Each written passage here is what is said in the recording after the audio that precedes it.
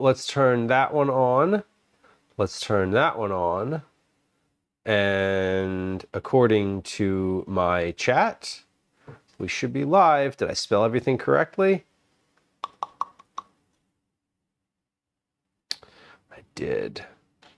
I did. However, the titles are weird. I don't like the way that the streams are titled. How do I change the stream title once I'm live? I have no idea. Great. Oh, stream settings. There we go. Okay, well, let's update the title here.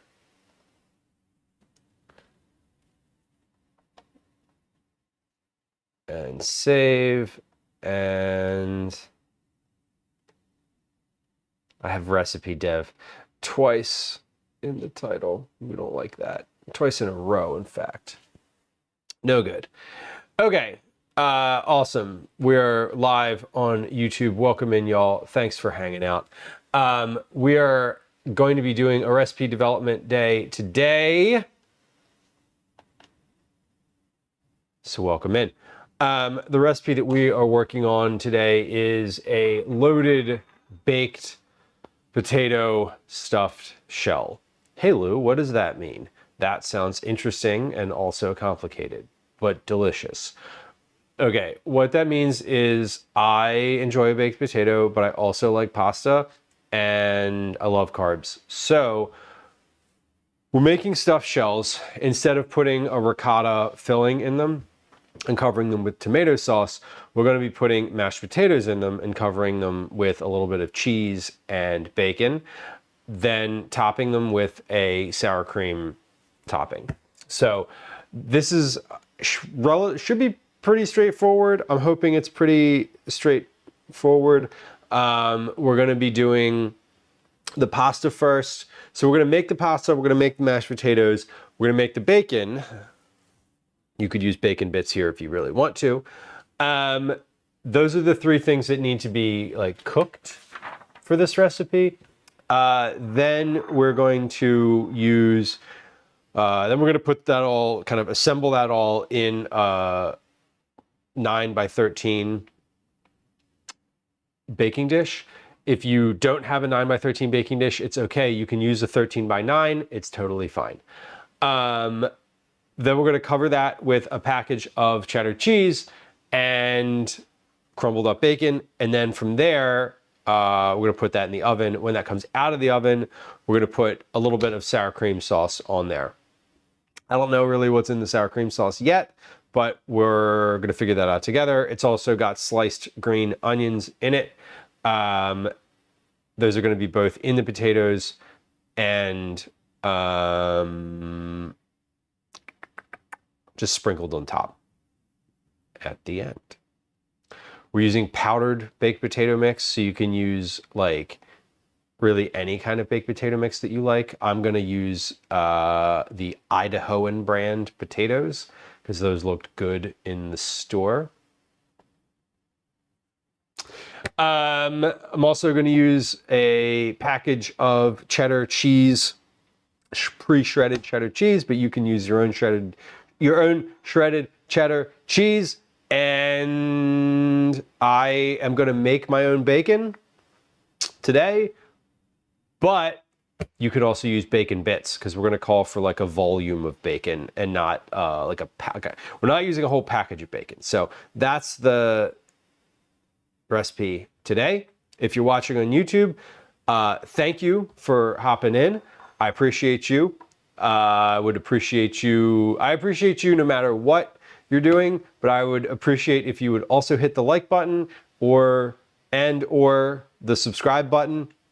Those help get the stream to other people. And if you are on YouTube and you're interested in chatting, you need to be a subscriber. You need to have been subscribed for 5 minutes. Sorry, bots. Listen, if you're a bot and you follow and you want to just wait 5 minutes and chat, that's fine too. We're also live on Twitch. Same name, Eat It Dads. Mostly when I'm responding to chat, I'm responding to chat from the Twitch platform. So, FYI. Speaking of Twitch chat, Ty says, can I vent about something that happened? You can vent about something that happened. Girl Dad, hit that like button as you come in. Thank you. Thank you. I appreciate you. Thank you for hanging out on YouTube. It is, I like being able to stream on YouTube. I just this past weekend applied for the first level of monetization on YouTube, which means that there can be like subscription tiers and such, which means that I am going to start doing a little bit more YouTube specific stuff on the stream. So I think the next like couple months of admin work that I do are going to be to help bulk up the way that things look on YouTube and the way that the chat actually works. Because like right now, commands don't work on YouTube, things like that. So we're going to be bringing in some of the same level of functionality to the YouTube stream that is available on the Twitch stream. Because if folks are able to subscribe on YouTube, I want folks to be able to have that same level of functionality. Like, hey, if you are a paid YouTube sub, that's a Cookie Club entry. You get sound commands as well, that type of thing. So we are going to be doing that coming up. That's on the roadmap, the developmental roadmap. So FYI. Splits, loaded Philly cheesesteak, baked potato, stuffed shells. Fuck yeah. I mean, yes. That sounds delicious. I would definitely eat that. Camille, I love a good tongue twister too. One of the books that I had in my house growing up as a child was I think it was called like a Tangler of Twists, a Twister of Tongues, or something like that. Ty says, I bartended for the first time ever and I had to use CPR. Whoa. The older gentleman pulled his chair out and missed the chair because he went into cardiac arrest. Damn. Totally not your fault. Obviously not your fault. Understood why it's been haunting you. Absolutely scary to have to actually use CPR in the wild. I know taking CPR classes is one thing. Having to do it for real is another. I don't know. I know that you don't need me to tell you that person, that you gave that person a chance. And that is the whole point. The fact that you knew CPR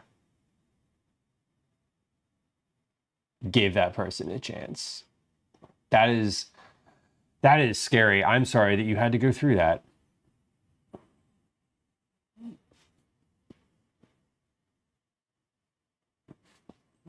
Fall Geist, yeah, totally. Good job on acting quickly, right? Brooks, hello. Cheers. Yeah, having to go through that. I mean, there's always something to be said about feeling like you did something. Having to stand there and watch and do nothing is arguably a worse feeling than knowing that you did something at all. Yikes. No, that is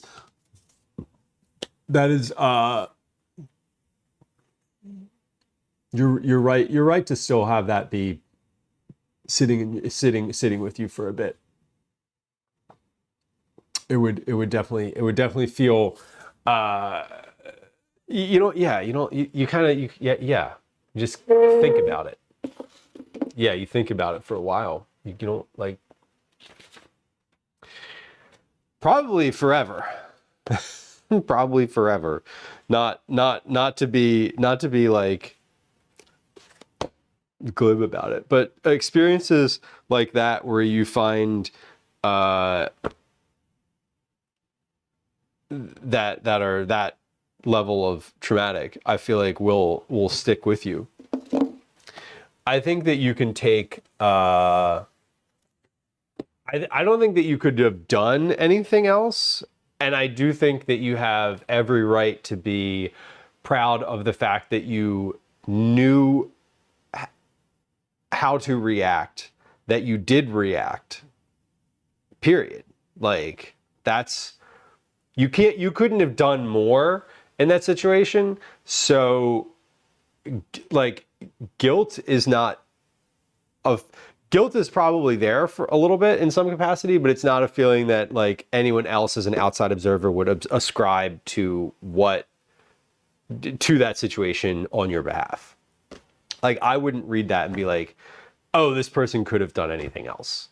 Like, I would read that and be like, shit, like, you did everything, like, you did the things that you could, and that is commendable. So yeah, exactly, Fall Guys. That's kind of my thought. But I know what you mean. Like, when you have a traumatic experience and it just sort of, it starts, it'll sit with you. Could you have done better? No.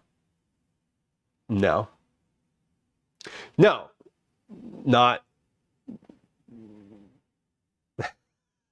Yeah, Fall Guys, exactly.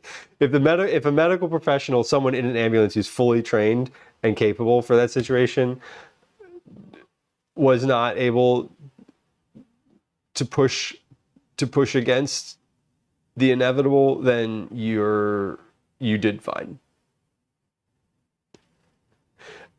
And you're also right to feel like to have that sitting with you, because most people don't experience being in that situation at all. Most people who take CPR lessons don't ever use CPR. I've taken CPR lessons many times for various jobs. I've never had to use it. Most people who train in CPR don't ever, I hesitate to use the words get to use it. Most people who have any kind of CPR training don't ever have to use it. Wow. Oh, that was a lot of coffee all at once. Okay. Oh, excuse me. Let me move this pot to the back here. I'm going to put this on the simmer burner, because that's really all it needs to do. Yeah, Fall Guys, exactly. You're allowed to think. You like, it's certainly well within reason to like think about could I have, or should I have? But I don't think the answer in that case is yes. Let's get out the things that we're going to be using today. We're using a lot of like prepared ingredients today. The other recipe, by the way, sorry for the vent and vibe change. No, that's reasonable. Thank you for sharing. That is a wild experience. I hope you have had some space for yourself in the past couple of days. We're using a bunch of packaged stuff today. This is all very, what's the word? It's all very prepared. So my original thought with this recipe was, I was thinking of like leftovers, right? From Thanksgiving. Or really any meal where you have like a bunch of mashed potatoes. And I was thinking about like leftover mashed potatoes and like leftover ham. I was thinking kind of like Easter meal. You know, where you have like ham or turkey or, sort of that sort of like, you make food for 10 people and you have a couple servings left over. I transitioned that to being just like a loaded baked potato. I was talking to my editor about it, and they were just basically like, why don't we take this in this direction instead? Like, we like the idea of the stuffed shell with the potato, but like, because my initial idea was like, let's put gravy on it, right? And they were like, hold on, hold up. So we're using these mashed potato packets. These are the least expensive packets I could find at the store. They are Idahoan brand. Is this something that is available for y'all? I don't usually buy like mashed potato packet type stuff. If I want mashed potatoes, I usually just boil a couple potatoes and mash them. I don't usually like make powdered mashed potatoes. Like, no shade against powdered mashed potatoes. This shit is easy. It is way easier than doing mashed potatoes. But generally speaking, like, I don't look at that section of the store because I also don't make mashed potatoes very often. And when I do, I don't make these. So, okay. So these are in Walmart's. It's available. Okay. All right. Cool. Thank you. I appreciate that. Little Burger, welcome in. My mom makes baked chicken using powdered mashed potatoes as a crust. Ooh, hell yeah. That sounds great, honestly. But I was looking in the store and I was like, these are, what I do when I shop for recipes that I'm like working on, is I'll go into my store. I usually go to there's a store by the post office. It's a Fresh Grocer, which is just like a normal, like, not one of your like specialty organic stores. It's just like general grocery store, right? I usually go there to do my shopping for recipe development because that's more like what normally accessible grocery store. I could go to Walmart, like, literally it's the reason I like Fresh Grocer is I can drive there and they have a parking lot. And so when it snowed the past week, it's been snowy, like parking in the city has been a nightmare. Anyway, these potatoes there was a ton of different varieties on the shelf and they were like the single serving. This says it serves 4. I think I'm going to make 2 packets of these. We're going to make 1 and see how that turns out. And then if I need more, I'm going to make another packet. So, like I said, I usually go to the Fresh Grocer, either Fresh Grocer or Giant, or occasionally the Walmart down in southeast Philly. I would say like down on Columbus Boulevard, but y'all don't know where that is. There's maybe like 2 or 3 people who come into chat who would be like, yes, I know which Walmart you're talking about. There's one person who comes into chat who would know exactly which Fresh Grocer I'm talking about. Anyway, so we got like the inexpensive potatoes.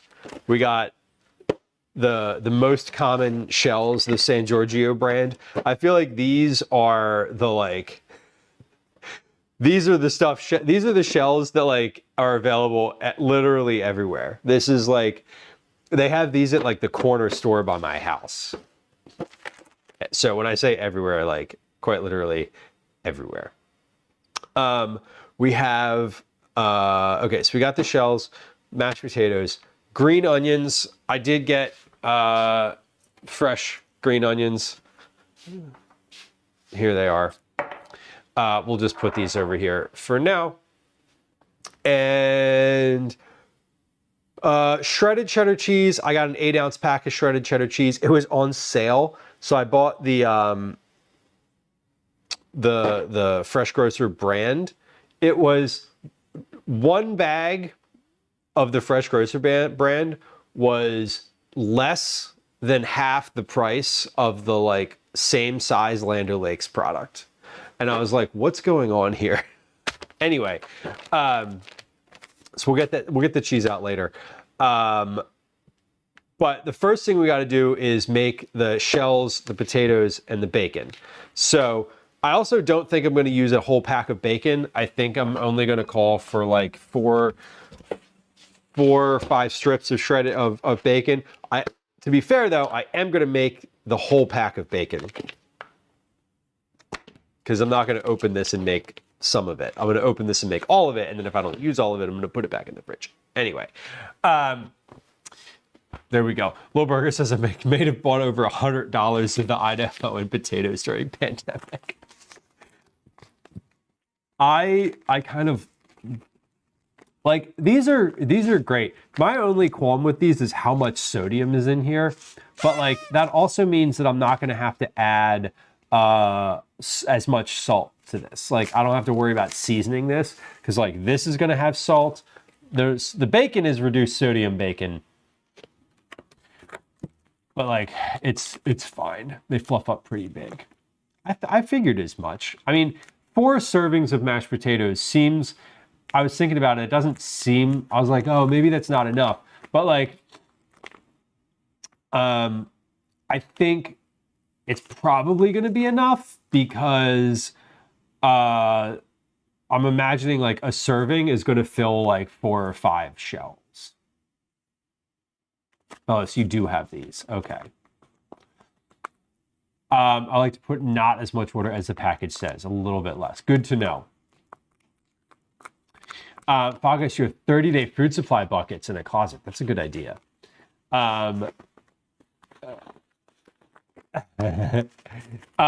is a good idea. It's funny. Kenora every once in a while does a like tour of her bug out bag. And every time she does, I'm like, I need to get one of those together. Jamie, welcome in. Hello. Jamie, it's really funny because for the next 9 entries, it's going to give you the little like Cookie Club entry thing, but it's not, and I'm sorry. It's still just a regular old check-in. Fago says, have I ever done an MTV Crib style video? You know what? I haven't, but I was thinking about this recently, where so last Thursday, why did I just open these? Cooking direction. Hold on. Pause, Lou. Pause. Let's just do one thing at once. Let's really just do one thing at once. I don't even have water on the stove to cook these yet, and I've already opened the box. We're going to cook these second. We're going to cook the bacon first. I'll be back later. Jamie, enjoy your lunch. Enjoy lunch. We'll be here until 5:30 today. Stream is going to end at 5:30 p.m. sharp, if not sooner. Jamie, for your purposes, we are going to be doing our Cookie Club drawing. Cookie Club entries are printed and ready to go. We're going to be doing our Cookie Club drawing at 5:15 p.m. Eastern Standard Time. So just FYI, 5:15 p.m. today. I might be a little bit earlier than that, but like we'll still be doing the drawing at 5:15. So just like FYI. And you've got some entries this month. So I thought it would be worth knowing. You have actually quite a few entries this month. I was looking through. We're gonna cook this bacon. I got this. I don't love this reduced sodium bacon. What I do love about this though is this is the John F. Martin and Sons brand. Now, do I love this brand? Not particularly. What I love about it is it's a local brand, local to me. It's made in Stevens, Pennsylvania. When I go camping, I pass the processing plant. I pass their like big factory. So much like the butter that I get, I always try to buy like local Pennsylvania brands if I can. Pennsylvania, New Jersey, Maryland, New York, like this little area that I live in. So it was between this, the reduced sodium bacon, and the hickory smoked bacon. I opted for the reduced sodium bacon only because I didn't want the like, hickory smoked flavor to come into the potatoes. It was just like, I'd rather get the reduced sodium and deal with that than the hickory smoked flavor. So that was my calculus this time around. Anyway, we're going to bake the bacon. I wonder if there's directions on here for this. Oven. Arrange bacon in a single layer in a shallow baking dish. Bake at 375 for 14 to 17 minutes until brown and crisp. 14 to 17. That's a specific time. Microwave. You can microwave this. All right. Arrange slices in a single layer between paper towels. Microwave on high. Y'all, I have never microwaved bacon. I didn't know that you could microwave regular bacon. Honestly, had no idea. Family tradition of quality for 4 generations. John F. Martin and Sons. This is they got the whole family history on here. John F. Martin, founder of John F. Martin and Sons, was a struggling farmer making his way through the Great Depression. To do this, he began raising produce and poultry for resale at a market stand in Philadelphia, Pennsylvania. Hey, that's where I live. After 21 years of travel, he decided to open a butcher shop and market stand locally, and then in 1961 established John F. Martin and Sons to sell fine meat products throughout Pennsylvania. Today, the 4th generation of John F. Martin and Sons LLC continues to follow on John F. Martin's original commitment to providing only the finest meat and cheese products. Fantastic. The F stands for fantastic. I'm just kidding. It doesn't. I have no idea what it stands for. All right, let's open these. It says to just put these on in a shallow baking dish. I like putting them on a grate. I don't know. Maybe we could just put them on the sheet pan.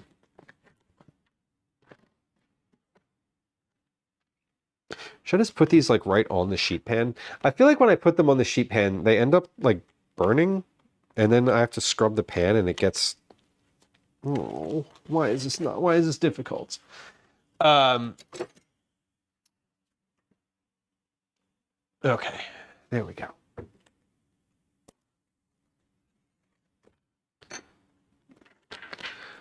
Yeah, we're just gonna put these on... I'm gonna cook these the way I usually do. Actually, no. I'm going to cook these per the package instructions. So, single layer in a shallow baking dish. Now, is it baking?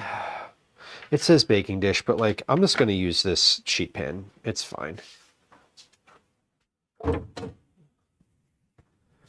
I'm gonna make this the way it says to. The reason is that I just thought about it for a second, and I was like, you know, I'm doing this as a recipe that I'm like working on. I should just say, because what I want to say is like cook bacon per package instructions, right? Like that's really the goal here. I don't want to write how to cook bacon in this recipe. Like I just want you to follow the directions on the package to cook the bacon that you have. So per package instructions is how I'm going to also cook these, even though that's not the way I normally do it. And we do want these in a single layer, so I'm going to need to like move these down so I can get at least one strip of bacon along the top here. Probably 2 strips of bacon along the top here. I'm going to have to overlap these slightly. That's okay. That's okay. We'll go back and do that. I also need to turn the oven up because I have it at 350 and not 375, which it said it needs to be at.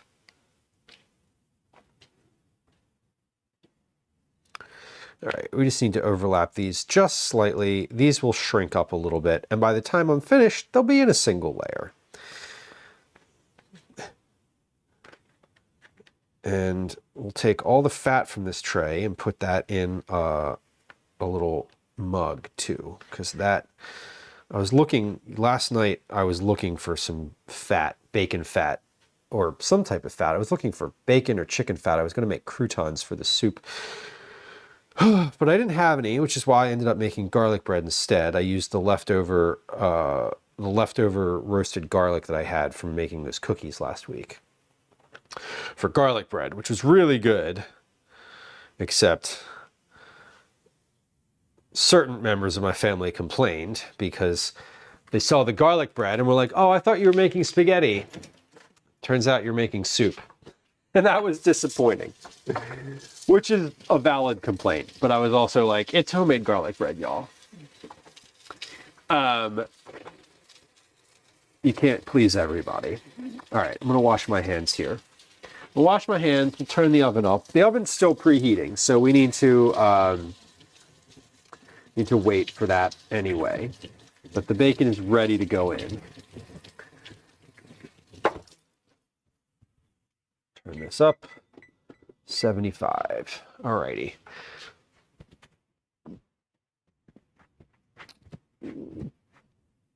Did I notice the WWE event last night? I did not. I'm unfamiliar. I'm not familiar with it. I did not notice that it happened. I did not. Was it enjoyable? Did you get what you wanted out of it? I hope. Tatsu, welcome in. That's a Cookie Club entry. Ah, I think I felt it. I did. I felt it in Discord. It buzzes. It buzzes my phone. It was in Philly. Oh. Cool. No, I didn't. I was not aware there was a WWE. Do we say it WWE or do we just say we? Do you actually pronounce all the letters or do you just extend the W sound? I don't know. I guess it's either one. Thought I might have noticed. Splits, I'll be honest with you, I didn't even go outside yesterday. Not a single, Did I go outside yesterday? No, I did not step foot outside of my door yesterday. Prepare pasta and potatoes per package directions. Prepare pasta, potatoes, and bacon per package directions. Okay. Oh, wait, no. Oh, shoot, sorry. I had a moment. I just panicked for a moment because I thought I didn't set a timer for the bacon. But I didn't even put the bacon in yet. When I put the bacon in, that's when I'll forget to set the timer. All right, the oven says it's preheated now. That was good. That was actually perfect timing because now that I'm still in the same thought train, I can remember to set the timer. 14 minutes. We're also going to set a timer for 17 minutes because it said 14 to 17. Y'all, I didn't even have to pull the package out of the trash can to remember those numbers. You may clap for me because that was an impressive feat of short-term memory. Okay, let's put the bacon in. And we're going to remember to start the timers. Go. Go. We did it. We did it. Okay, bacon is in the oven. I need to put a big pot of water on the stove for the pasta. It says bring... Okay, so I'm making a full box. I want 5 quarts. 5 quarts of water. Add pasta, return to a boil, cook, stirring occasionally, drain well. Separate cooked jumbo shells and lay on wax paper or aluminum foil to keep from sticking. Fill if desired. Okay, cover with plastic wrap. Refrigerate up to 24 hours.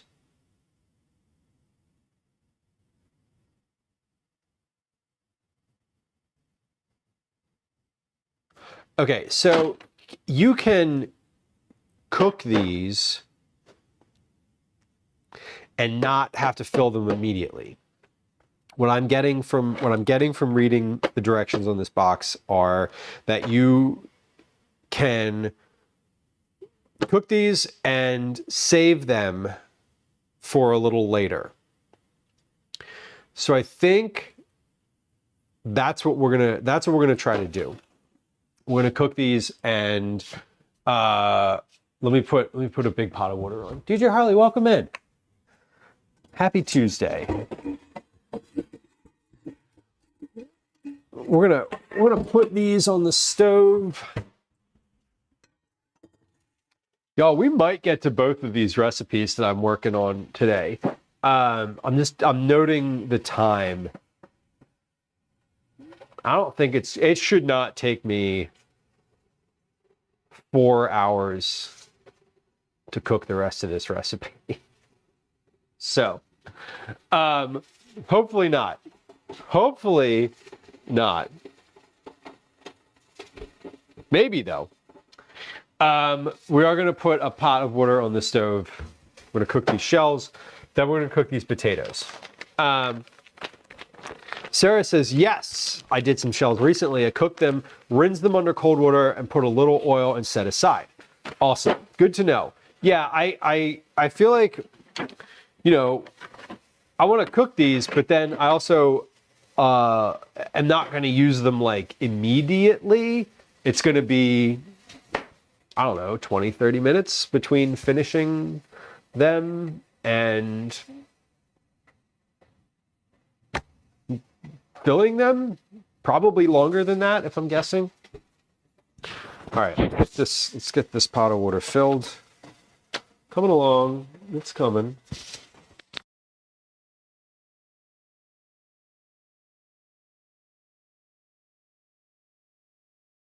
All right, oh, that's too full. Okay, put this on the big burner, the heavy boil burner. Oh, hold on, it's clicking. There we go. All right, do I need to add salt? Optional. It doesn't say how much salt, so we're just going to add salt, period, to this. Box of salt. All right. Ricotta, spinach, and cottage cheese. Ooh. That sounds delicious.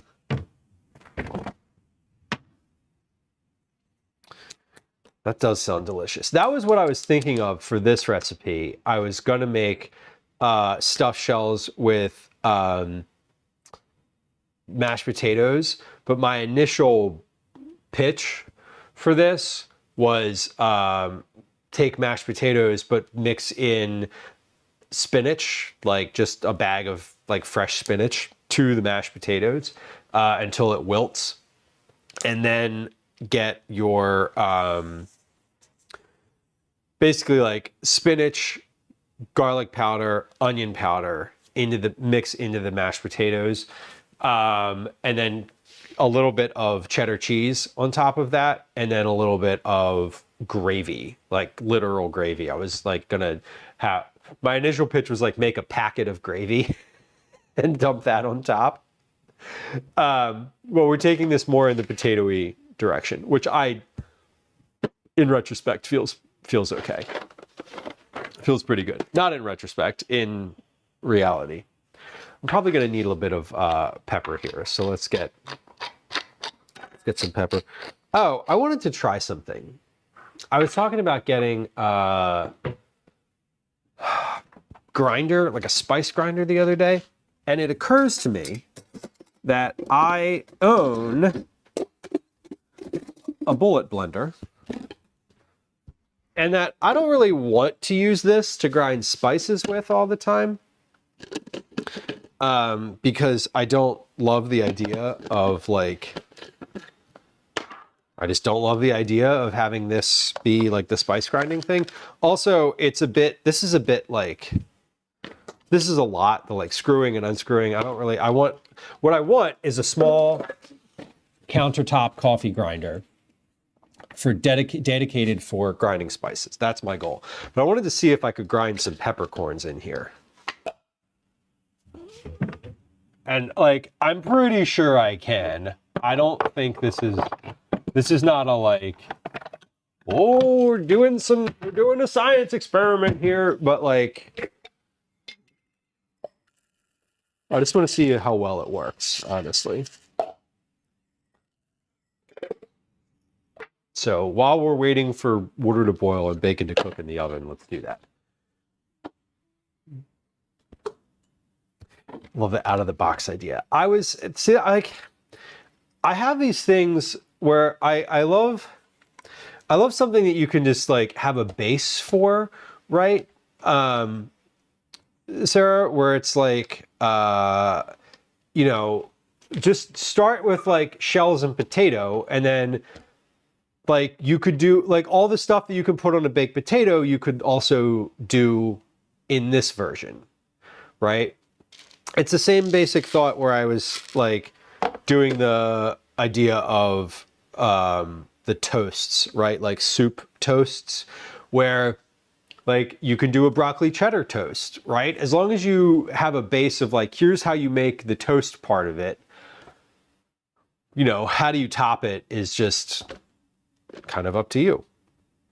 Let's see if this grinds. I don't know if it will. I mean, I know it will, but I don't know if it'll do it the way as well as I want it to. Let's see.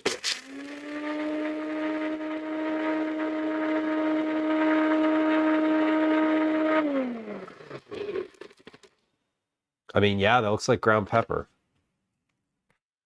How well ground is that? It needs to be a little finer.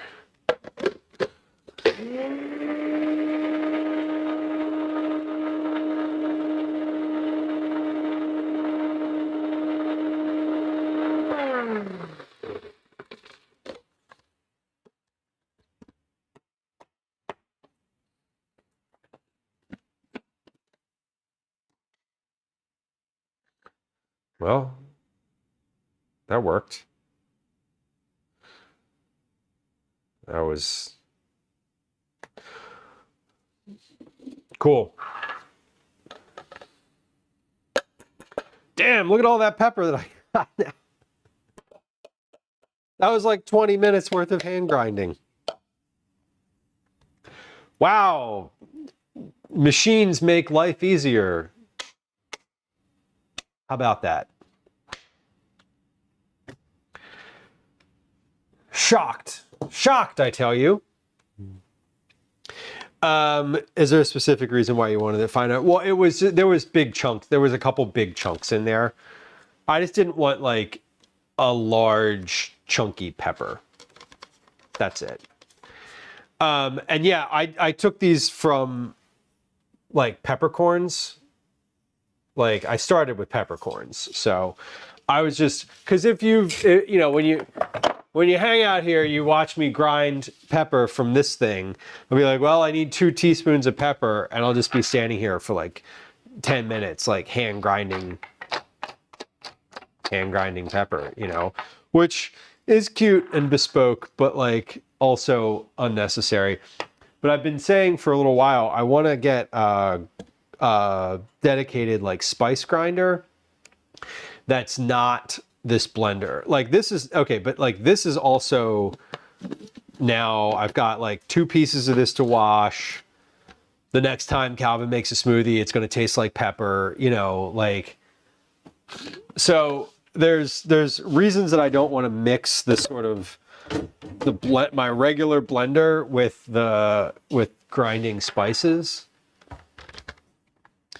But I wanted to do that today because I was thinking about it and I was like, well, why not? Just try it. See if it works. Okay. But I don't know how much pepper I'm going to need. So I have enough. I did. So I did. I gave in. And now that just has like steeled my resolve to get a countertop spice grinder. I feel like I would use that more frequently than I would use like an air fryer. when I'm talking about like appliances, right? Like I don't give in to purchasing appliances very easily. In fact, I don't purchase appliances, generally speaking. I am much more of a like, I'm just going to do it by hand person. Okay, so bacon is in the oven. Bacon has either 2 minutes or 5 minutes left on it. I have my water for the shells on the stove, or yeah, on the stove. This is coming up to boil. The mashed potatoes, I'm gonna get started on also simultaneously. So this is one of those recipes where I think I'm just doing these things sort of one by one, and I'm thinking about them one by one. But if I was like following a recipe, the end result of this is basically going to be like, set a pot of water on the stove, cook the bacon, make the potatoes all at the same time. Like, do all of that at the same time. Add 2 cups of boiling water to a heat-resistant serving bowl. Add entire pouch of potatoes. Mix thoroughly using a fork to moisten all potatoes. Let stand for 1 minute. Stir well and enjoy. Okay. Y'all, I have a pot of boiling water on the stove. I don't need to, I could just do this immediately. But what I think I want to do here is, I think I want to use the kettle, right? Because this is fine. How many cups of water can I put in here? Max 1 liter. Okay. So that's reasonable.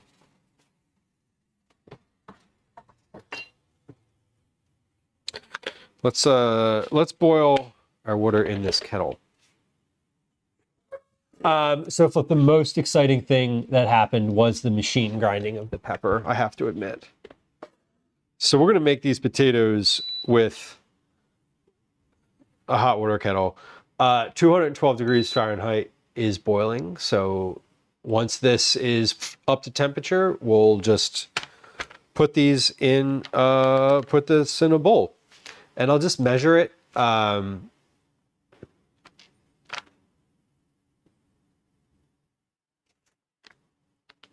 guess I'll just measure this by weight, right?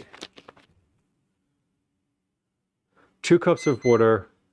Okay, so hold on, timer's going off. That's the 14-minute timer. Let's check the bacon.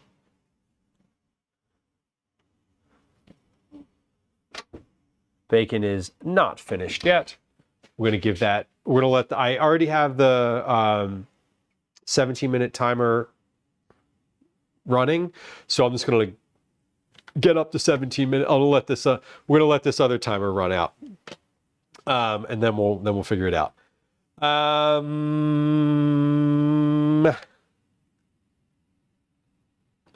don't have to cover this. You don't have to do anything with it. You just 2 cups of water, heat resistant bowl. Great. We can do that. That's easy. Let's put those in a big glass bowl. Girl Terminator, welcome in. We'll do this by weight because that'll be easier. A cup of water is 237 milliliters. That is 237 grams.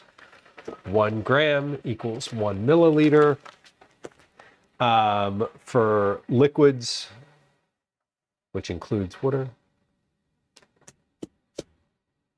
This kettle is really cute, Sofluff. This was one of those. So I'm not easy to buy gifts for, or rather, I'm easy to buy gifts for, but you have to be, you have to like, I don't know. I would probably be easy to buy gifts for if you were like listening to me talk all the time and like thinking about it that way. But this was one of those gifts that was like, hey, here's a link to the exact thing that I want on the internet. And then I received it as a gift, and I was like, oh, thank you. It's exactly what I wanted. I'm like, yes, it is. But I use it all the time. It's great for coffee. It's great for tea. It's great for things like this, where I'm just like, you know, would like a boiling water, and I don't want to make it on the stove, but just make it in the kettle. All right, what do we want to do? Roasted garlic or butter and herb? I think roasted garlic, because it's going to have more flavor. I feel like I'm going to make 2 of these, but I think roasted garlic is going to be the move. Okay, timer's going off. Feral Terminator, what is your top 10 meal? I love a top 10 meal. These are hardly ready yet. I'm going to give this another like 5 minutes in the oven.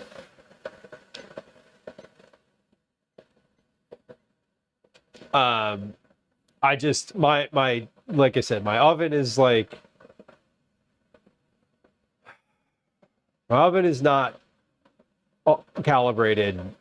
I'm 100% positive that my oven, it says 375. I'm pretty positive that this oven is actually at like 350 right now. That's the functional temperature inside of the oven. Jimon, welcome in. Welcome in. Garlic always. I agree with you. We're on the same team here. All right, so let's see how these potatoes end up. Add 2 cups to a heat-resistant serving bowl. Serving bowl. See, they're like, just make this right in the bowl where you're going to serve this from. Perfect. Add entire pouch. Oh wait, you're supposed to add the water first. I don't think it matters. I know there's only 3 directions, and I messed up the first one. But it says add 2 cups of boiling water, immediately add entire pouch of potatoes. I think it's probably okay if I just add the potatoes and then pour the water in and stir as I'm pouring it in, right? That has to be okay. There's not a world where that's not okay. Ray, welcome in. Creamy chicken chili crisp linguine. Hold on. There's a lot of words in that. Creamy chicken chili crisp linguine. So I'm imagining it's like a cream sauce with chili crisp in it that has caramelized onions on top, which sounds great.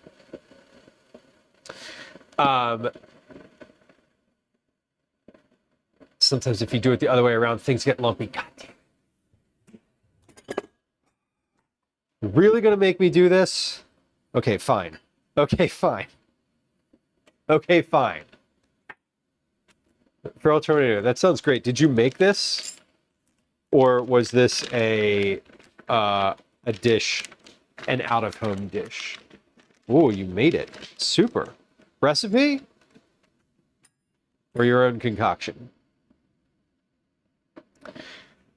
All right.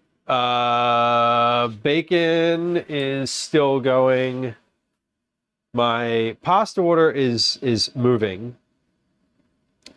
Here's what we're gonna do. I took the potatoes out of this bowl.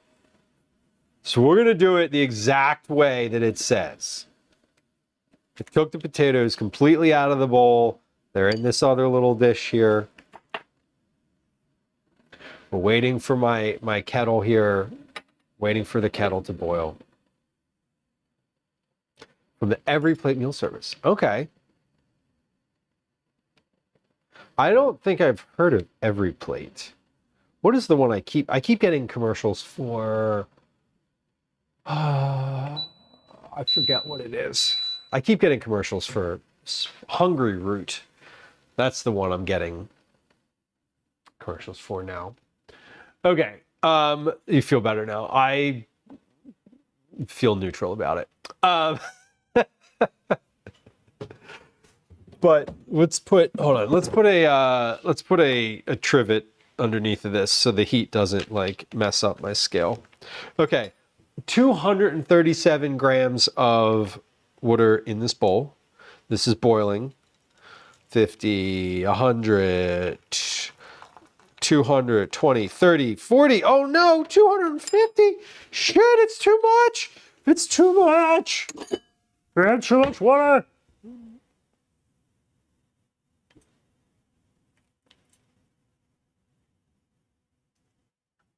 Okay, 237 grams. Got it. We did it. Immediately add the entire pouch of potatoes. Mix thoroughly using a fork to moisten all potatoes. Okay. Adding the pouch. We're using a fork. We're moistening all the potatoes. We got it. Let's stand for 1 minute, it says.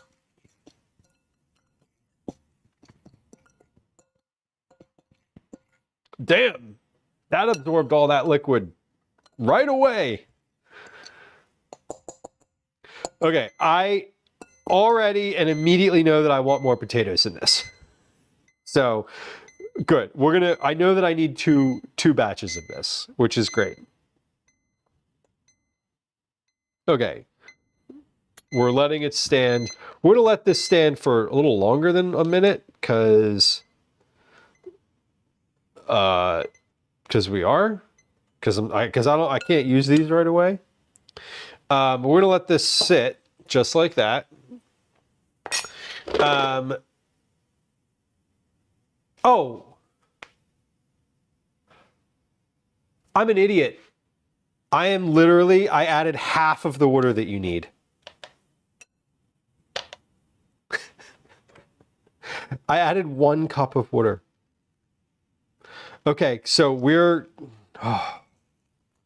100, 200. See, I tried to do it the right way and I still messed it up.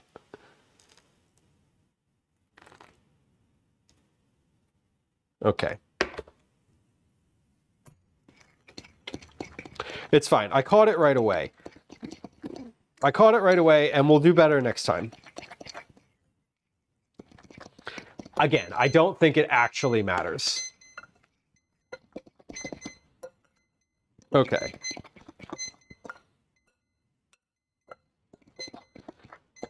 Still think I need more potatoes in this, but that's fine. Okay. This...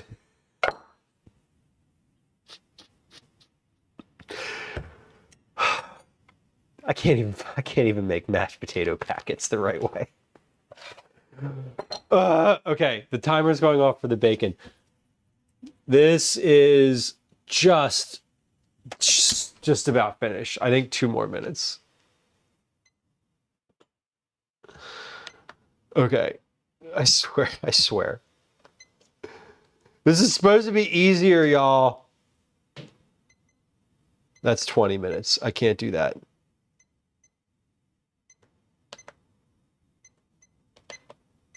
Okay. It did look a little wonky. That's right. Cyber, welcome in. HelloFresh is the parent company. Okay. You have a small fridge and buying ingredients and cooking is a pain. I get that. I also love my... I used to get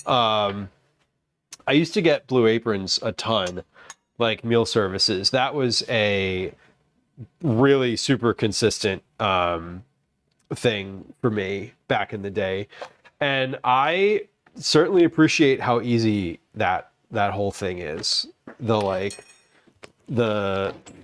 whole Blue Apron, you know, any of those are great. They're great because they don't waste ingredients with it either. You don't have leftover ingredients. The best way to make gnocchi is with baked or microwave potatoes. I totally agree, Tatsu. The other thing that I've heard with gnocchi before is to roast them on a bed of salt which sucks up more moisture from them so that they are easier to like manipulate. Like it dries out the potato a lot more, which I've heard is a good thing. Is gnocchi better with russet or yellow potatoes? I believe russet. I think that's my understanding anyway. HelloFresh uses a bunch of AI. I believe that. Yeah, I definitely believe that. They're just all of it is just like I'm annoyed. I'm annoyed with the whole thing. Anybody that just like uses a ton of AI in all of their product and packaging now is frustrating to me.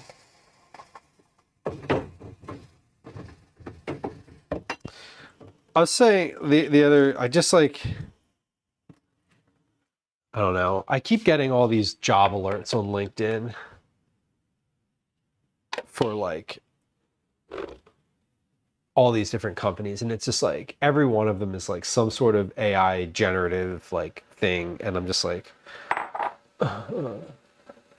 it's just like the AI solution to blah blah blah, and I'm like some things don't need an AI solution. Just I don't know. Every plate is the budget version with lots of premium options. It comes in a paper bag. You have to separate yourself. Totally fine. Yeah, as someone who just like enjoys cooking without a recipe, I don't mind that you just send me the ingredients. That was one of my knocks against those package services where like they'd send you, it was like everything was wrapped in individual little plastic bags. Russet is best for gnocchi. Yeah, I think yellow potatoes tend to be too moisture, tend to be they have too much moisture. Grainy. Yeah, you don't want grainy gnocchi. Yeah, Trinderella, if your photos of your food in your food company packaging is not real food, I don't trust you. Sorry. Like facts. Okay, I think this bacon is probably finished. Let's get this out and put it on a plate. I'm also gonna put it on a paper towel and drain it. Now, the bacon here is a topping. It's gonna be like a crumbled sort of topping scenario.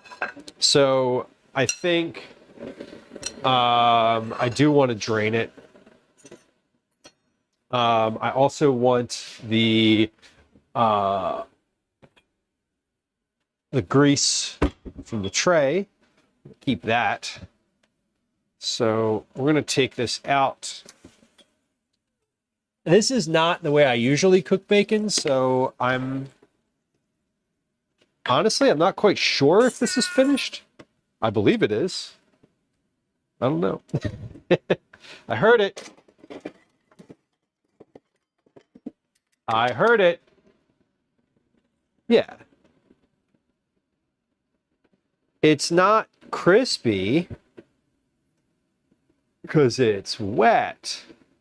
Grace, welcome in. Happy Tuesday.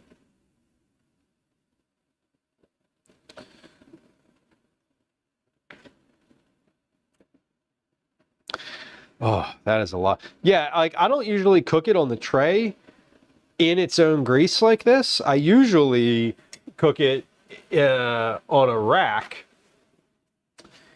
But today, as I said when I put it in the oven, I am trying to follow the package directions, which say to put it on a tray.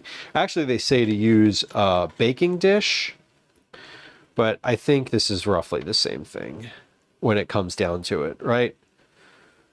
Sheet pan, baking dish, all kind of about the same.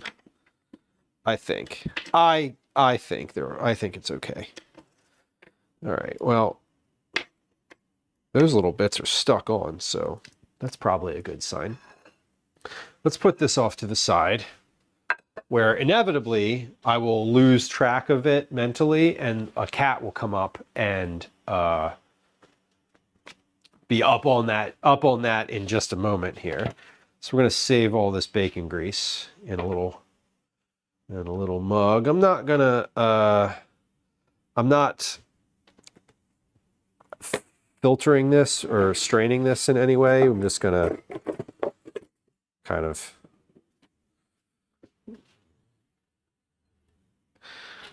just putting it in a mug. I am making sure I get all of it though. So I'm taking the spatula and scraping down the pan.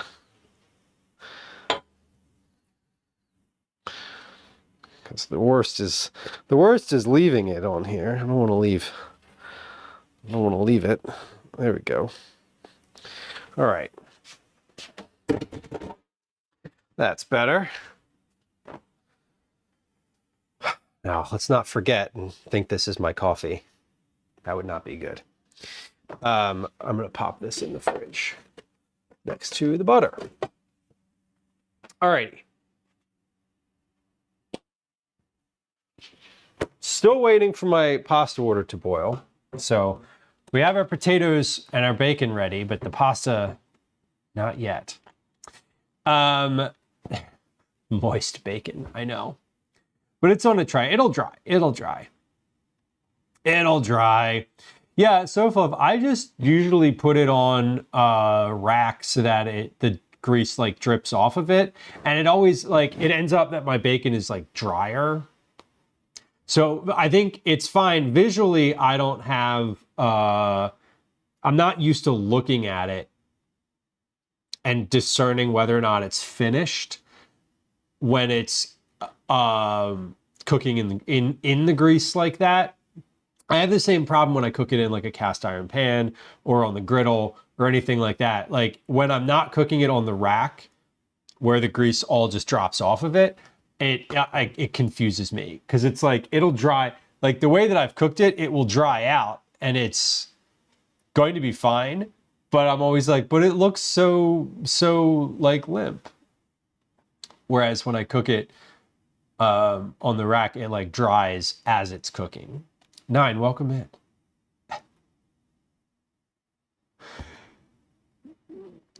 Feral Tornado says, there are places where AI is helpful, but that's not what's happening. They're trying to shove it in places it simply does not need to exist and is actively making things worse for the regular person. I agree with you. I think that I appreciate things like where I appreciate AI for the ability to maybe like organize things, like kind of step back a little bit.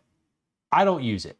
I have before, but it's not it's not a regular practice for me. I've used it to like I've used it to I've tried to use it to organize things previously, and I've been like, hey, can you put this list in alphabetical order for me? And it hasn't done it correctly. So I've had like mixed results. I generally don't use AI just because I feel sort of like, I don't know. It's a slippery slope for me, and I'd rather not start down that slope.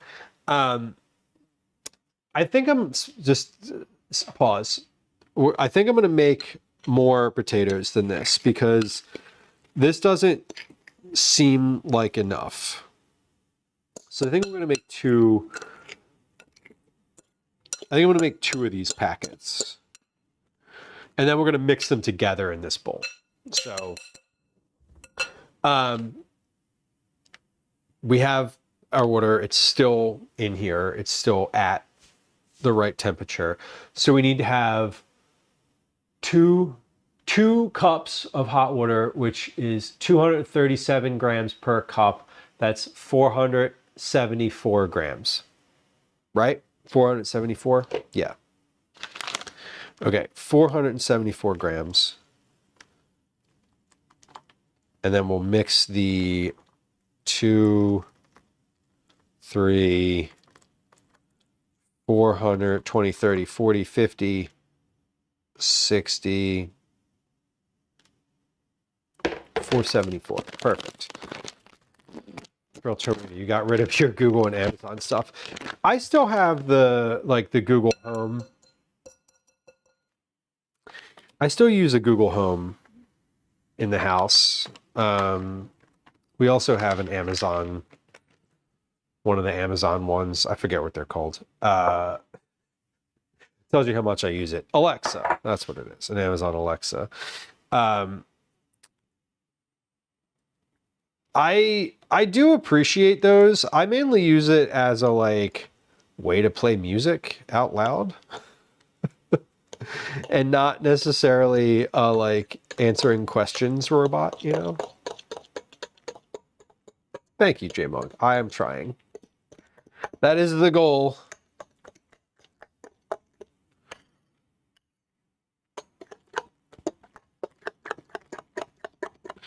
All right, so we just made the second packet of mashed potatoes.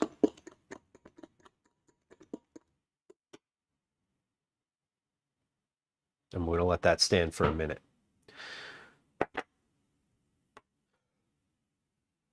Yeah, I think with the AI stuff, I don't love the. I mean, obviously, there's a part of it where it's like, hey, we're generating, you know, things to deceive people. We're generating images to convince people of something that's not real. You know, I'm thinking of how, like, you know, the news, quote unquote news. You know, I don't love that you have to try to figure out, like, is this thing that is being presented in front of me on the internet real or not? But more to the point, yeah, like if your like packaged food company is using fake pictures of food, it's like, just why can't you just use a real picture? Like, just, we don't need, like, it doesn't need to be fake. It shouldn't be fake. It should be a picture of the product.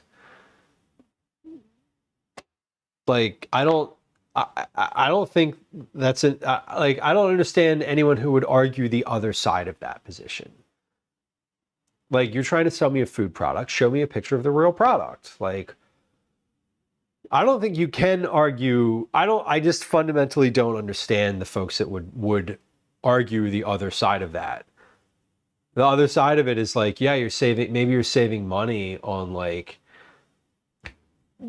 what, hiring a photographer, hiring an editor, hiring a food stylist, but like, at what cost? You know, the cost of your consumer trust?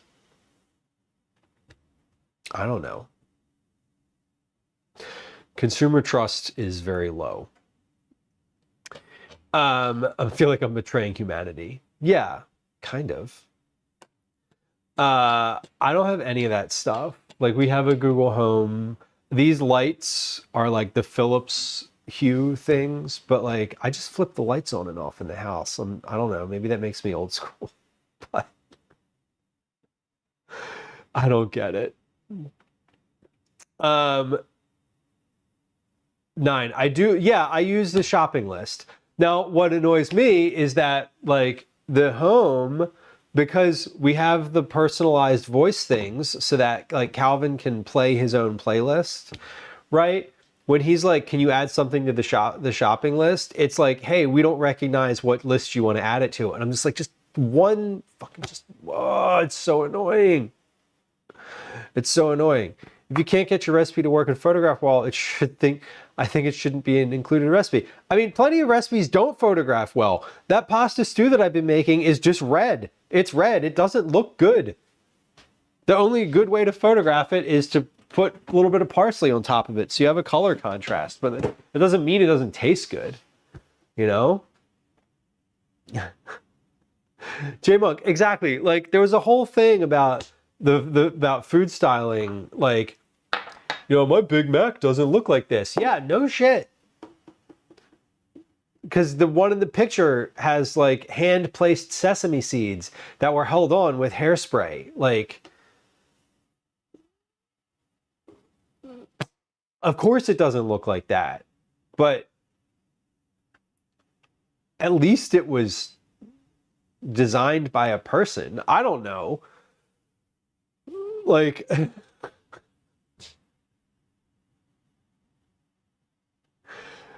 Oh, customers would be perfectly happy with home-cooked looking food photos in the mailbox. Exactly. Like, I've been taking pictures of my food, just like whatever I'm eating on the counter for years. I think they look fine. It's not styled. I might style it a little bit. I might like put put parsley on the corner of it and sprinkle a little cheese. And then when I like actually serve it, I like drown the thing in cheese, right? Like, but I'm with you. I don't get the whole, like, I don't know. I cannot square using a completely artificial image for something that exists in real life. That's just weird to me. It's weird to me. Show me an honest depiction of what this meal looks like. I'm not buying it. I'm not buying the meal kit because I think I'm not shopping for the meal kit because I think the picture looked good. If I'm on the website and I'm looking to order a meal kit, I'm like, a good looking picture is important, right? An honest depiction of the meal is important. Being able to see the thing that I'm going to get. But like, if I can't possibly replicate, despite knowing how to cook and doing the directions the exact way, the thing that is on your website, you're disenfranchising me from reality. And over time, you lose my trust as a consumer.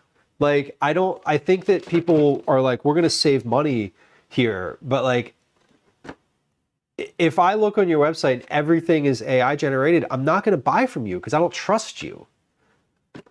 That's how that's my feeling about it. Like, if I don't trust you, I'm not going to, we're not doing this.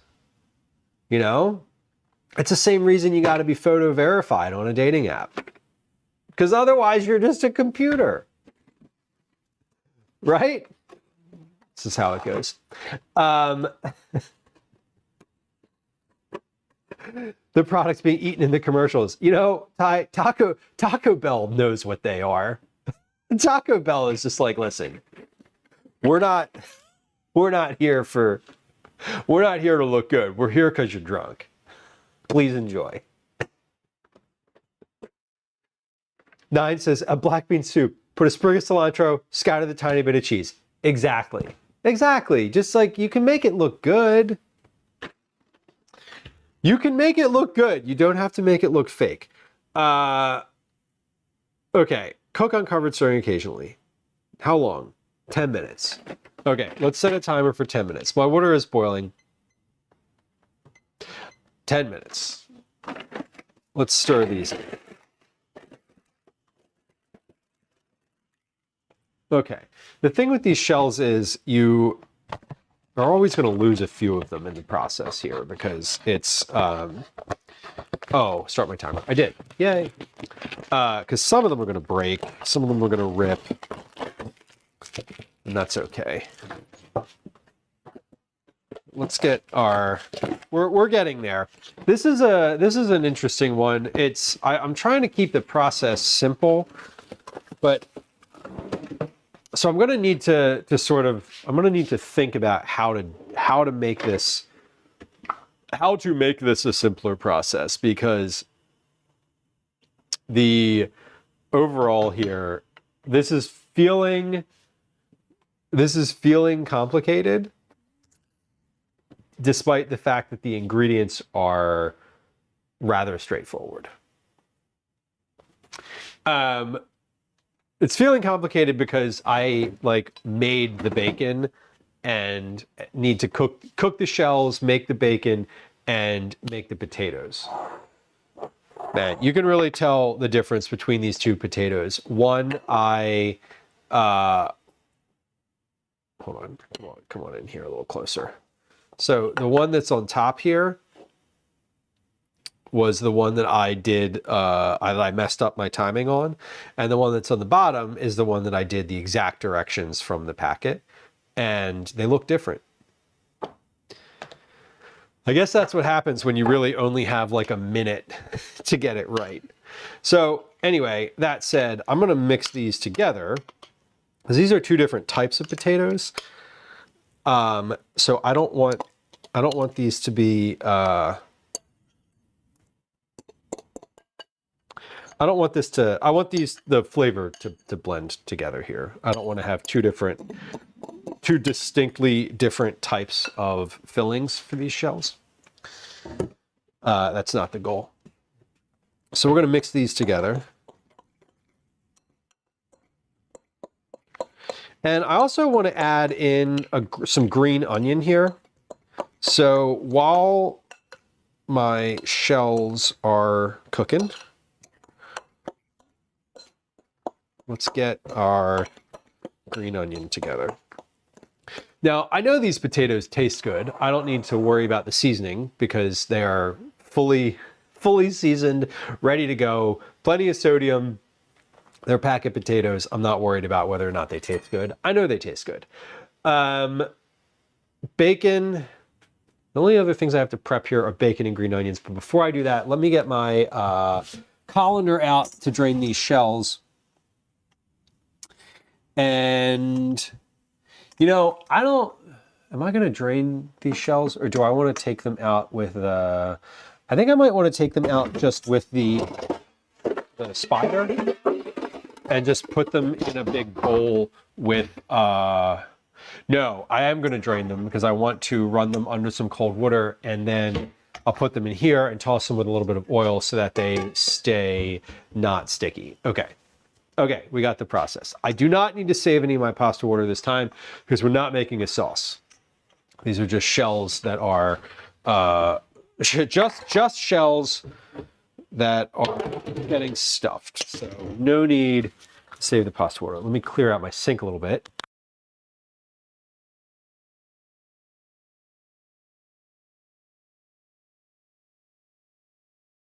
Okay, sink is cleared. Sink is cleared. We got potatoes. Let me give these a stir again. I don't see them coming up. So they still feel a little solid, which is good. We're cooking.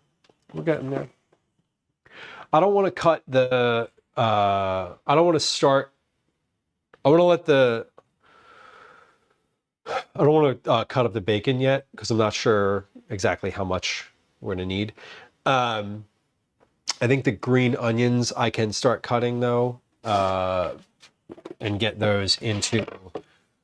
I want to do two things with the green onions. I want to put them in the potatoes, so I want to mix them into the potatoes themselves, and then I also want to have some left over for the topping.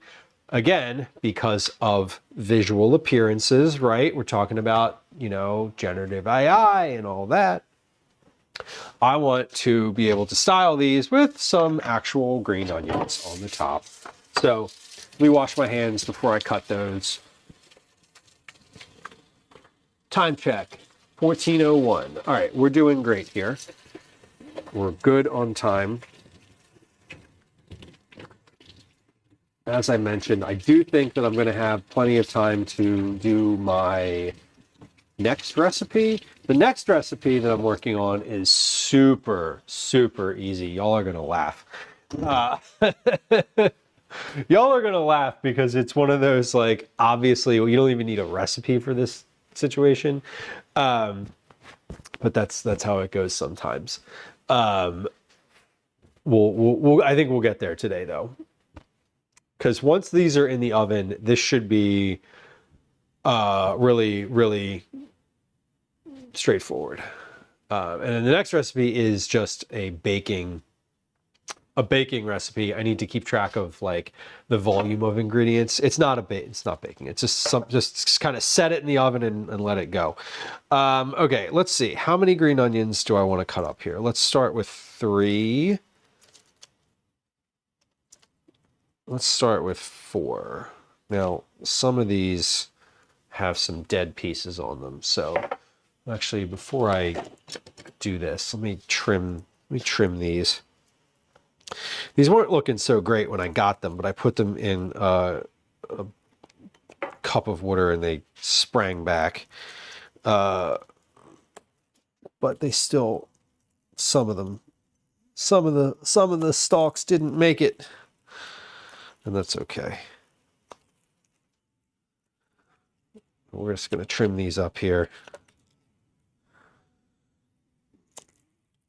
All right, that looks better. It's like a bouquet. You sort of have to keep it trimmed.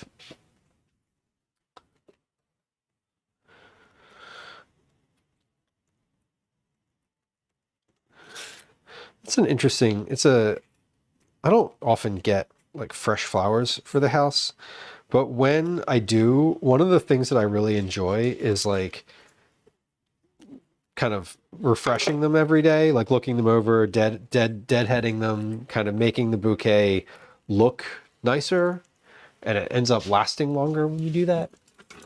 It's funny. It's a very meditative sort of process doing that. All right, these are looking good. Getting softer here. Now, we're not cooking these really in any type of sauce. So I do need to remember that when I've got my, when I put these in a pan, I do think I need to spray the roasting pan with a little bit of like nonstick oil or something like that, so that we have a better base, because there's not anything going to be underneath of these to keep them from sticking, and I worry that they will stick. Okay, I've got my green onions. Let me I've got a little like cup measure. This glass is exactly 1 cup. Thank you, Pampered Chef. Love these. So we're going to see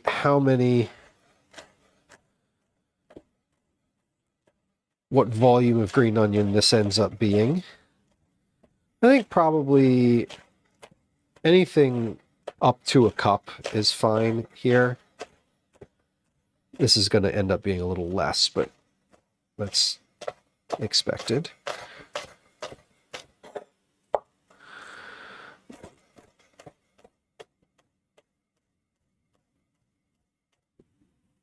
So we'll just put the remainder back into the jar. The little ends here.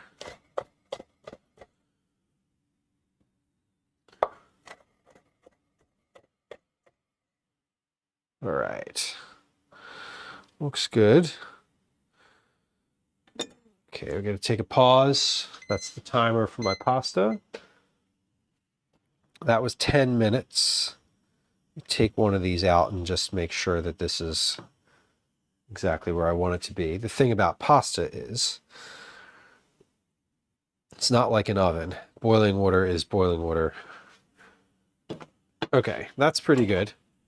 Let me take this over to the sink and we're going to drain it, rinse it, and toss it with a bit of olive oil in this bowl. So let's drain. I'm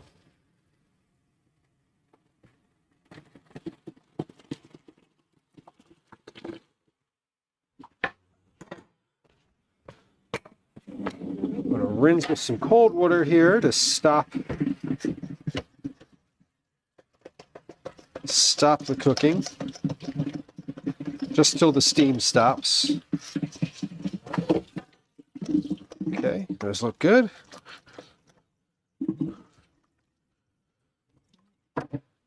And we're going to take this over into this bowl. And I'm going to pour a little bit of olive oil on here, not too much, just enough so that it's a little greasy. And we have our shells here ready for stuffing. All right, these are ready to go. Perfect. So we have our potatoes ready to go. We have our shells ready to go. I have the bacon. I need to chop the bacon. I need to get the cheese out of the fridge. But before we do that, let's measure our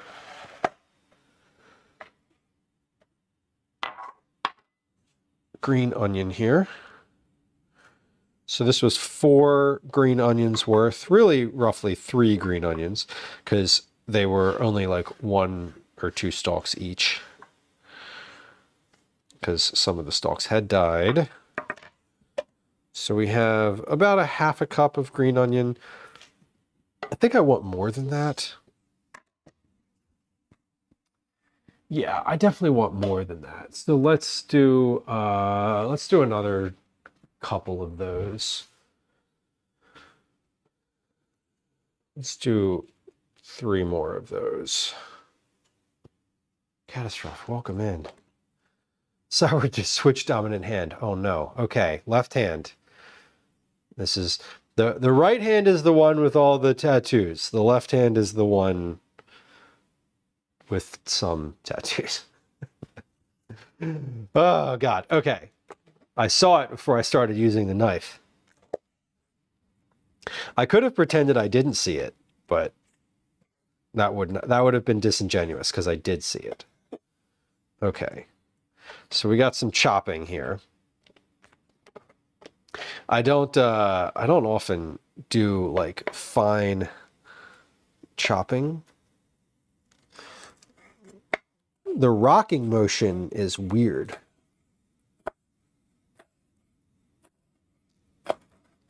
I have to pay greater attention when I'm doing it like this.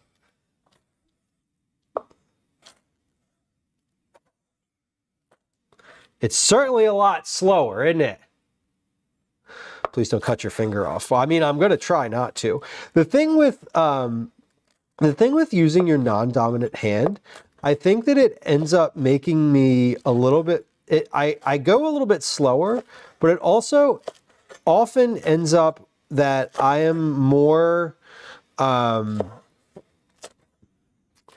end up sort of learning how to do things closer to the quote unquote proper way, because I have these like habits that I've formed through, you know, just years of being right-handed that are, I don't want to say like shortcuts to something, but it ends up being like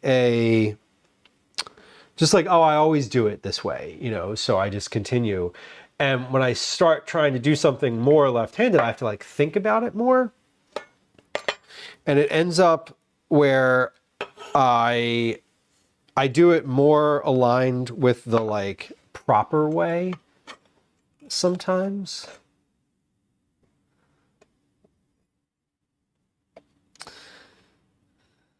No, that was good timing though. Right before I'm cutting something. And we got bacon coming up too, so we're gonna cut the bacon. All right, that is about a half a cup of onion. So we've got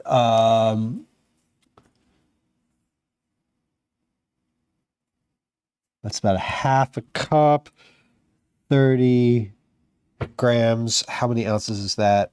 1.05. Okay. Oh, why are those green onions awful? Green onions don't usually make me cry, but these are like, these are really hitting. That's weird. That's weird. And welcome in. Happy Tuesday. All right. So pasta's finished. The oven is still on. The oven is, I'm going to back the oven off to 350. Okay, so we have our shells. My loose recipe is prepare pasta and potatoes per package directions, cook bacon. Cook bacon. Okay. Make sour cream sauce. I'm not going to make the sour cream sauce yet because I want to stuff these shells. So I need to get out the cheese.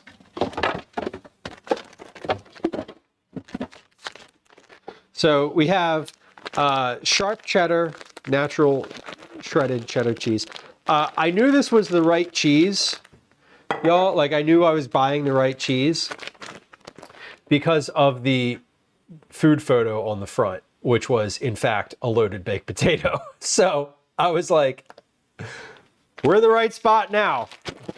Which cheese should I get? Oh, it's the one with the thing I'm making on the front of it. Perfect. G-Monk, enjoy the rest of your day. I hope you have a good one. I hope it is a good one. I hope it's been a good one. Thanks for hanging out. And thank you for your enthusiasm. Here's what we're going to do, though. We're going to mix half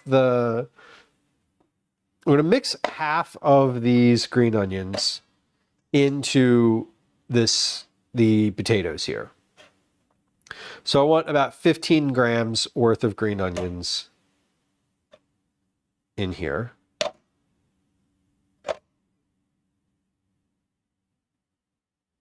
Okay, that's 15 grams. So we're going to mix this in.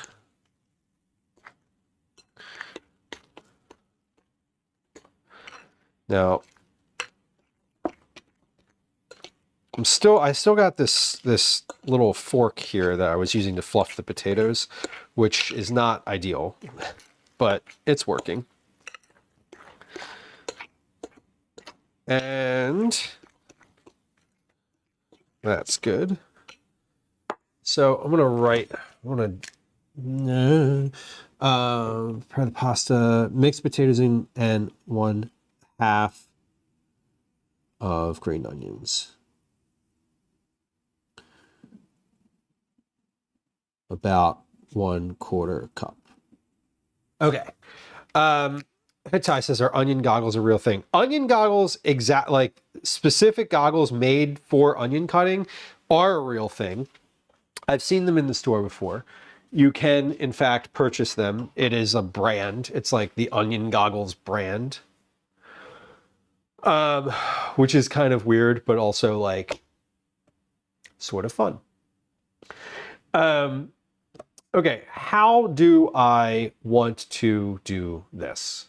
Because I'm ready to assemble these. First, I think I need to stuff the shells first. So here's what we're going to do. We're going to stuff the shells. We're going to, we're going to prepare the pan, stuff the shells. Then we're going to add, I think when I stuff the shells, I want to put I don't want to sprinkle the bacon on top.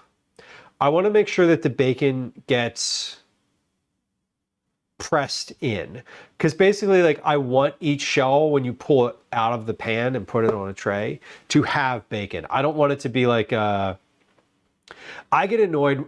I don't want it to be a thing where you like take it out and the bacon just falls off. I get really annoyed when you have a recipe that's just like stuff is just sprinkled on top, and then when you serve it, it just like falls back into the pan, and then you have to like scoop it out separately with a spoon or whatever. The bacon is going to be optional here, so I'm not going to if the bacon were part of the recipe, meaning in there 100% of the time, like no whatever, I would mix it in with the potato. It's not. So what I'd like, I think, is I want to stuff the shells and then basically take like a pinch of bacon and press it into the potato if you're using it. And if you're not using it, you just don't do that. Because I don't want it to fall off. So let's cut up 4 pieces of bacon, I think. And we'll measure out what that is, both cup and weight. So let me wash my hands, and then we'll cut the bacon left-handed. And won't that be an adventure?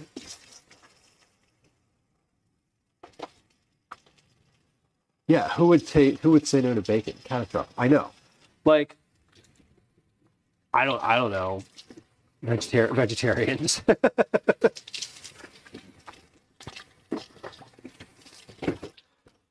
And obviously you could make this with like turkey bacon if you wanted to. You could make it with, you could probably make this, I mean, you could make this with whatever. You wanted to put leftover shredded chicken in here, that would work too.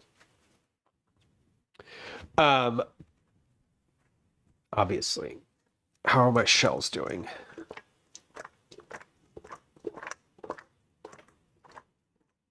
Good. They're not sticking together. That's the point, is the shells are not sticking together. That's the goal. Okay. How's this bacon doing? Yeah, that's cooked. I mean, it's obviously cooked. It's not like super crispy, but it's cooked enough. Let's see. Let's just cut. I'm going to start with 4 strips of bacon. And we're going to cut these. I'm going to stack these up and cut them roughly lengthwise.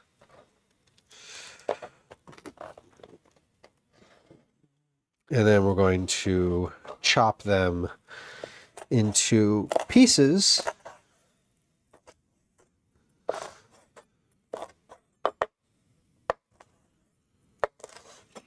Small pieces. And see how much that is. That looks to be maybe a 1/4 cup at most.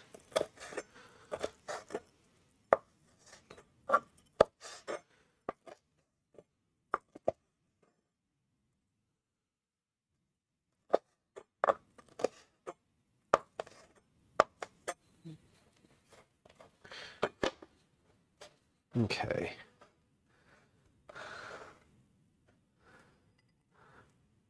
Too strong and too greasy, Tatu. I agree with you. It is greasy. It is a pretty strong, it can be a pretty strong flavor. Buffalo chicken stuffed shells. That sounds good. I was thinking, like, this is sort of as I was considering this, I was considering this as like a base recipe, right? Like this is basically a, okay, that was 4, let's do 8. That was a 1/2 cup. So let's just do like a cup of bacon, a cup of cooked bacon slices. So that's 8 pieces. I don't cook bacon very often. Usually I get turkey bacon because it's less fatty. It's like not as greasy. It ends up being, turkey bacon just ends up being like, sort of like a jerky, like dry. Horse jerky, that sounds fascinating. What was that like? What was that like compared to like a regular beef jerky? Could you tell, was there a difference in texture or flavor that was like super discernible?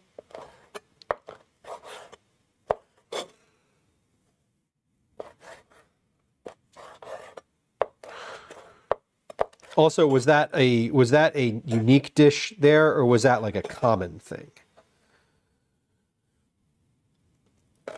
9, you do your own bacon. That's fun. I've never made it.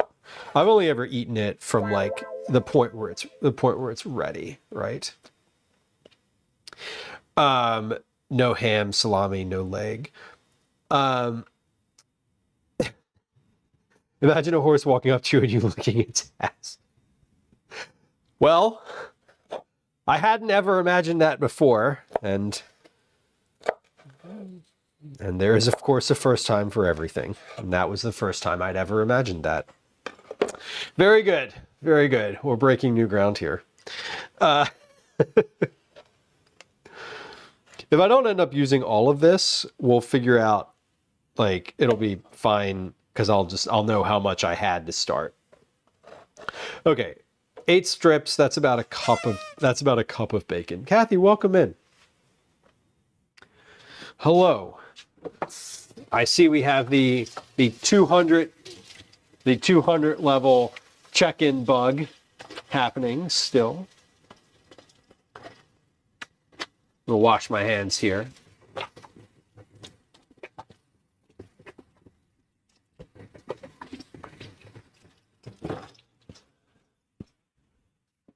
All right. This is good. We have a little leftover bacon, which is always fine too. I don't usually eat pork. One of the recipes that I got an option for testing. So I've been doing recipe testing of other people's recipes, and I do all of that. Excuse me, I do all of that offline. So I don't. Y'all don't ever see that, but it's additional. It is additional cooking that I do throughout the week.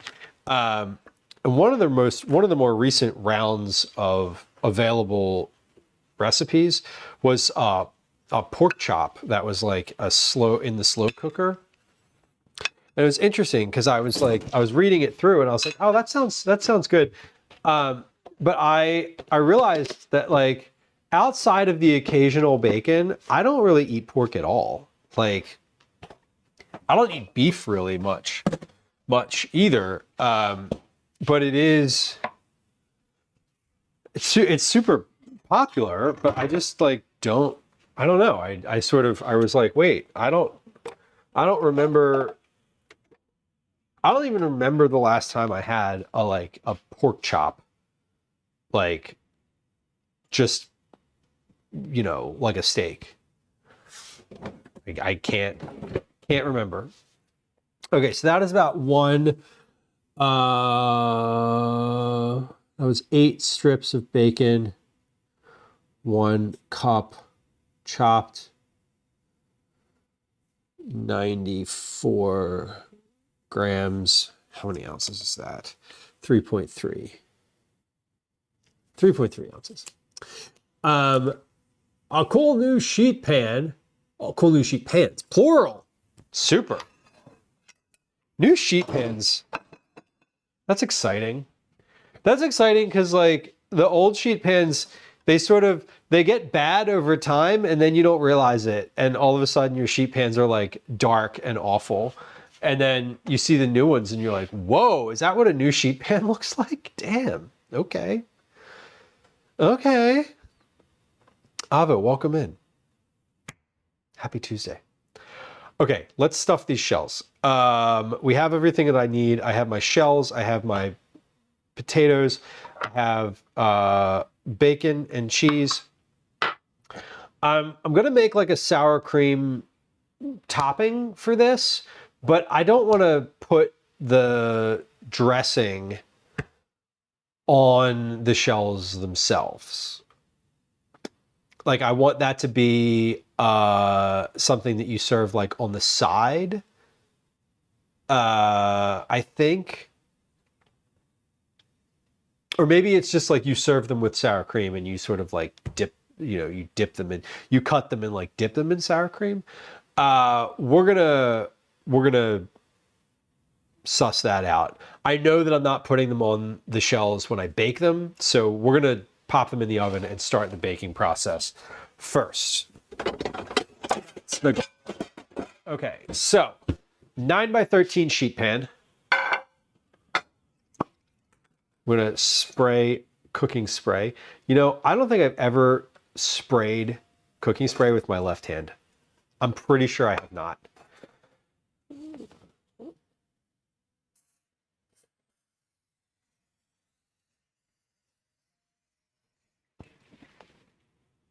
Interesting. It's all patchy and awful. It's like not in the right spot. It's not very even in here. I clean all my sheet pans on the self-cleaning mode in the oven. Whoa, Mike, that's a great idea.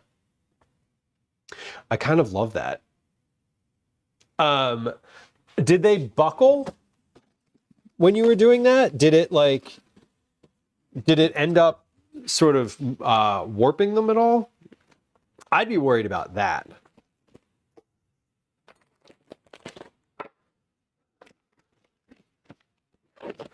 Okay, I'm going to be doing this all by hand, and I'm just going to put gloves on for this because I want to put gloves on for it. They were already warped. Took them out back and laid them together with weights on them. Okay, you fancy. I see that. That's a good idea. Okay, so I'm measuring. I'm also going to measure my the potato situation here. So we've got potatoes. Here's what we've got to do here. We've got potatoes and shells. Let's see. That's about, I would say that's about a tablespoon. I just put in there. I think I can get more.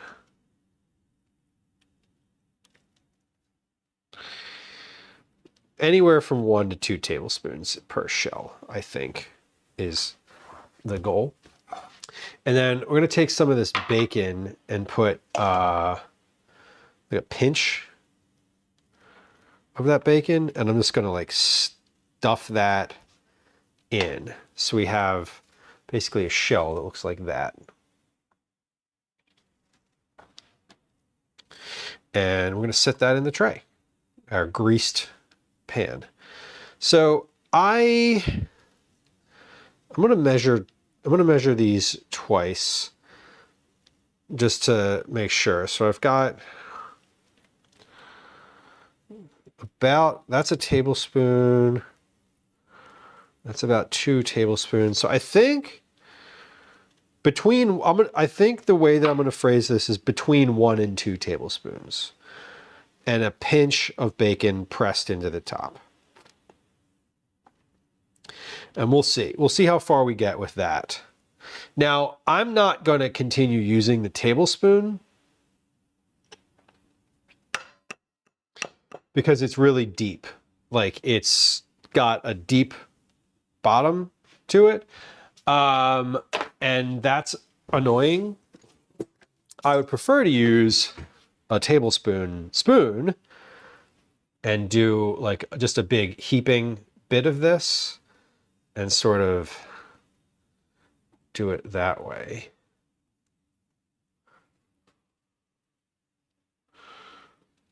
Yeah, because that's going to be about the same amount of potato. About this, that's roughly the same amount. And then a pinch of bacon. Let's see, for the sake of measurement, I'm going to get out a teaspoon and see if that is maybe a teaspoon worth of bacon or so. And I don't actually know which hand is doing the dominant work in this, because the left hand is doing the fine motor skill of the potato smoothing and the the bacon pinch and press. But we'll switch here in a second and just see if there's a difference. Okay, so that's about a teaspoon of bacon. Yeah, I would say about a teaspoon worth of bacon per shell. I'm not gonna lie, y'all. These are looking pretty fucking good. Like, the thing with this is you could eat these right now. There's no, like, there's nothing that's not cooked here. So you could certainly just consume this as it is. Okay, I'm also going to take this fork out of here because I got too much stuff going on in my bowl. Yeah, Mike, it's not the safest bet for the oven. No, that's true. I don't think it's supposed to have stuff in it during the cleaning cycle. At least that's my understanding. But you can also put your cast iron pans in there if you were so inclined to cook to re-season those. That's also an option, because that'll burn everything out of those cast iron pans.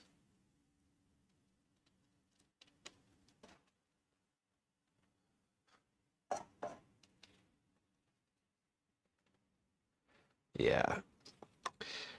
So this is this is good. What I want to do, what I definitely want to do here is use, I'm trying to gauge the ratio of like potato to shell. Because I want to have, I don't want to end up with like a lot of leftover potato. I think if I end up with, what will happen is I'm either going to end up with I'm going to end up with either more potato than I need or not enough potato for the shells because I use too much. And that is fine on this time, on this particular version of these, because what I'm trying to establish right now is how much kind of to put in each shell. Now, it looks like most of my shells turned out really well. Like I'm not getting a lot of, it looks like they didn't really rip and they didn't really fall apart at all, which is good. So I'm trying, one of the goals here is to determine, okay, like if I end up with more shells left than I have potato, that means I put too much potato in each shell. So I'll back it off and say like a tablespoon of potatoes instead of, 1.5 to 2, which is what I'm doing right now. If I end up with more potatoes and not enough shells left, then the opposite of that is true. Right now, it looks like I'm going to end up with more shells left over, which I think is fine. As long as the baking dish is full, right? Like that's kind of the goal. The goal is fill the baking dish with shells. So, Darlene on YouTube, welcome in. You know what I should have done with this? I should have measured how much 2 exact tablespoons weighs, and I should have done this by weight. Instead, I'm sort of just eyeballing it, which is okay. I think I am going to have to test these a second time just to make sure when I test these a second time, what I will be working on is making sure that the process of doing these is good, meaning that it is as short as possible. To go from starting the recipe to eating, that the time is as short as possible. That is also a big goal here, is getting the timing correct. So I know I did not do that very well today. I had I did all of the things individually, meaning, cooking the pasta, cooking the potatoes, all of that. But I think there's some efficiencies in there that I'll sort of try to suss out as I work on the language of how to do this. Generally speaking, when I'm working on a recipe, the first pass at the thing is getting it to work, just in general, making sure that the concept works, that I have the right language for how to assemble things, that I know sort of what I want the final product to be. If I test it a second time, that is typically going to be for the process. So I already know that I can get it to taste the way I want it to, but I want it to work better. I want it to be more efficient. For example, the pasta stew that I just worked on, that was the orzo with beans and sausage and tomato sauce that you cook all in one pot. That I tested 3 times. I tested it 3 times. And the third time was literally the quickest it's cooked because I changed how I was cooking it. 9, what is the filling other than instant mash? There's instant mashed potatoes and there are green onions in here. That's it. So it is basically, it's instant mashed potatoes in stuffed shells with bacon and cheddar cheese on top. And obviously you can use any kind of instant mashed potatoes you want. You could always use leftover mashed potatoes if you have them from a meal. The inspiration from this, I got inspiration for this from the concept of leftovers. Like I'm always sort of, one of the ways that I think about new stuff is like, what if I had this as a leftover? What would I do with it? You know, and like that was where this one came from, was like sort of leftover Easter meal. Like, you know, you're making mashed potatoes for Easter for your family. Like, you got a bunch of leftover mashed potatoes. Like, what do you do with it? How do you make it into a wholly separate meal? So that was the thought here. Now, if you were, as I probably would, if I was like making this not from leftovers, right? I would probably make my own mashed potatoes with like a lot of butter and heavy cream and salt and pepper. But today we're kind of, I'm going off of an instant mashed potato because this is a recipe that's supposed to be as simple as possible. And again, today we're working on the ingredients and making sure that I know sort of how long everything takes, and working on like, oh, the potatoes took this long and the pasta took this long. You know, what I will probably say for this, as I'm sort of thinking through and talking through, is like, if you're cooking your shells, right, you are going to be boiling water for that. So boil a big pot of water, you know, take 4 cups of water out of that pot and make the potatoes before you drop the pasta in. That kind of thing, you know, that kind of acknowledging that sort of efficiency and thinking through like that process is usually round number 2 of testing.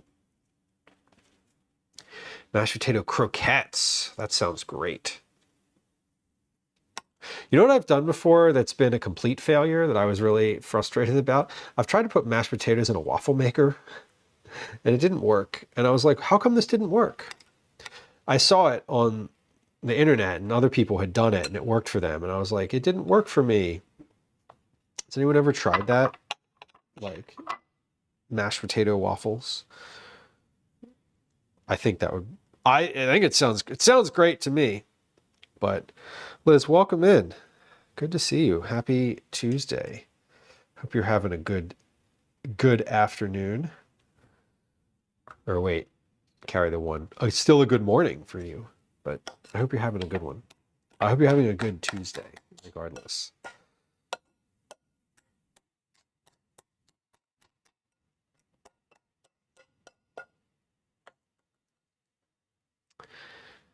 Stuffing works. Stuffing in the waffle maker sounds phenomenal. I love stuffing in general. You know what I've never done? I've never made my own stuffing. Is that true? That is true. I've never made my own stuffing. Okay, from a portion standpoint, I got the potatoes. The potatoes were good here. I have enough. This is like just the right amount of potato to fill enough shells for one tray. So I could have stuffed these a little less and put a few more in here. I'm ending up with a lot of extra, I have a lot of extra shells here. So I think ultimately what I'm going to call for is to make these smaller, maybe like 1 tablespoon of potato per shell, so that they end up looking like this, which is a little bit more closed, right? As opposed to like this hefty one, which has quite a lot of potato in it. So I think I've just overstuffed these a little bit, which is fine. I'm not, again, we're working on the portion and making sure like that all that is sort of accurate today. So I ran out of bacon and I've run out of potatoes. My tray is full. I have 1, 2, 3, 4, 5, 6, 7, 8, 9, 10, 11, 12, 13, 14, 15, 16, 17, 18 shells left. That's too many shells. So I do think I need to cut down on how much potato is in each shell. So let me do this. I'm going to take a picture of this as it is right now, so that I remember like how much there was in the tray and how much was left over. Or make more stuffing. Yeah, I don't see Cyber. That's the thing. I don't know if I couldn't, into a 9x13 tray, I couldn't fit any more of these. So we're really like jammed in here, right? Like these are pretty. I could fit. I say we're really jammed in here, and then you look at the top of the tray, and they just slid down, and I now have room for like 6 more up here. So, I could make.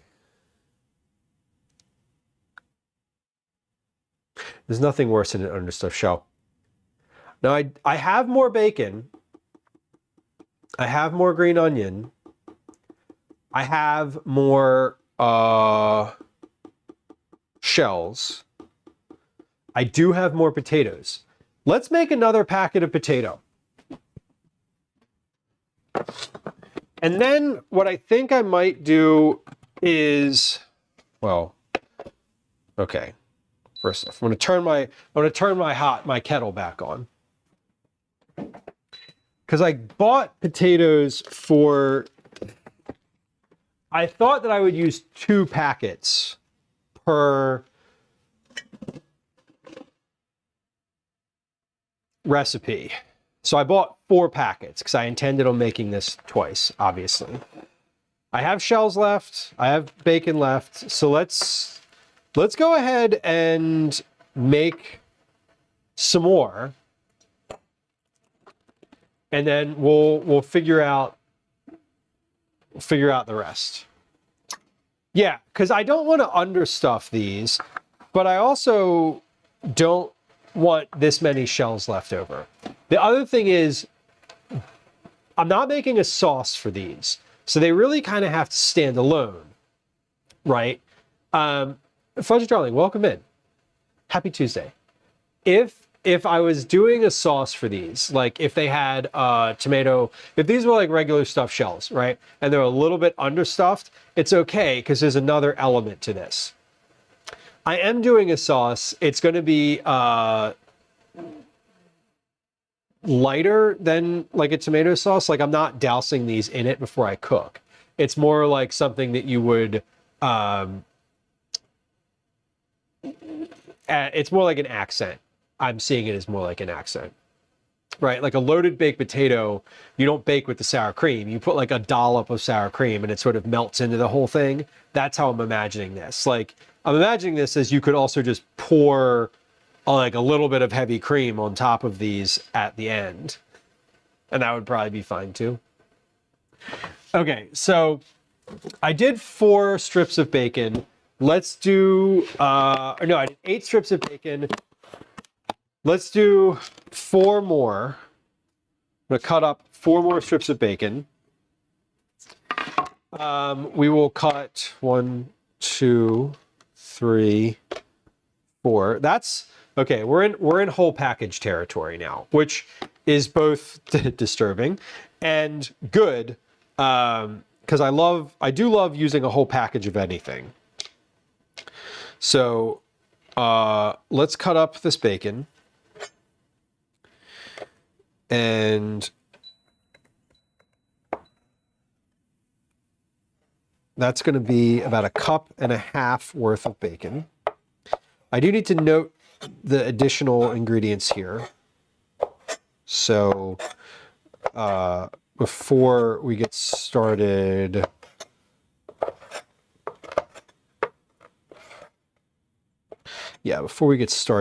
I will make these notes because I don't want to forget.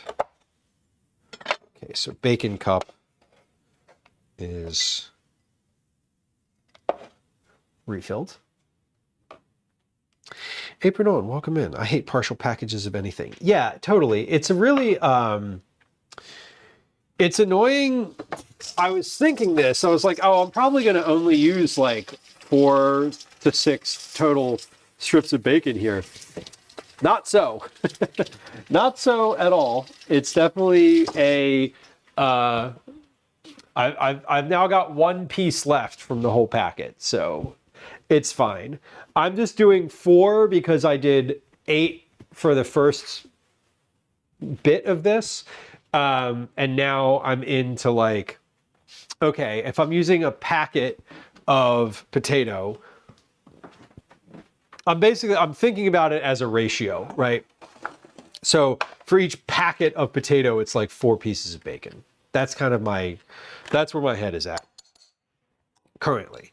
Okay, I'm just going to use the same bowl for the potatoes because there's no reason not to. I have my hot water over there. It's ready to go. Scale is tiered. It's at 0. 2 cups of hot water is 474 grams. 237 times 2, 474. 460 plus 14, 474. Okay, cool. And I'm using the scallions in the potatoes. So we're gonna do another. Hold on. I'm watching numbers and trying to talk at the same time. I can't do those 2 things at once. So just 1 moment. 474, 76. It's fine. So I'm using the scallions both in the potatoes and in the as a topping. So I'm gonna put half of the scallions in the first 2 cups, or in the first 2 packages of potatoes. So I'm gonna put half again in this bowl. So once these potatoes have sat for a minute, we'll put another half of the scallions in here and we'll mix those in. And then we'll just use the rest for topping. Boiling water in a glass bowl is bad, right? I don't think so. I think as long as it's heat proof, it's okay. Or as long as it's like tempered glass, I think it's fine. I use my Pyrex, these measuring cups. I'll put these in the microwave with water in them and boil it. Which I do that regularly. Oof, what a word that is, huh? Regularly. And I've never had an issue with it.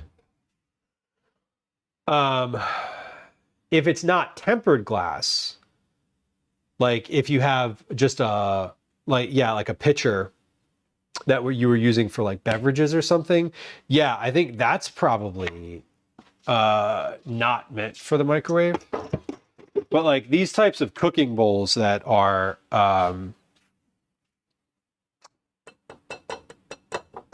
like for just all-purpose cooking, I've never actually considered whether or not I should put this in the microwave. I've always just gone ahead with it.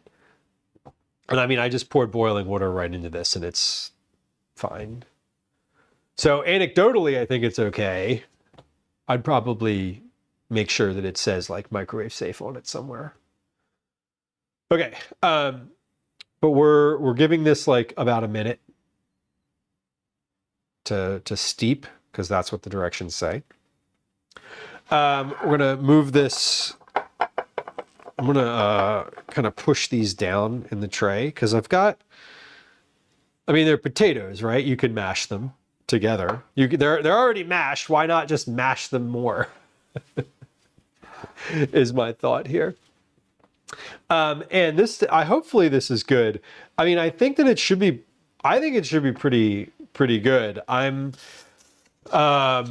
think that it should be pretty versatile in the sense of like, in the sense that like you could just stuff these with whatever, you know, with potatoes and then put whatever you want on them. You know, I'm thinking like you could do like, you know, a 4 cheese like taco blend and some salsa would also be good on here. Avocado crema on top might be nice. So let's see, 12 strips of bacon. So that's 1 and 1.5 cup.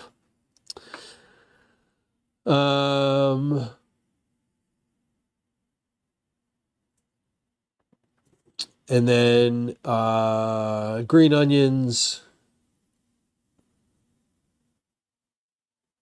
And then, so I'm using 3 packets of mashed potatoes in this situation.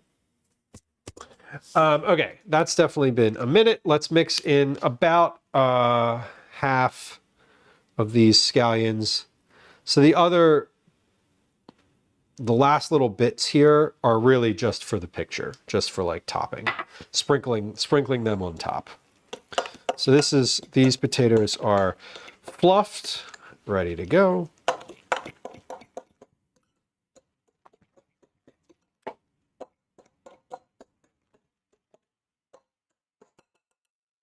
Okay, and now got potatoes, got another round of potatoes, more bacon, scallions are in here.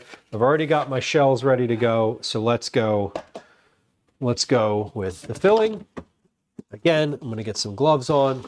Time check, 14:55. Okay, so I have 2 hours left here, which is good. I should be able to get the second recipe in. The second recipe today, I haven't. I've made many times. Lifetime number of times I've made this recipe is innumerable. But I've never actually put like numbers on it or kept track of any of the details of it. So we're going to do that today. But I do think we're going to have time for that. So that's a good thing. All right, let's see how many more of these shells I can stuff with this potato I have left and with the space I have left in my pan. The other thing here is I think you could probably get away with stuffing some of these a little less than I have. Each of those packets of potatoes is supposed to be 4 servings, which I guess I believe, but I don't know if that feels accurate. I don't think this is 4 servings. This looks like 3 servings to me, sort of at most. 3 hungry people servings.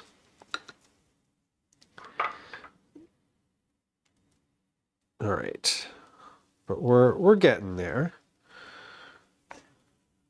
Again, I'm just gonna like give these a shove, and I think sort of thinking about how to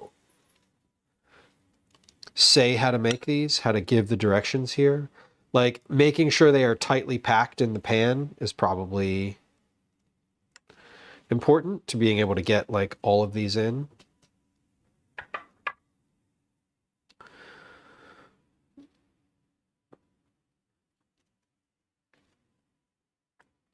Okay. How many did I say I thought I could get in here? About 6 more? We're trending towards that. I think this is possibly... I don't think I'm going to be able to get all of the potato... I don't think I'm going to be able to stuff shells and get all of them in here, but we'll see.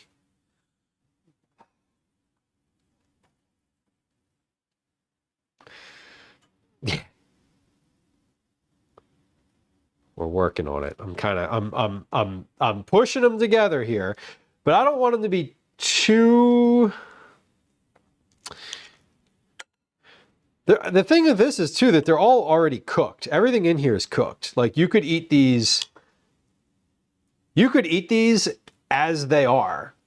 Like there's no. The only thing that cooking is going to do for these is going to melt the cheese. That's the goal. Basically, like melt the cheese, make sure they're heated through. I think the next round of these, instead of using the packaged potatoes, what I'm going to do is determine what the volume of the packaged potatoes is, and then just use like boxed mashed potatoes, right? Like these packets are good, but I think from a cost perspective, if I'm buying 3 of them for a recipe, it's probably going to be cheaper to buy 1 box of mashed potatoes and use like as much of it as possible. That's my kind of my thought here. Oh, I didn't put bacon on that last one. Wasn't paying attention. Failure. Okay. I think these look good. I don't want to add a lot more here.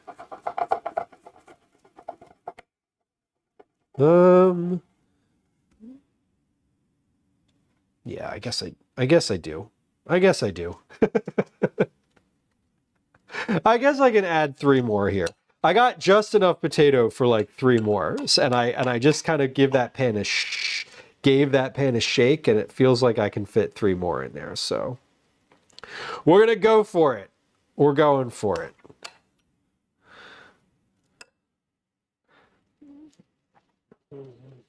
And I got just enough bacon for 3 more too. So we're gonna end up being in a good, right in a good spot here. And we're gonna what we're doing with the cheese here is I'm just sprinkling cheese over the top of the whole thing. We're just gonna spread the cheese evenly and then pop it in the oven. I don't know how long it's gonna go in the oven for, so we're gonna kind of keep an eye on it. And basically, like once the cheese is melted and starting to brown, I'm just going to pull it out. I have my oven at 350. The oven's been at 350 pretty much the whole stream. I don't. Yeah, I turned the oven on to cook the bacon. So it's been on for a while. All that is to say, I know that my oven is at a good temp. It's not still like in that sort of post preheating phase where it's like not quite at the right temperature yet. Okay, so that's good. We have our shells, we have our bacon, and we are ready for our next step. Potatoes, used all the potatoes, used all of that bacon. I have a few shells left.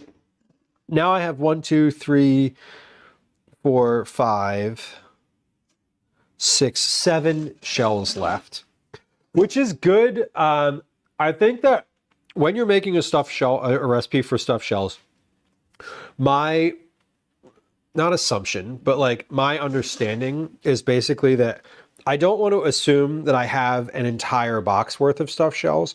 I want to assume that I have most of a box of stuffed shells, meaning some of them are going to rip. Generally speaking, like some of them are going to rip, are going to be not useful. So this as a remaining balance of shells is fine when I have an entire pan of shells that are looking pretty good here. So I'm happy with these. These are filled with potato. They're filled with bacon and green onion. Now we're going to take an 8-ounce bag of sharp cheddar cheese, and I'm going to spread this evenly over the top. 8-ounce bag?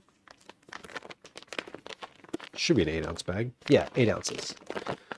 Again, I mean, obviously, if you're making these yourself, you can use whatever kind of cheese you want. Doesn't have to be sharp cheddar. It could be whatever you've got on hand. But this feels like a lot of cheese, but we're getting there. And I know once it starts to melt, it's going to be fine.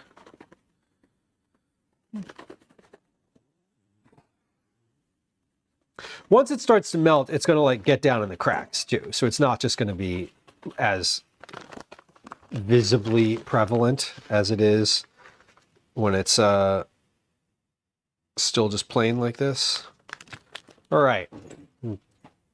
So there we go. We have our final our sort of final product, final pre-oven look at this. So there it is from the side.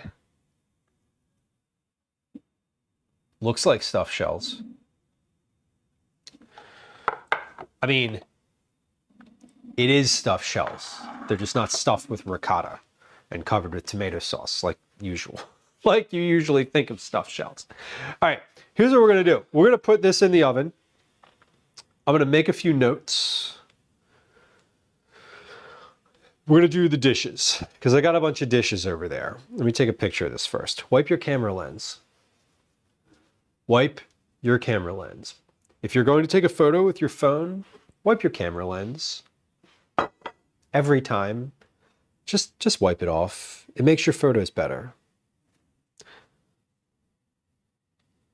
All those photos someone sends you that look like blurry, it's because they have fingerprints all over their lens. All right, we're going to, oven's at 350, we're gonna pop this in. I'm gonna make a few notes. I think we're gonna do some dishes. I think this is probably gonna take about, I wanna say about 10 minutes. I'm gonna set a timer for 10 minutes. I don't know if that's gonna be the right number. We'll figure it out. I'm gonna leave the light on. We're gonna look, keep an eye on this in the oven. I know that I want the cheese to be melted, and ultimately, like, I want the whole thing to be heated through. Now, it's pretty warm. I mean, the potatoes were warm. Not everything in here is room temperature to warm, so it should heat up pretty quick. I'm wondering if maybe I should have put it in the oven for like 5 to 10 minutes first without the cheese and then put the cheese on top. I think it's probably okay. I think by the time the cheese is actually melted at 350, the whole thing's gonna be warmed up. So let's just pop it in.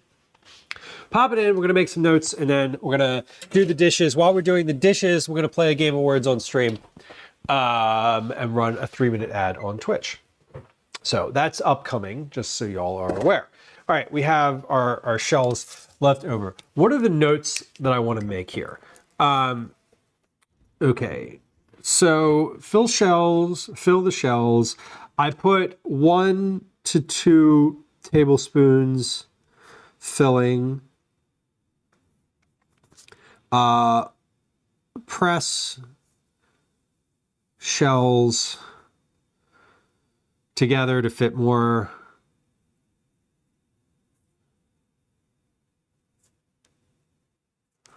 You may have leftover shells. I want to press bacon into mash and top with cheese, even layer. So oven, I want to put oven at 350. Oven at 350 degrees. What else? 12 strips of bacon, got that. 8-ounce package of shredded cheddar cheese, that works well. I said 4 green onions. It was about a half a cup of green onions. Moon Dice, welcome in. Hey, congrats on your Cookie Club entry. I've never measured cheese.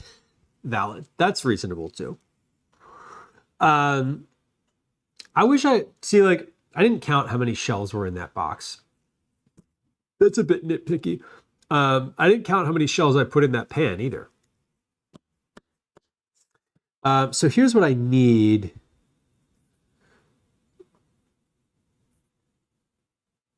When I test this again, what is the volume of the potatoes? Like cups. Per shell weight. I need the filling per shell weight. Number of shells in tray. Okay. We're gonna finish baking this, and then I'm gonna make like some sour cream sauce for it. I don't think I'm gonna do that now.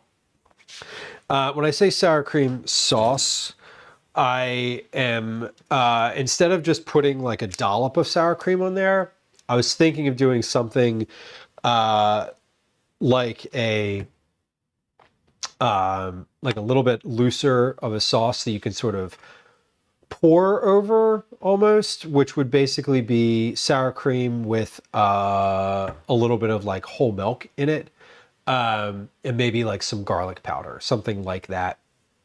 I think that you don't need to make the sauce. I'm going to say for this particular recipe that the sauce is like optional in the way of like, hey, if all you really want to do here is eat these and put sour cream on them like you would a regular baked potato, like go for it. Totally fine. You don't need to make a sauce for these, but I do think that if you want to, it would be pretty good. And here's what that entails. So I'm not taking the sauce like super seriously in a way of like, it's going to be a necessity. But that's how, I guess like, a little bit of how I'm thinking about it. A sour cream ranch would be super good, Chochi. I agree with you. I think my aim is to just be able to have like a little light something that's as light as sour cream can be, right? That's not complicated, that you can just like whip together in the time that it takes for these things to bake. Now, am I going to do that while they bake right now? No, I'm not. I am instead going to do some dishes because there's a ton of them in the sink. We made a ton of dishes doing this. Not actually, it's not that many dishes, but I'm going to do a couple dishes while that's going on. I was putting the dishes on the dish rack away, and then we're going to get to actually doing some dishes, or loading the dishwasher, I should say, but I need to move my camera over here. So I think my thought on these would be like just a regular dollop of sour cream would probably be fine. I don't think it needs to be more complicated. And ultimately, I am guessing then I'm going to want to just do that. But I think just like for the whole tray, I'm thinking like, you know, a half a cup of sour cream mixed with like 2 tablespoons of whole milk is, and like a teaspoon of garlic powder is probably about as complicated as I want it to be. All right, those have been in there for 6 minutes now. I'm sort of, I just put an eye on them. The cheese is not quite melted yet, so they're probably going to need a little bit more than that 10 minutes because I've only got 4 minutes left on my clock. So we'll see when we get there. Let's see if this stove camera works. I bet it doesn't. Oh my God, it works. Look at that. Holy crap. Y'all, I'm calling it the stove camera, but it's currently the sink camera. The sink camera is actually working. Oh my God. It hasn't been working like that for a while because it's been, the computer's been weird. Okay, we're going to play a game of words on stream here, and we're going to take a quick break while that is in the oven. If you're new to stream, we do a game of words on stream during our ad time on Twitch. If you are on Twitch and you want to hear what I have to say during the ad break, you can hop over to YouTube. There's a link to that in chat. It'll take you there. We're going to run a game of words on stream. I'm going to do the dishes during that time, and we'll be right back. Once we come back, we're going to check in on our potatoes in the oven. So here comes the game of words on stream. Here comes a 3-minute ad. We'll be right back. Hang with me for a minute, and we'll be right back with you. All right. Hi. Welcome to another edition of Commercials I Hate.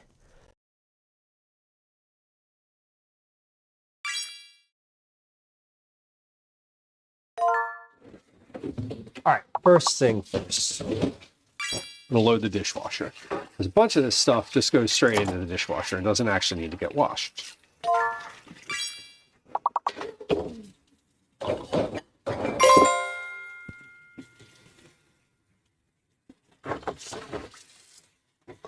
Some of it definitely needs to get washed. Did I hit that? Did I hit to run an ad? I did. I heard it. Okay.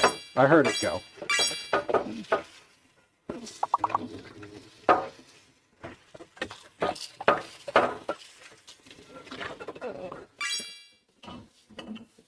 Sometimes I'm like, I'm going to run an ad.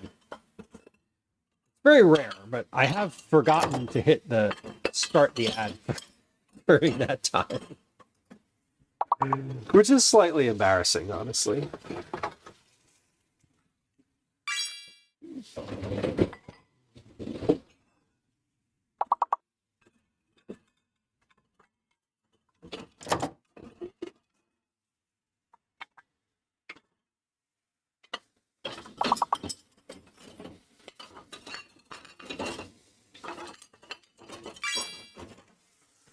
Okay. Getting there. All right. No, that's not going to fit in the dishwasher. Okay, I guess we'll do that one by hand. Are you going to fit in the dishwasher? Yeah. Okay, dishwasher is loaded.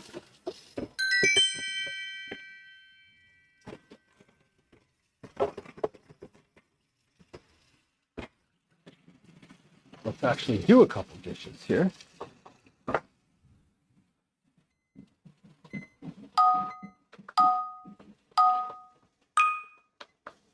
Okay, my timer went off for the oven. I'm looking in here, this cheese is definitely not melted. So it's getting too melted, but it's not where I want it yet. So I am just gonna, I started the timer again. We're just gonna do a count up timer, and we'll just keep watching it when we come back from the ad break. And that's fine. That was what I expected. 10 minutes was just a baseline, like, let's take a look at it at 10 and just see where we're at. I was not expecting it to be finished, so it's all good.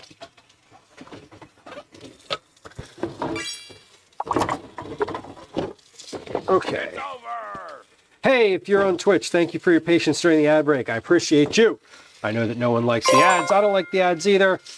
I only like the ads for a few reasons. One, they pay me a little bit of money. Two, they give me a chance to take a break and do some dishes. And three, I know that some folks like to play Words on Stream. Words on Stream, by the way, is a great way to get your first time chat out of the way. If you are new to stream, or maybe you're just a lurker and you want to get a chat in every once in a while, it's a good time to do that. No pressure, obviously. There's never any pressure to chat. But I also appreciate the time because it lets me do a few dishes, which for the first couple years of stream, I wasn't ever doing during stream. And then it would get to the end of stream and it would be like, oh my God, there's so many dishes. And I'd cry about it. And then I would do them after stream while I was watching whoever I rated. And now I try to do them during stream and it's much better.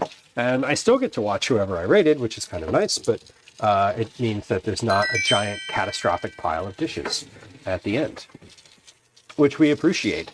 Anyway, good work, y'all. I'm gonna finish washing this last knife and then we'll be right back. I got my sheet pan here that had the bacon on it. We're gonna pour all of my hot dishwater on there and let that soak just like that. And I'm gonna come back over here. Wait, how do I do this? There we go. I think I can do this. I can do this. Yes, we can. All right, we did it. All right, in the oven is the pan.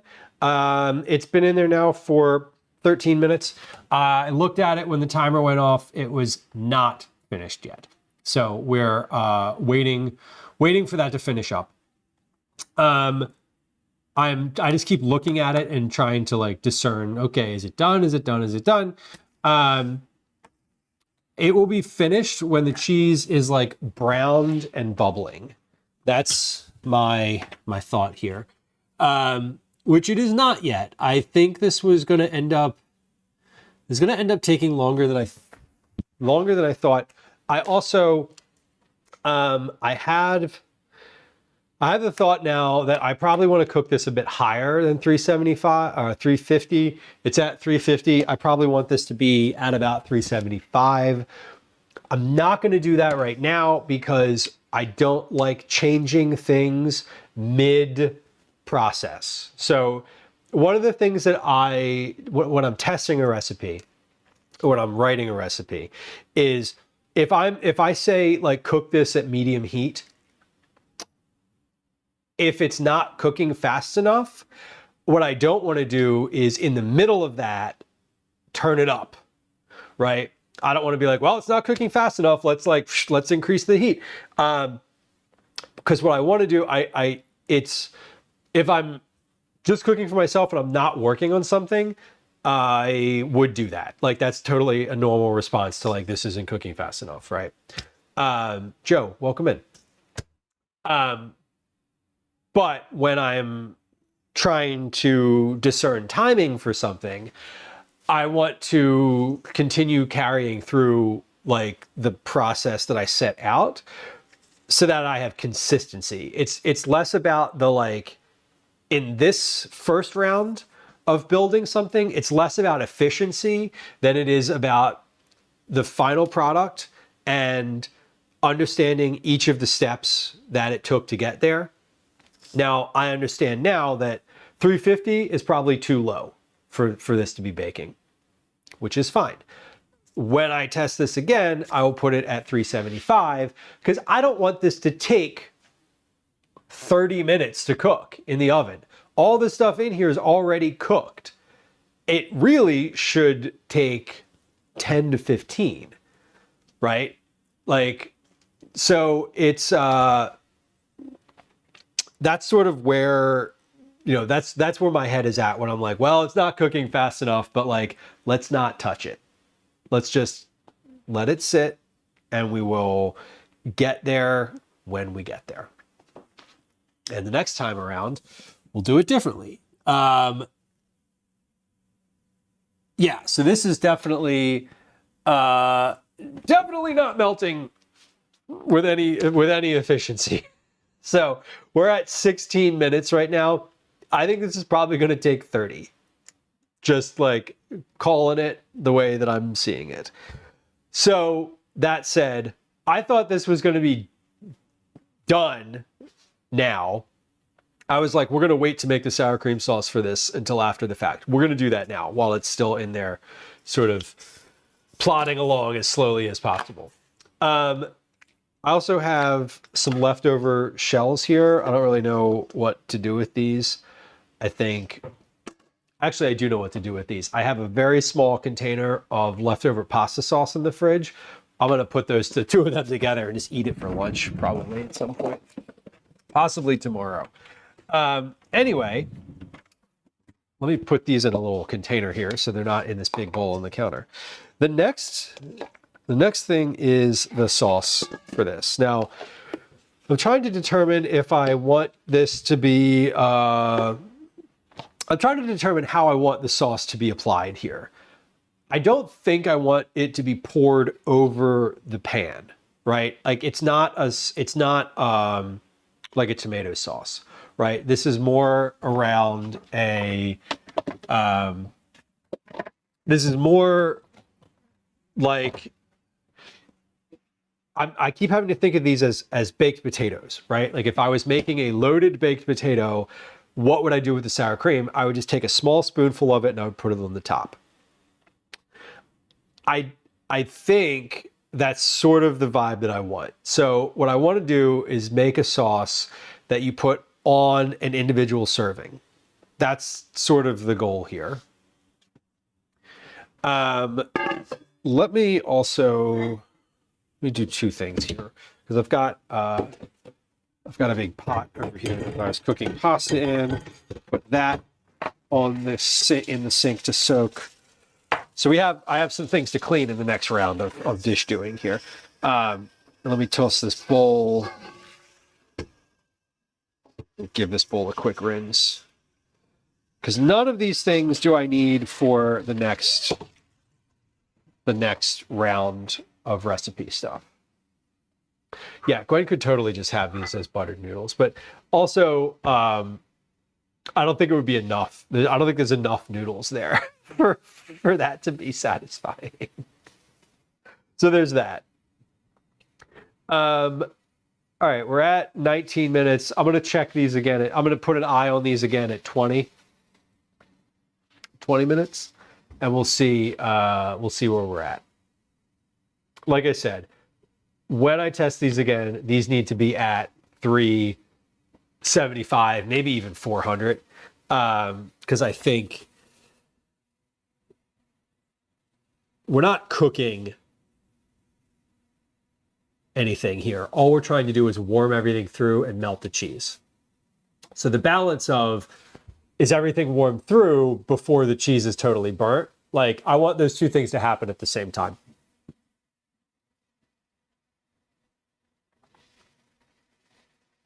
What I did not do for this is any research around how long stuffed shells cook for.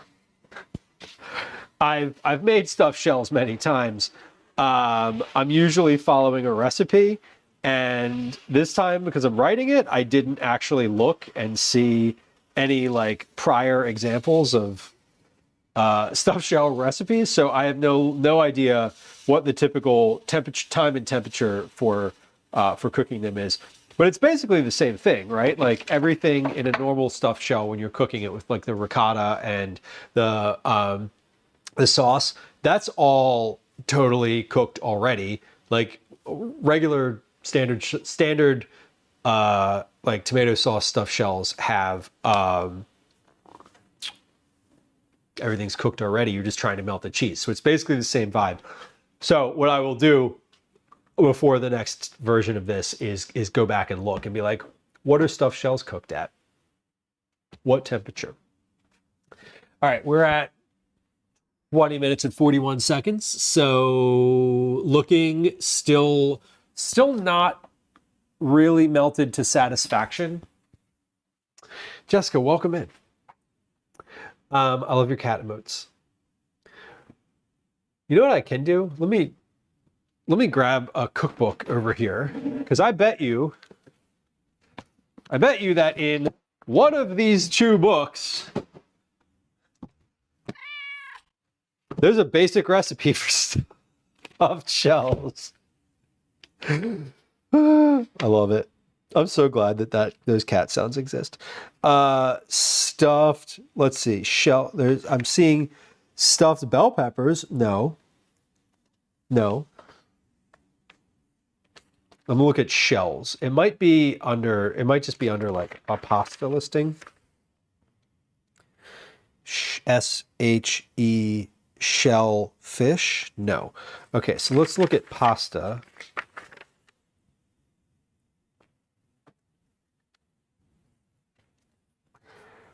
Pasta, shells, tomatoes and zucchini. Chicken soup? No. Shells and tomato beef sauce.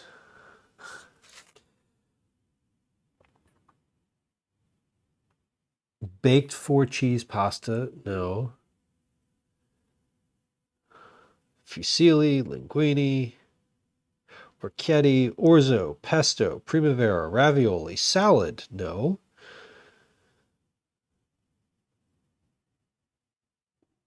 Huh. There's no... If there is in here, I can't find it. If there is, it's not in a place in the index that I think would be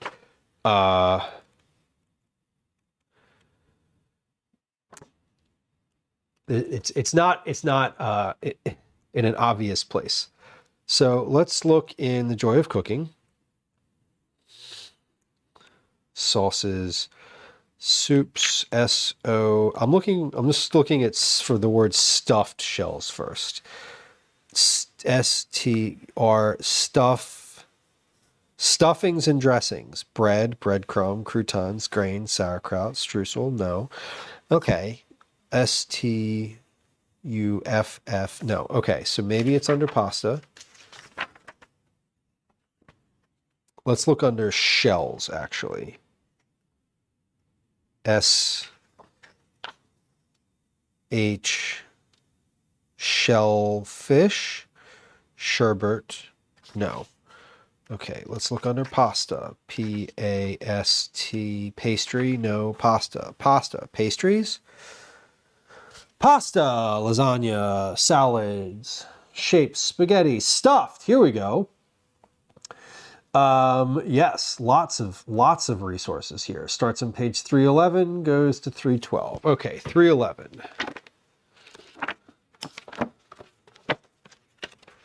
311, about stuffed pasta. Look at that. The bookmark was on that page. It was fate. Pasta stuffed with homemade filling. Yes. The filling can be prepared a day ahead. Yup. The dough must be filled and shaped while it is still moist. Yes. To freeze. To cook. Okay, we don't need to do that. All right, cheese filling. Got it. 3 meat filling. Got it. Okay, these are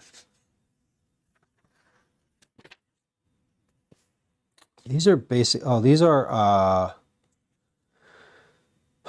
these are all like ravioli stuff. Yeah, this is all ravioli. This isn't like stuffed shells. This isn't what I'm thinking of. I feel like there is a recipe for this in both of these books that I am just not finding the right way. Ravioli, wontons, shumai, no. dumplings, gnocchi, lo mein. Interesting. All right. Well, we're gonna move to the internet to find this information, and we will do that. We will do that offline. That's fine. I don't. Let's see. Is there one more book over here that I might consult? There is. There's actually a lot of books over here that I might consult, but let's try this one. Stuffed STOUSTU stuffed pasta vegetables. Okay, stuffed pasta 544 through 549. 30 minutes, Anne says.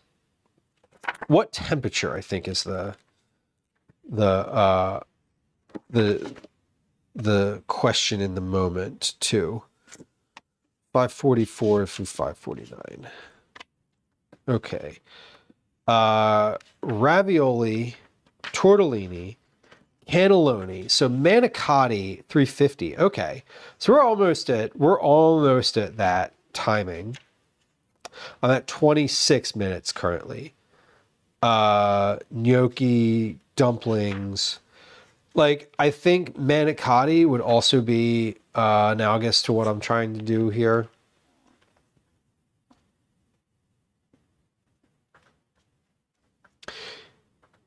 Yeah. All right.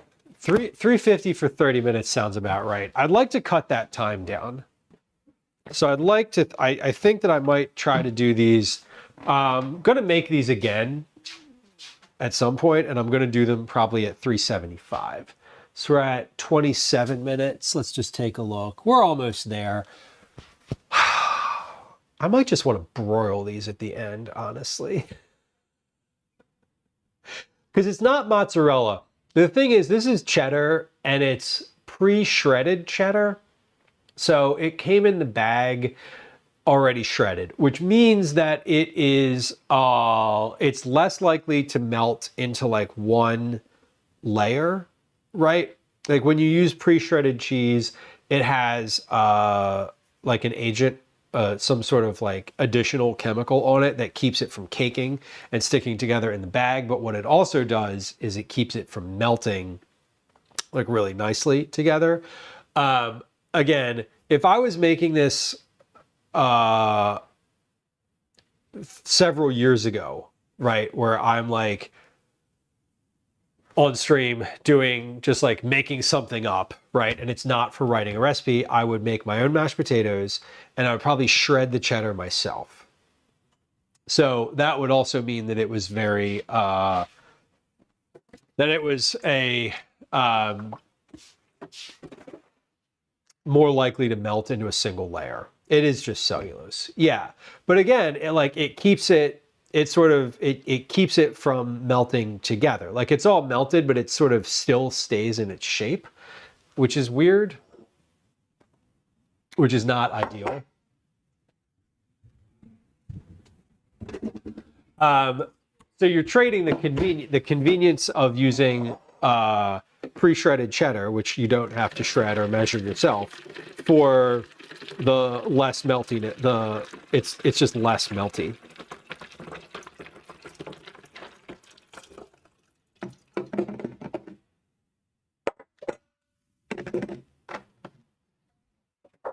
Okay.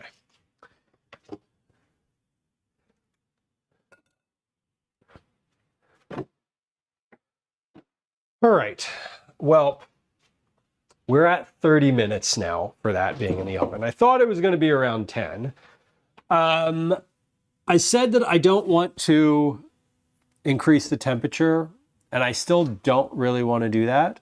But I think these are probably, I mean, these are heated through. Let me take my thermometer and see what the temperature inside of one of these shells is. Because if these are like 150 degrees, like that's fine. Like they're cooked through. I don't need this to melt a ton more. I would like it to melt more. So I'm at 120 on the inside here. 130. I'm at 150 on the shells that are on the ones that are on the outside. So I might just give this I don't know. I'm going to give this another, let's see. I'm at 120 after 30 minutes. I'm going to give this another 10. I'm going to give this another 10 while we make the sour cream. And then the next time I do this, I'm going to increase the oven temperature. Because you're right, 9. It doesn't, like sharp cheddar itself doesn't like melt down into a really nice like liquidy form. Even when you have just like a piece of sharp cheddar on like a burger or something. The other thing I could do is broil this for a few minutes, which I think I'm going to do at the end, regardless of how long it cooks for. So we're going to give this another, let's give this another 10 minutes. So let's do 40 minutes total. I'm going to set a timer for 9 minutes because it's already been 21. Let's see. No, I'm going to set a timer for 8 minutes. So I'm going to give this 8 more minutes at 350, starting now. And then we'll broil it for like 2 minutes so that it gets a little browner. What I want, I definitely want this to be like when you pull a shell up, that like some like cheese sort of, there's like a little string of cheese that stays between the shell and the dish. Right? Like that's all the melty that I really want. But the other thing is that I want the potato on the inside to be heated through also. Like it's important that it's hot. Like you can eat it before you put it in the oven. It's all completely cooked. But you want it all to be hot together at the same time. That's definitely the goal. So let's get out some sour cream. We're going to make a little sauce for this. The sauce, like I said, is just going to be sour cream. Now, I think this is 16 ounces. So this is 2 cups of sour cream, right? Yeah, 16 ounces, because they come in 8-ounce containers. So what I was thinking was, I'm going to get one 16-ounce container, and for the sauce, I'm just going to call for an 8-ounce container, which is roughly,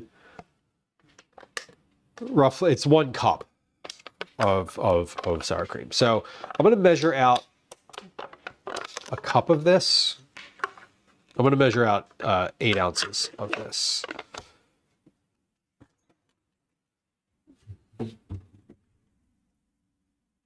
And then we'll mix this with a little bit of whole milk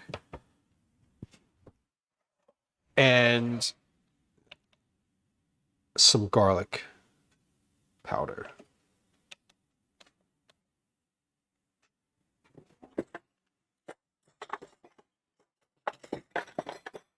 Okay. Let me wash my hands again.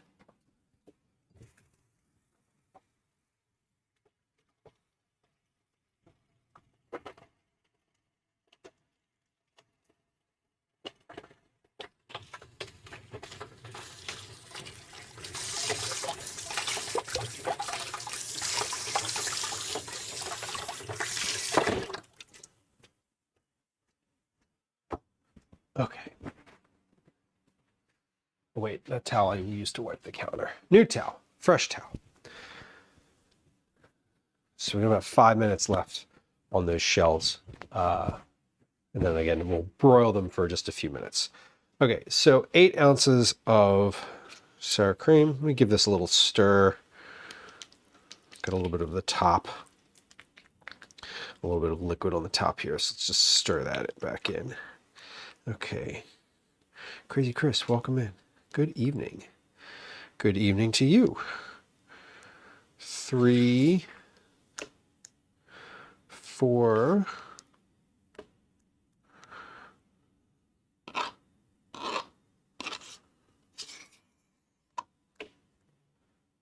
7.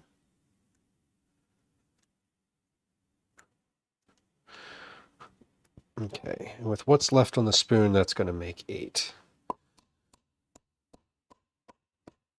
Just 8 right now. Roma, welcome in. Welcome in. About 4 minutes left on what's in the oven, and then we've got just a quick broil, and we'll be good to go. I said I wanted to do a little bit of milk to this, so all I want to do is loosen this up a little bit. Like, this is really thick, right? Like, it's not, you can't pour this. You can spread it, you can't pour it. All I want to do is get this to just a very, very, just like right to the edge of being able to sort of pour, but not so much that it's like a liquid. So we're going to do a tablespoon at a time of milk in here. And I'm just going to use whole milk. We're going to use a tablespoon, which is 15 milliliters or 15 grams. And I'm going to mix that, and we're just going to see kind of where we get to. I think a tablespoon might do it. We'll see. Crazy Chris, you used some of the recipes last week. Which ones did you work through? Did they work for you? I'm assuming they worked for you if you're saying they were amazing. I'm curious what you used, what you did with it. Always nice to know. Thank you for letting me know. That's super cool. If you are ever so inclined to leave a rating and review on the site itself, that is also super helpful.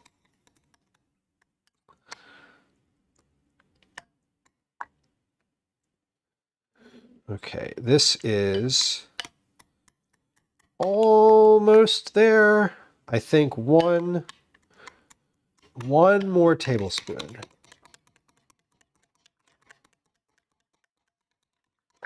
One more tablespoon in here is probably going to be right, because this is like just there. So let's do one more.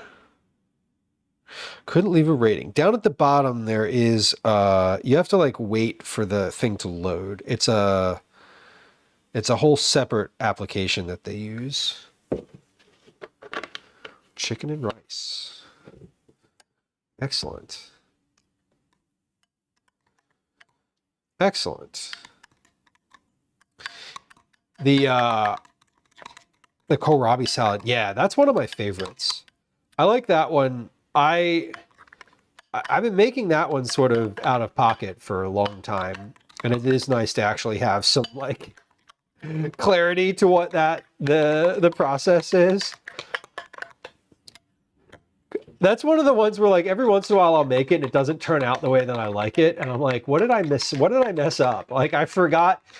When you make things regularly, just like from your head all the time, sometimes it doesn't. It's like it doesn't always work, and then you don't know what you messed up. So I do like actually using a recipe.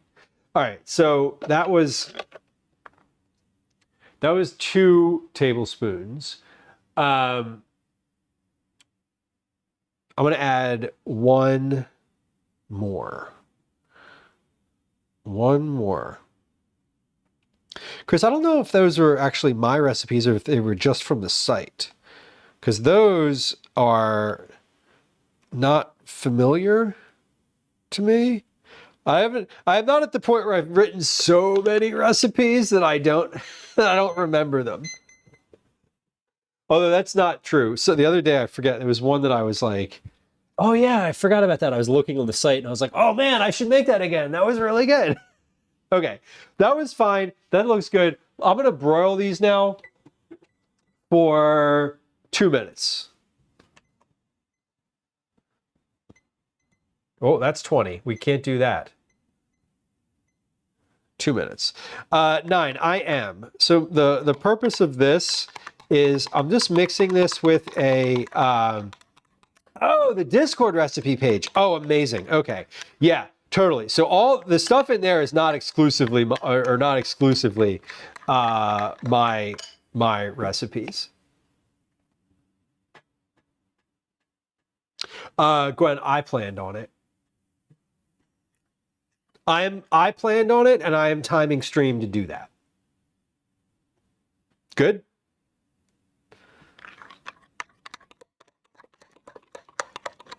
So you're off the hook for whatever. If you are, I assume that means that you're staying at your office later, which is fine. Just enjoy whatever it is that your plans are. 9, yeah, I'm planning on, okay, that's the right consistency. Means I can buy laundry detergent. Oh God, how depressing is that? But also fair. That's good. Okay, cool. Yeah, 9, my plan is to take this and drizzle it over, not the whole pan, but just drizzle it over the, like, per serving.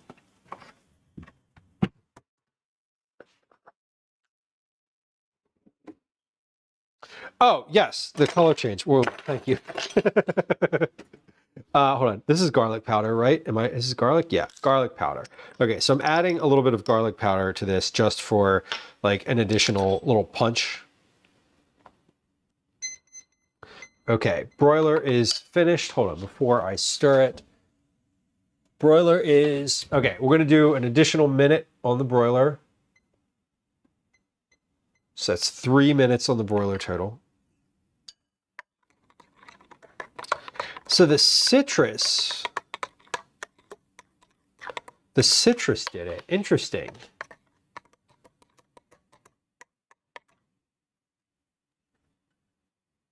That's fascinating. Was it, do you suppose it had anything to do with the baking soda or baking powder? I'll show you, I'll actually show you this. This is fascinating.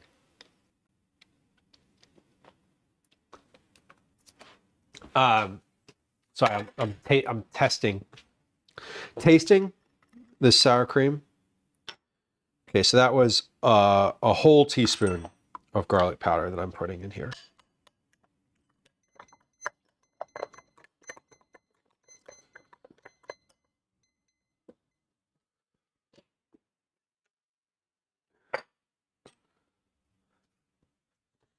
Beautiful. Okay,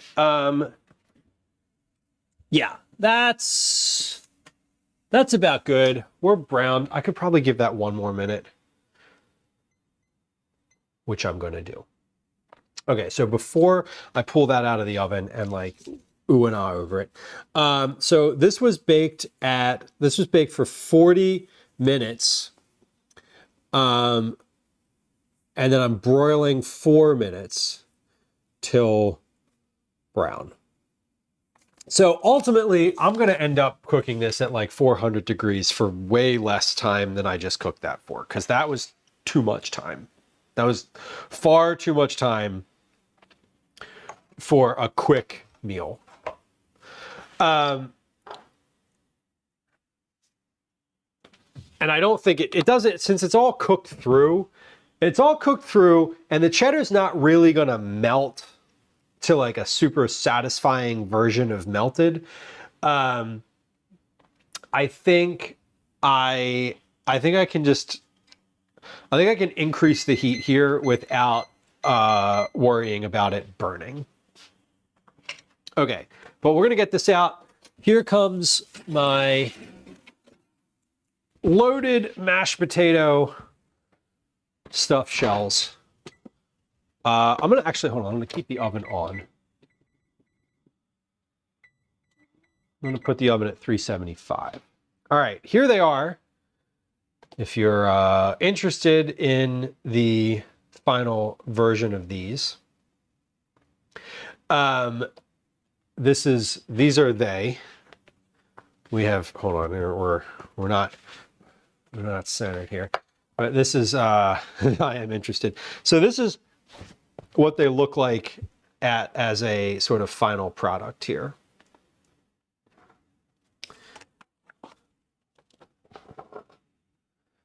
So a little bit browned. I mean, the cheese is melted, but the cheese is still really just in like individual pieces. Again, because this is bagged cheese, it's not really going to fully melt into like a melty situation that I kind of want it to, but I think that's okay.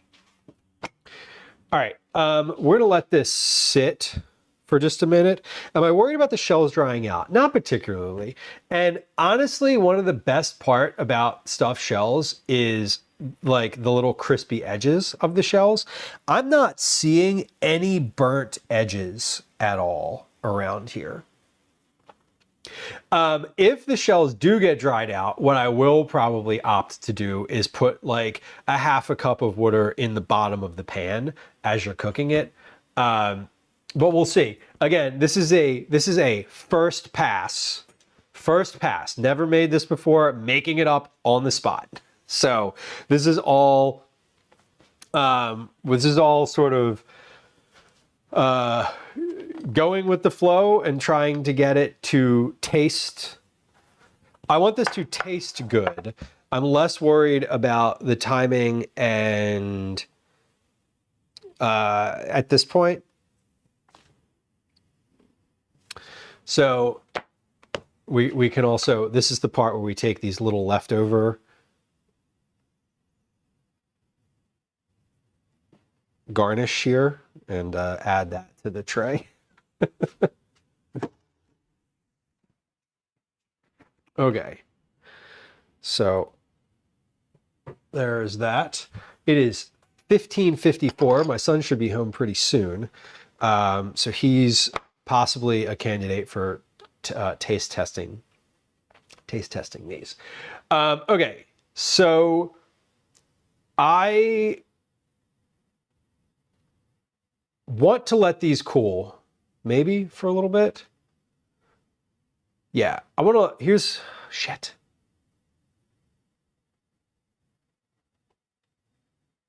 Sorry, I'm having a thought.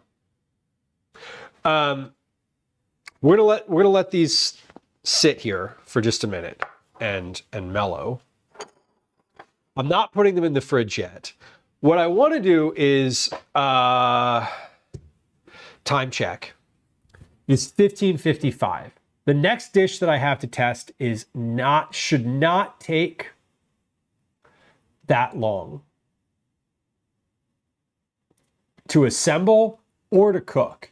It'll take longer to cook than it will to assemble. So I think we're going to do that right now. And while that's in the oven, we're going to try that. That's the plan. Okay, this next dish is, y'all are going to laugh because this one is super, super easy. But it's something that is oddly enough not present on the places on the internet that I write for. So we're gonna do it. This is a freezer meal wherein everything comes out of the freezer, you dump it into a pan, you put it in the oven and you cook it. Super straightforward. This is fish and vegetables.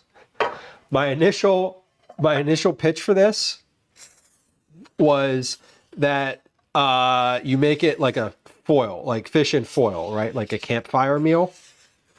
That they were basically like, can you do that, but in a tray, like in a baking dish? And I was like, obviously you can do it in a baking dish, not a problem. So we're gonna do that. It's super straightforward. In fact, it's so straightforward that I think I can make this and get it in the oven before this cools off, which is great. So we're starting with the oven at 375.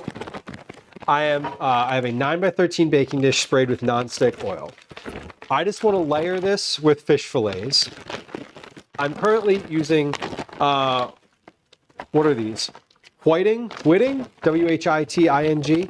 I'm not sure if these are, I'm not sure how to say that, honestly. But these are relatively thin. They are skin-on fillets. Now, some people don't like that, but that's okay. The purpose of this recipe is basically that you can use really whatever fish fillet you want. I just grabbed the fish fillets that were on sale. It happened to be the skin-on whiting fillets that were on sale. So that's what we're using. This is super straightforward. Again, let's count how many fillets I just put in the bottom of here. 1, 2, 3, 4, 5, 6 fillets. Okay. Whiting is cod. Is that right? Because the cod was like 3 times as expensive, honestly. Oh, hold on. I didn't put a weight on these. Let me get a weight on here. Let me get a weight. Now this is only applicable, like, generally speaking. I wouldn't really, I would just say 6 fillets, but like, you know, you gotta do the whole thing. Okay, 14 grams, 21.65 ounces, and cups is NA, because you don't measure fish fillets with cups. Okay, so we're gonna layer these in, layer these flat. So more to the point of this recipe is about the instructions on how to like assemble it, less so the finicky nature of how to make it, you know, because it's not complicated. But laying everything flat on the bottom of the pan is important. So we're gonna lay everything flat. We're gonna wash our hands. So I was just handling raw fish. Yes, it was frozen, but that's not the point. Caretaker, welcome. Sorry, well, the reason I got, I guess, orange juice is because this time I added more orange juice and it was more blue. So my thought is, my thought on that is it might also be reacting to something reacting to the baking soda. And I was going, my head went there because recently I made those peanut butter cookies, and the next day after making them, they turned green. The inside of them turned green. I actually have one in the cabinet still. I can show you. And I did some research, and it was basically the baking soda reacting to something in the sunflower seed oil versus peanut oil. So I'm taking a half a teaspoon of salt and a half a teaspoon of pepper, and I'm going to season these fillets before I put any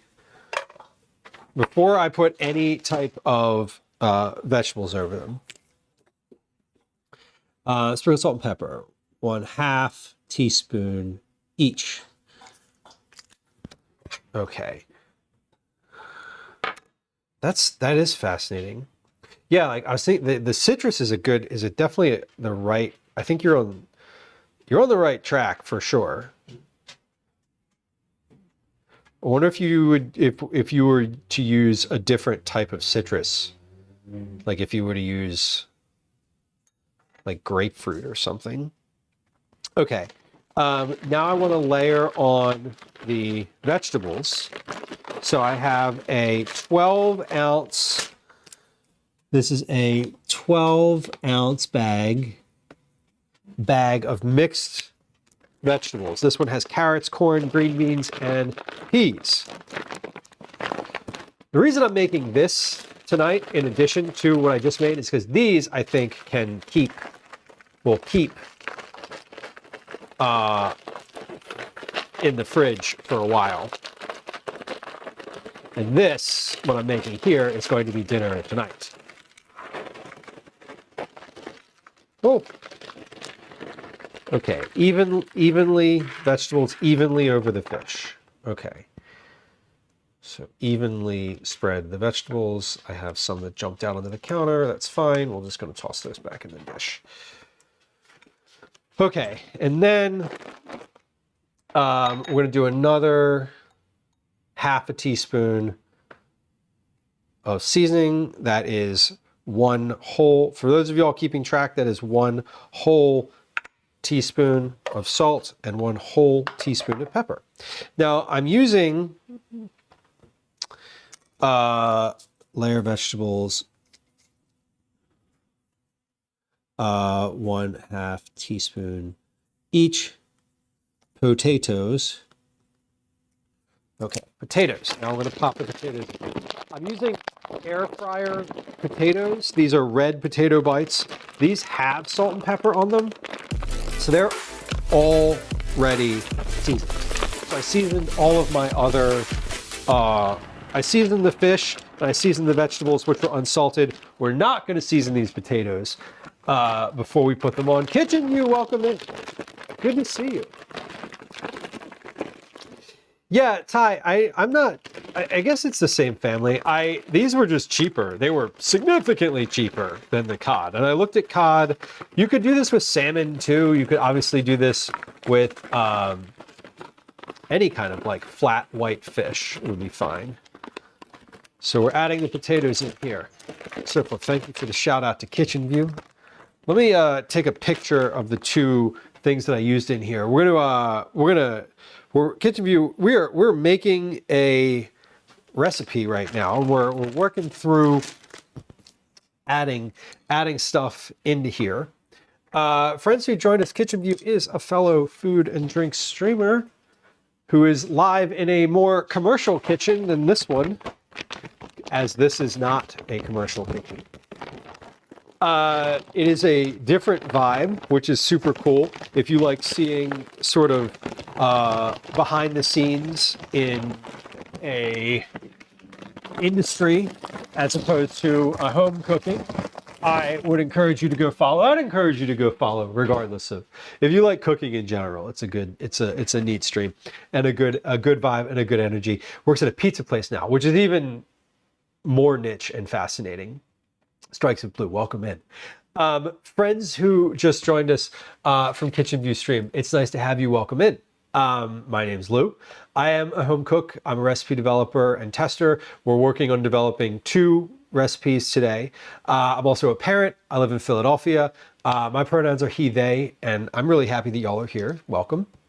First order of business is that follows are silent. So if you hit the follow button, there's no alerts, there's no sounds, there's no chat messages, and I'm not going to say hi to you and ask you a bunch of questions in chat. You can just hit the follow button and enjoy your lurk. If that's your vibe, that is my vibe, and I love when someone just lets that happen on the stream. Our stream is all about cooking and conversations, mostly vegetable forward family meals. But we also do baking, we do meal prep, we do snacks, we make cookies at least once a month. Sometimes we get out in the world and do IRL streams as well. So there's a lot. It's mostly food content and food adjacent content. The folks in chat are usually pretty enthusiastic about cooking in the culinary world. We're very kind of weird. It's a good place for innuendo if you like that. There's quite a bit of it. And we maintain a safe space for lurking. If you're a lurker like myself, as I mentioned, feel free to just hang out and lurk. We are getting a recipe in the oven right now. If I can find my olive oil, there it is. Jordy, welcome in. Hello. Right now, I am going to add some olive oil to this pan. We're going to start with 2 tablespoons of olive oil. And we're basically making an oven dump dinner, but we're formalizing the process. So that is the vibe at the moment. 2 tablespoons of olive oil seems about right. I don't think we need too much more. Maybe 1 more. Looks a little dry. 3 tablespoons of olive oil. The only reason I'm measuring this is so that I can put a volume in the recipe itself. If I was making this just for myself, I would never measure that. I would just fill it with olive oil till it looked right. But we don't do that. Potatoes plus 3 TBSPOO. We're going to cover it with foil now so that it steams a little bit. We want there to be some steam in this. And the oven is at 375 currently. We're going to put this in, and I'm going to guess, not guess, but we're going to put this in for about 20 minutes to start. Let's set a timer, lest I forget. 2000. That's 2 hours. Nope, too many zeros. 20. There we go. Okay. Great. All right, we are I'm going to start with 20. We have a finished product here to try now. The goal is that this tastes good. That is the goal. So we're gonna give this a shot now. It's cool enough that I can touch the pan, but still warm enough that it should be just fine. Now, how many servings do you suppose this could be? I would say this is 1, 2, 3, 4, 5, 6 servings if you were going to do this as a main course or as your dinner. So let's get we're going to spatula and get this served up. 1 sec.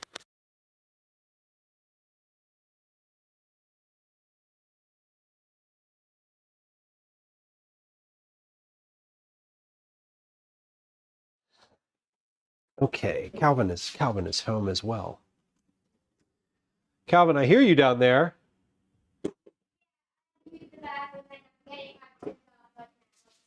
Okay.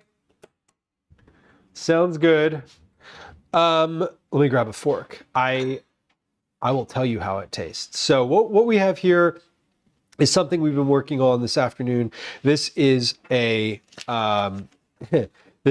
loaded potato stuffed shells, like loaded baked potato stuffed shells. So these are stuffed shells. They have they're shells stuffed with potato. Would you like to try? Me? Yes, you. Yes. Sure. Not a lot. I'm not very hungry, but I would like to try a little bit. Okay. Your jacket is still on, and that's good. Okay, so this looks like about 1 serving. Okay, here, hold on. Let me give you a little bowl. You can just have 1. Okay? There you go. I'll get a fork. Yeah, can you get me a fork too, please? Okay, yeah, that's about 1. This is about 1 serving. Thanks. Hold on. Oh. Hold on. Okay. Hold on, we got a little dressing here. What's in the dressing? Sour cream. Oh, that's it. There you go. Yeah, so the dressing is basically Is it like really hot? Is it hot? No, you Should can I just brace my no, you can probably eat that straight away. I mean, I don't know, maybe it's hot. I said that, but like it might be horrifically hot inside still. Is it the mashed potatoes that you got at the store? Yeah, those are the ones that I picked up when we were at the store. Well, What do you think? Reaction? yeah, it's really good.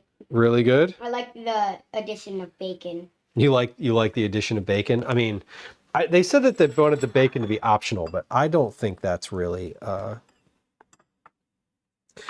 doesn't seem to be optional. Okay, I can't really give a cup measure to that, but I can give a weight measure to that. He just went to town. Yeah, he did. He really did. I can put a weight on this because I can weigh an empty version and then just weigh this with the thing in it. It says 9.9, call it 10 ounces. Serving 9.9 ounces. This is 1, 2, 3, 4. It looks like 4 shells. 1, 2, 3, 4. So the serving is 4 to 5 shells, which would make about 25 shells in that whole pan. I think that there's more shells than that in the pan. Well, that was good. You want another one?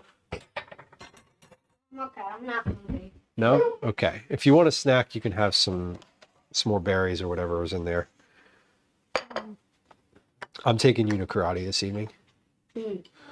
Okay, so we're going to put a little bit of that sour cream on here. Yeah, just toss it in the sink wherever. All the stuff in there is just soaking. And then this is like sort of a final picture. I guess it would probably be better if I had some level of greens or something on here, but I don't. Oh well. All right. Well, here's the Calvin says it was very good. These are the loaded baked potato stuffed shells. It's shells stuffed with mashed potato that has green onions in it, bacon, cheddar cheese, and a sour cream dressing. The sour cream dressing is just sour cream, whole milk, and garlic salt, or garlic, which I forgot to note. Sour cream plus, what was that, 3 tablespoons of milk? Milk, 1 teaspoon garlic powder. Okay. I forgot to note that, and you know, that's kind of the point of what I'm doing right now, is taking notes. So let's just give this a shot. This is like all stuffed shells, this is a little bit awkward to eat. So like,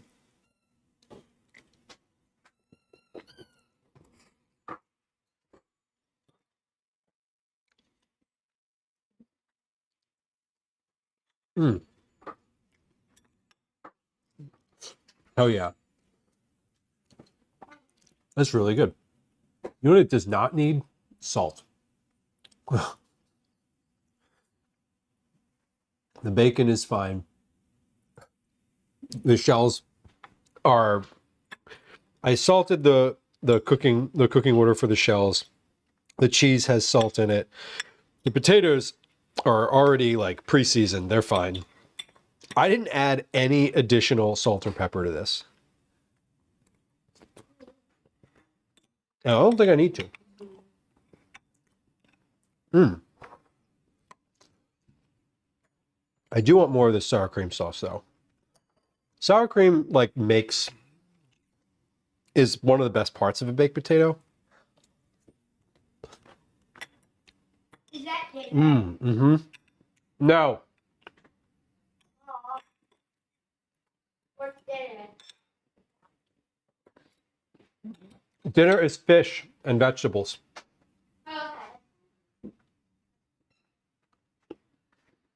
Okay. That is excellent, though. I'm really happy with how this turned out. I am, the process of making this really needs to improve because it was very slow and very tedious. But I think knowing the flavor is good, the efficiency of the process is not, it should not be difficult to make this quicker.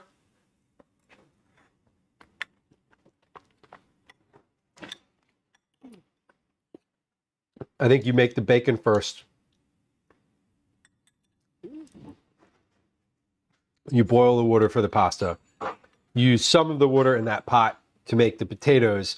You cook the pasta. While the pasta cooks, you chop the chives and the bacon. When the pasta's finished, everything should be ready. And then you don't need to let the pasta, you don't need to worry about the pasta drying out because you can just use it right when you finish cooking it. Okay. Anyway, we'll workshop that. These are really good. I'm very happy with the end results here. And this is definitely a lot of potato. So the other thing is, I do think you could put a little less potato in here. I'm gonna kind of consider it. The shells did not dry out at all.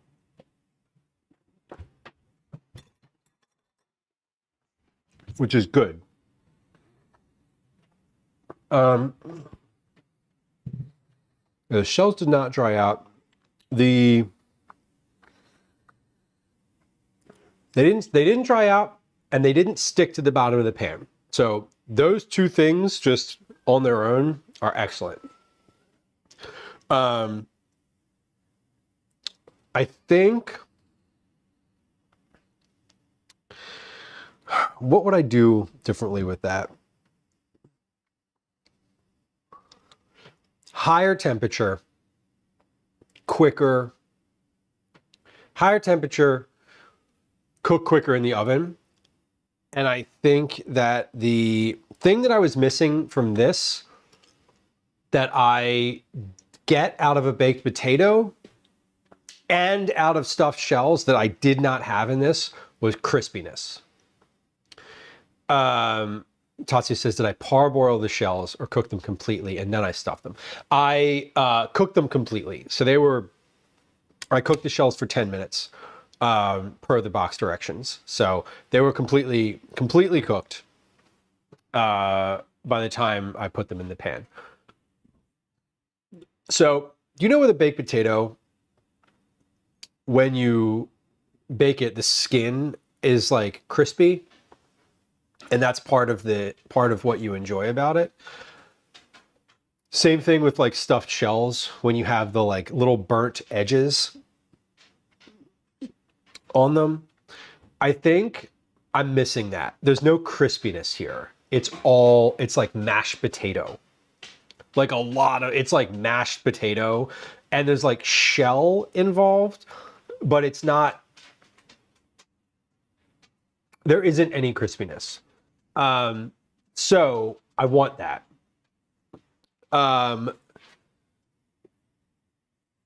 Notes. Not crispy. What I want out of this is either, well, Jamie, you're right. I could just put the bacon on the top and it would crisp up a little bit more. I sort of pressed it into the potato and the bacon was soft. It was good. It was there. It was prevalent, but it was still like soft. But I think what I could do with this is cook it at a higher temperature. I'm having another one. If I cook it at a higher temperature and broil it a little bit longer, it's going to get, one, it's going to cook quicker, which would be great. But two, I think that would help with the shells themselves getting a little extra burnt on the end, on the edges. Like with stuffed shells, one of my favorite things is when you have the shells that are sticking up and they burn, like they literally burn and they get crisp and they're charred. That to me is one of the best parts of a stuffed shell. And I don't know about y'all. Maybe you're just like, ew, burnt. But I'm definitely missing that textural component from this. The flavor wise though, everything is pretty good.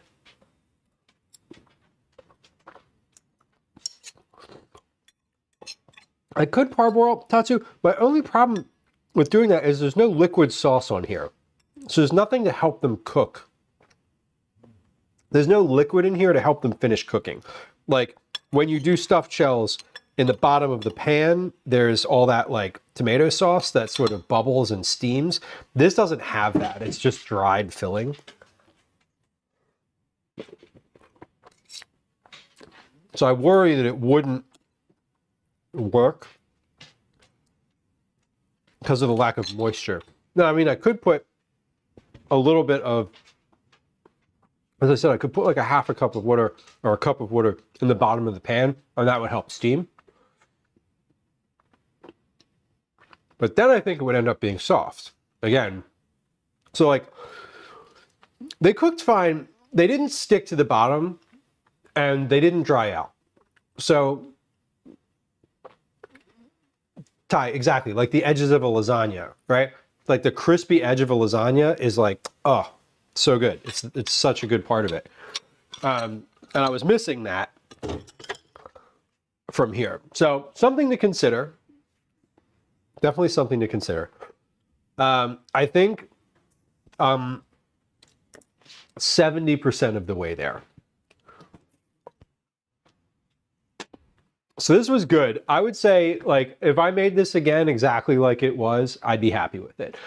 I'd be satisfied eating that. Like, I am going to be satisfied eating that. We are going to eat that for dinner. That's going to be dinner tomorrow. Not tonight. The fish that's in the oven is going to be dinner tonight, because that will last and reheat. I'm positive that will just reheat exactly like it is. I'm also betting you that much like lasagna, it's going to be better tomorrow. Whereas fish is not better tomorrow. Yeah, I think higher temperature. So I did this at 350 for 40 minutes. I think I'm going to put this in at either 375 or 400 for like 20 minutes. And then I'm going to broil it for like 5. Because I broiled it for 4 and the cheese is just starting to get crispy. I think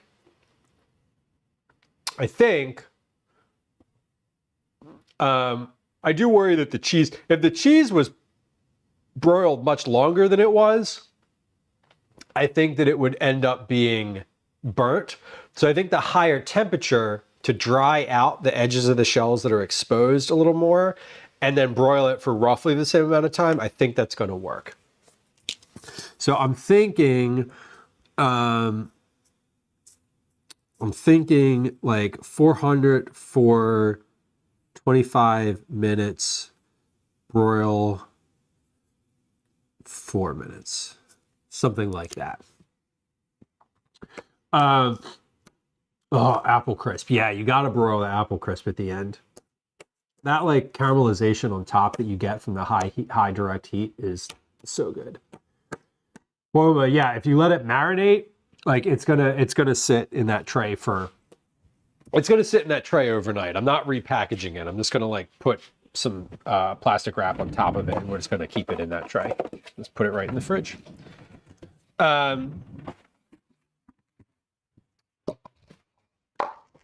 So that's good. I'm happy. I'm happy with where I'm happy with the starting point here. We hit a good starting point. This is also, I would say, the right amount of sauce that I made here. I'm just thinking, like, if I Would this be enough for the rest of this? Yeah, probably just. So I think that the sauce is good. Again, you don't need to make a sour cream sauce for this. I just like it to be a little bit thinner so that it's not just like a giant glob on top. That's a personal preference in this instance. Not obviously not necessary for the enjoyment of the thing. Jamie, the sauce has a. The sauce is super basic. It's sour cream with 3 tablespoons of. It's 8 ounces of sour cream, which is 1 cup of sour cream, with 3 tablespoons of whole milk and a teaspoon of garlic powder. So super straightforward. Again, you could just use sour cream. I just wanted it to be a little bit thinner so that I could like drizzle it over top. Because it is a pasta. It's more, I'm thinking more about like sauce as opposed to like a dollop of sour cream.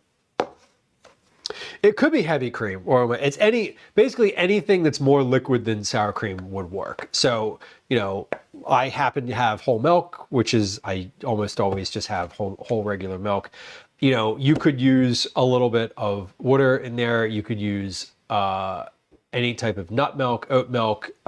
You could use heavy cream, obviously would work. I would probably do a 1/4 cup of heavy cream because it's heavier and thicker than milk. But you could do any of those. It would be, any of that would work just fine. Okay, we are going to shuffle some things around in the fridge here. This is, oh my God, this is cursed. This is just like a weirdly uneaten container of yogurt that is in the fridge and just dry and desiccated. Oh, no thank you. I know where that came from, but I also know where it's going. Okay, that was 20 minutes. My timer just went off, so we're gonna check. I'm just gonna put eyes on this fish. I don't think it's finished yet. I can't imagine it's finished yet. We're not bubbling in the bottom of this tray yet. What I'm looking for is a little bit of bubbles in the bottom. I'm looking for, yeah, everything in here is still quite literally cold. So I think I think for this, I'm at 375. I said I don't love increasing the heat on things at mid cook. But I don't think this is cooking quick enough, if I'm being honest. 350 is like a baseline temperature. I don't really want this to, in my experience cooking fish in the oven, like in a foil packet, like 25-30 minutes is like sort of the normal amount of time. Because it's literally like vegetables and frozen fish. Like once it's cooked, it should be, once it's thawed, it should be cooked. You know what I forgot to do with this? Shit. I forgot to put butter on it. That's fine. You know what we're gonna do? We're gonna put butter on it right now. Because it's still frozen. The potatoes in there are literally frozen still. So I think it'll be fine. We're gonna put some butter on there. It says to add the butter on my sheet. Actually, you know what? It doesn't say to add the butter. It wasn't in my directions. I missed it in the directions. Quilpy, hello. Did I say hi to you? I don't think I did. Maybe I did. If I did, congrats. You get double hellos. And if not, please accept my apologies. Let's do 4 tablespoons of butter cut into small chunks. Let's cut these into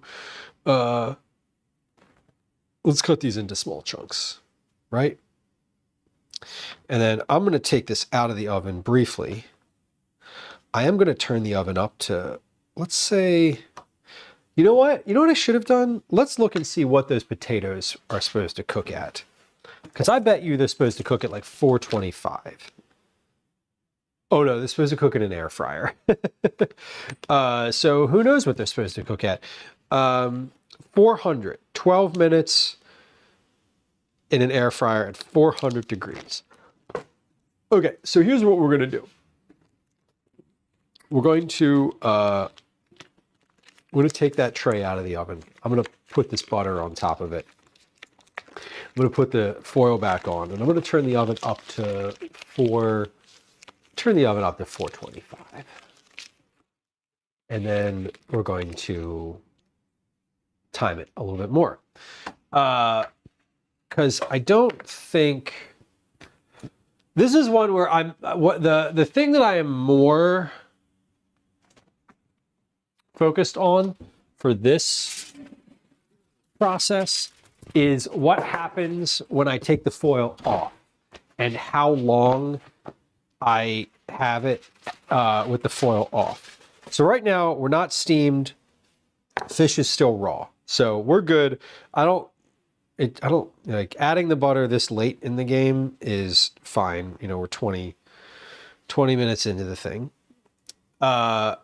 And I'm going to make this again. Obviously, I'm going to do this at least one more time. I have plenty of fish. I have a whole other round of vegetables in there. So we're going to just pop this back in. I'm going to turn my oven up, and we're going to give it another, like, Jesus, that's hot. Shocking. I just pulled this out of the oven. It's hot. What do you know? We're going to give this another 20 minutes in the oven. At 425. All right. But when you put the butter on it, and that should be good. I was like, I'm looking at it, I'm like, how come there's no liquid in the bottom that's bubbling? I was expecting to see melted butter in the bottom of the pan bubbling, and I was like, wait, there's no butter. That's why there's no liquid in the bottom of the pan. Shocking, I know, right? You'd be surprised at what you expect to see when it's not there. Okay. Anyway, let's put some things away now. I'm gonna take a quick break to do some dishes. While I'm doing the dishes, we're gonna play a game or two, possibly 3, maybe 4 if we keep winning, of Words on Stream. And when that's over, we should be good to be able to check on that fish again, at least just put eyes on it. Pause. Lou, you said you were going to set a timer. You didn't set a timer. Now you did. All right. We did it. You got to watch me with stuff like that, because I'll be like, I'm going to set a timer, and then it's like 30 minutes later, and I'm like, I think how much longer? And then I'm like, oh, wait. It's no time longer, because I didn't actually account for the time that I was using. Anyway, let's put some stuff away, though, because we are moving. We're moving into the next phase here. Next phase is getting reset. Yeah, I know. It's definitely like, I'll forget to set a timer.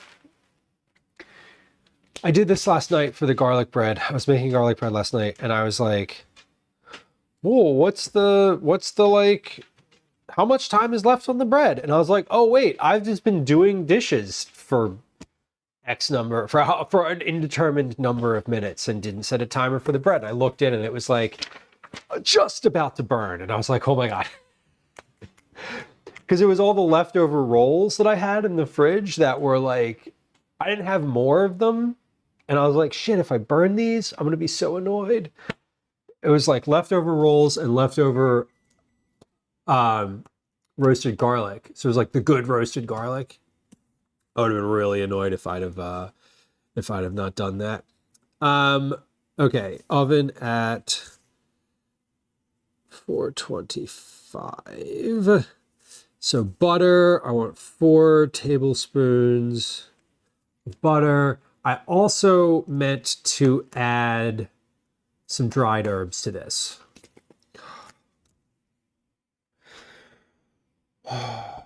Sometimes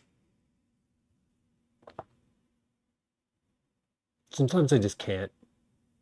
Sometimes I'm just like, shit just doesn't work. Like my brain doesn't work. I definitely meant to add like a tablespoon of, literally a tablespoon of like dried dill to this. And I just didn't do it. So we're going to do it now. We're going to do it. We're going to do it anyway. Because I want this to come out. A tablespoon? No, God, that seems like too much. I'm like, I'm measuring that and I'm like, oh, whoa, that's a lot of dill. Okay, let's do 2 teaspoons, eh? Okay, 2 teaspoons seems way more reasonable. Megan, welcome in. Okay, 2 teaspoons. We like that better. A tablespoon is a lot of dill. It's not that big of a dill. We can use a little less. I'm going to get it out of the oven again. I'm going to uncover it again. We're really messing up my cooking time, and that's okay. Because again, the idea is for the first time you do a thing, you want it to taste right. And the next time you do a thing, you want it to work right. So my butter's not even really melted on here. So that's fine. The butter's like literally starting to melt. All right, that is a good amount of dill.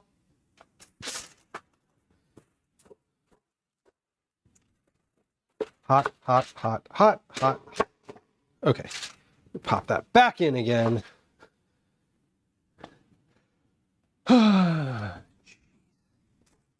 What am I even doing?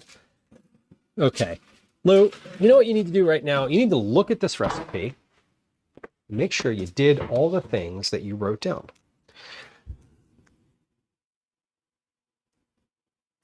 Two teaspoons. Okay, so I have a bag of frozen potatoes. What size bag is this? This is a 14-ounce bag. Okay. 14-ounce bag of frozen potatoes, 12-ounce bag of vegetables. How much salt and pepper did I use? I used a teaspoon total of each.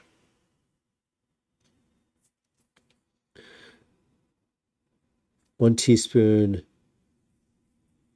divided. So divided. Okay, I have a volume for all the things that I said are supposed to go in here, and I can confirm that I have put them all in here. What did I do? Layer fish first, skin, side, down, if they have skin. Sprinkle the salt and pepper, 1/2 a teaspoon. Layer the vegetables, sprinkle salt and pepper, 1/2 a teaspoon. Layer the potatoes. Add 3 tablespoons of olive oil, cover with foil. Bake X number of minutes. Bake some number of minutes. What I'm really trying to get here is after the fish is cooked all the way through and the vegetables are cooked, like thawed completely / cooked, how long do I want it to cook with the foil off? Because what happens is when you cook with foil, you have steam builds up. Like it takes longer to heat because the air in the oven sort of isn't touching. The foil acts as a barrier, like a little bit of a barrier. So heat builds up inside of the pan and it steams. Once you take the foil off, the steam like goes away and it starts to dry everything out. And what I want is I want the steam to build up so that it cooks the vegetables without drying them out. And then at the end, what I want is for you to take the foil off so that it cooks, so that some of that steam does escape and everything isn't mushy, that the potatoes get not crispy, but that they're not like mash, potato mash. And I want a little bit of that steam to escape so that the fish in the bottom, basically what is remaining in the bottom is like butter and oil and not the water that has steamed. So there's a period of time for like 5 minutes, maybe a little bit more at the end of this where I want to take the foil off. And that's really what I'm trying to determine now, not like how long does this actually take to cook, because I can get there. I can sort of determine that in the next go round. I do know that I want my oven to be at a higher temperature. So I did turn it up to 425 because for this one, I'm pretty positive that I wanted to start at a much higher temperature than I was, than I did at the start. I had it at 375 to start, and that was not enough. So, okay. Let me take a look at something here. What is using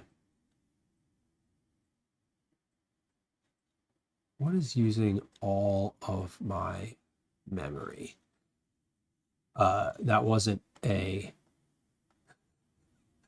Google Chrome, Discord, OBS. Okay, what the fuck is using all this memory? Okay, I guess that's fine. I just like, I'm keeping track of like where my computer stats are at, and the memory has been creeping up. It's using 92% of my computer's RAM right now, which is a lot. Okay, anyway, we're gonna go play a quick game of Words and stream. I'm gonna do these dishes over at the sink. I have some things to process into the dishwasher. We're gonna let this cook for a little longer. I've got 10 minutes on the clock here. I don't, this isn't the clock, this clock isn't super relevant to the thing finishing. So I'm going to check it again at 10 minutes from now. Before that, let me wrap this up and put this in the fridge because I don't need this to sit out any longer. This was really good. I'm very happy with how these shells turned out. I'm looking forward to making this a quicker to assemble and quicker to bake recipe, because right now this process for making this takes well over an hour, which is not the goal. The goal is not that this is a 30-minute meal, because I don't think that's going to be possible with making, making shells, making bacon, making potatoes, all that. But I don't want this to be a big like project thing. What I will say about this is I think you could assemble this well ahead of time and then like bake it when you need it. So if you were meal prepping, this would probably be good for that. But the goal is that this is something that you could just make, you could put together in a reasonable amount of time, not a giant all afternoon project. Okay, let me get a beverage out of the fridge here. All right.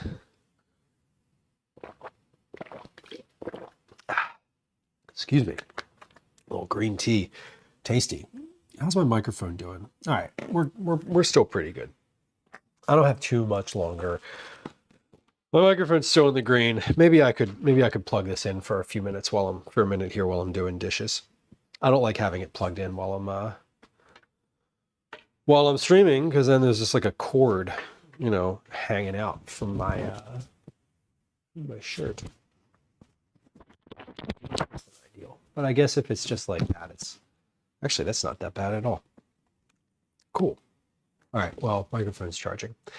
All right, so if you're new to the channel, we do a game of words on stream every so often. During that game, we do 3 minutes worth of ads on Twitch, which is what we're going to do right now. During that time, I take the opportunity to do the dishes, and then if we keep winning at Words on Stream, we get to keep playing. If not, once the ad break is over and that game that we're playing is over, we'll come back.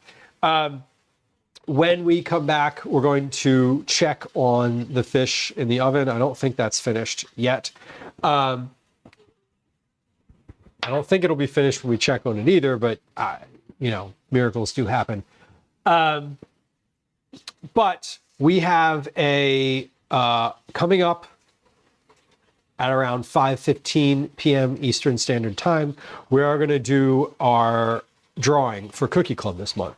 So when we come back, I'm going to tell you about Cookie Club and what the drawing means and what that entails. I did say to several people that we're going to be doing the drawing at 5:15. I also put it in Discord that it's going to be at 5:15. So we're going to try to do the drawing at 5:15. I have a roughly hard stop today at 5:30 p.m. Calvin has karate tonight. I'm taking him to karate. So I can't stream and do that at the same time. I could, but I'm not. Because of privacy. Robster, welcome in. Not for me, right? All right, so as I mentioned, if you're new to stream, we do a 3-minute ad break while we play Words on Stream. During Words on Stream, it's a good time to get your first time chat in. If you're a lurker and you want to you're new to the channel, maybe you want to get your first time chat out of the way. That's always a good time to do it. I should note that follows are silent. If you are hanging out and you're like, F this guy, he's about to cut to an ad, I'm out. Wait, hit the follow button. If you hit the follow button, nothing happens. There's no alerts, there's no sounds, there's no messages in chat. I'm not going to say hi to you and ask you a bunch of questions. You just follow the channel. Follows are completely silent and unacknowledged, unless you want to be acknowledged, in which case there's chat and you can say hi. If you are also on Twitch and you're like, I don't want an ad, you can click over to YouTube. There's a link to that in chat as well. There are no ads on the YouTube channel. We are live there on both a horizontal and a vertical format. We're going to be working on building out the YouTube channel, not the channel itself, but like the live chat experience on YouTube coming up, so that it's more interactive, so that you can actually use commands and sort of all the stuff that you get in the Twitch chat. Anyway, if you are watching on YouTube, I would appreciate a subscribe. I would appreciate a like. If you want to chat on YouTube, you have to be subscribed for longer than 5 minutes, which really isn't that long. So anyway, welcome into anyone who is lurking and hanging out. Again, lurkers are always welcomed here. We're going to run 3 minutes worth of ads now. I'm going to do the dishes. You're going to see that on stream, I think. Maybe. Is that working? It is. The camera works. Yay. Okay, so we're going to run 3 minutes worth of ads.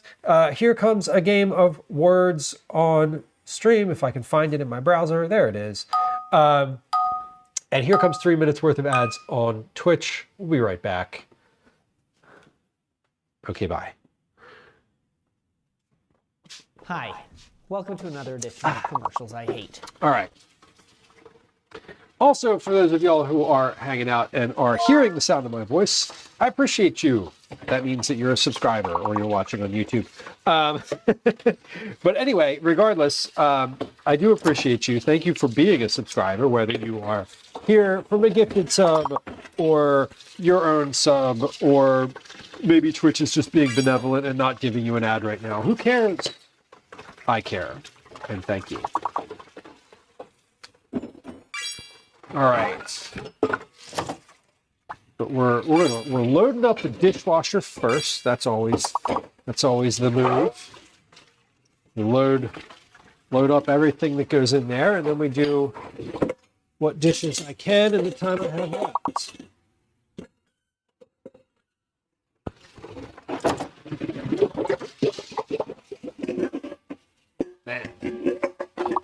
dishwasher is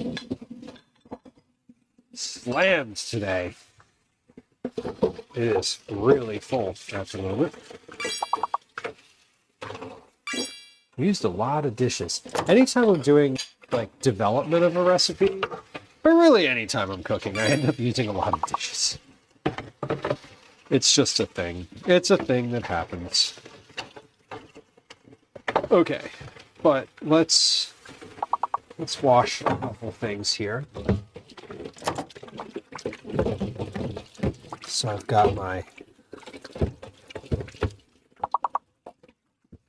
sheet pan.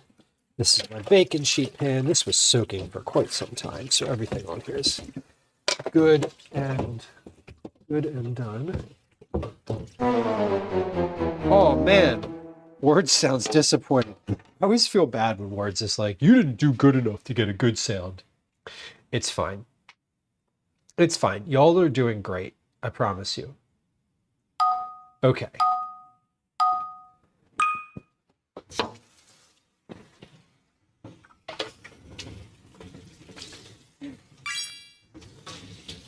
No matter what Words says, y'all are doing wonderful.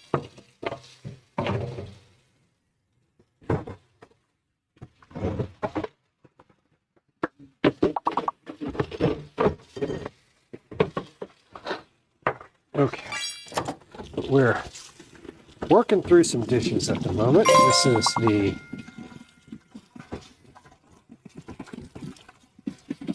was the last of the dishes that we generated today, other than what's in the oven. So this is good. We're actually gonna get through all of the dishes. Hey, if you are on Twitch, welcome back. Thank you for your patience during the ad break. I know that no one likes the ads. I don't like the ads. You don't like the ads, and if you're a subscriber, you don't get to see the ads. If you're a subscriber and you'd like to see the ads, what's wrong with you? I'm just kidding. Maybe you work in advertising and appreciate seeing other people's creative work. Probably not, though, because that's unlikely. Anyway, we will be back from doing the dishes here in just a moment once this particular round of Words on Stream ends. Little reminder that if you see someone typing words in chat and they have a lock next to their name on the board, you can take those words and put them in chat yourself, and maybe you will get a correct word, and you'll help get a victory for the team, because Words on Stream is a team sport after all. You can't win words alone. It's not possible. Okay. Fantastic. Well, timer is going off. That means that we are going to get this thing out of the oven. So just a moment here. And we'll be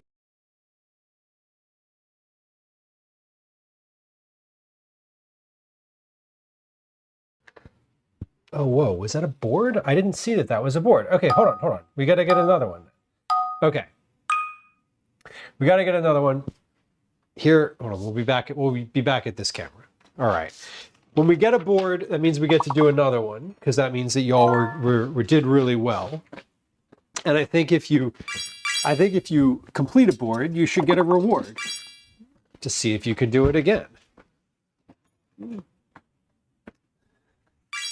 Our record is level 21, by the way. I don't know that we've come close to that recently. But I'm going to take a look in the oven while we're getting this next one. Okay, I see liquid on the bottom. I don't see any bubbling. Yeah, oh, I do see bubbling. Okay, I see a little bit of bubbling. I think we're going to go, let's do another... Let's do another 10 minutes here. Actually, I'm going to take that out. Hold on just a second. Let me get this dishwasher Let me get this dishwasher ready to start here as we're working through this last board. So then we can actually start the dishwasher. And then it'll be ready to be put away by the end of the evening. That'll be nice. Okay.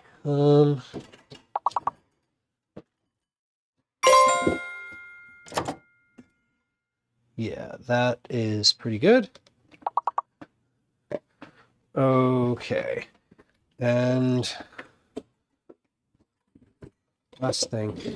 I can't actually I don't actually want to start the dishwasher right now. Sorry. I'm going back on what I just said. Because if I start the dishwasher, it makes a horrible noise. And then it is interrupted to the stream and my entire thought process. So we can't do that. Okay. That was a hard one. Good job today, y'all, though. That was pretty solid work. I'm always generally impressed by the folks who play Words on this channel because y'all are smart. Y'all do really well. Amy G, welcome in. Good to see you. I saw your name. High fives all around. Indeed. That was poorly executed. Maybe we'll try that again sometime. All right. We have our fish in the oven. It's I just looked at it and it was bubbling, so that was 20 minutes. Those 20 minutes at 425. It had 20 minutes at 375. So average 40 minutes at 400. Is that how it works? I don't think that's how cooking works. But anyway, I'm going to pull it out and check it. And I might want to add that back in there for another. I'm probably going to want to put this back in for at least another 10, 15 minutes. But we're bubbling. That's good. I can hear it. Like audible bubbling is always good. Butter is not completely melted, but my potatoes are cooked. My potatoes are soft. Yeah, potatoes are soft. Vegetables are soft. Let me take a fork and move this stuff to the side. And let me see this fish. Okay, fish is not finished yet. So that means that we need to keep this in the oven, obviously. But I'm going to take the foil off of this now. I'm going to take the foil off of this and put it back in. And we're going to give this 10 more minutes and see where we are at after about 10 more minutes, because there's a good layer of liquid on the bottom. And I'd like that. What's going to happen now is when I put this in, okay, Lou, stop talking. Start your timer. All right, timer is started. When I put this in with no foil on the top, it's going to boil. Like it's already bubbling. It's going to boil, and it's going to boil off some of that liquid in the bottom. And that's good because it will continue to cook the fish and it will sort of dry out some of the vegetables that are on the top. So 9 asks, I missed the butter. Was that after the first 20? Yes. I also missed the butter. All of this is supposed to go in at the beginning. So in the beginning of this, you're supposed to put the butter and the herbs in there. I forgot to do literally both of those things. So what I'm focused on right now is just doing the final push between taking the foil off and finishing it. I'm pretty sure I'm going to want to cook this at 425 like the whole time. So I started at 375. I bumped the heat because it was just like not cooking at all. Because everything's already cooked. Like the potatoes, I mean, not already cooked, but they need to be warmed through potatoes and the vegetables. The fish is really the only thing that needs like cooking. So yes, I messed up and did not add what I needed to add when I should have added it. But again, that's why you use a recipe sometimes when you cook, so that you get those things, so you don't miss things like that. So I just forgot. I have it written down and I just didn't do it. But that's okay. The point is that I want to, once this is cooked, I'm just concerned, is it seasoned? Is it seasoned well? And is it cooked all the way through? Primary concern, like, does it taste good and is it completely cooked? The next time we do this, which there will be a next time, we'll be testing it for the specific time, temperature, all of the things.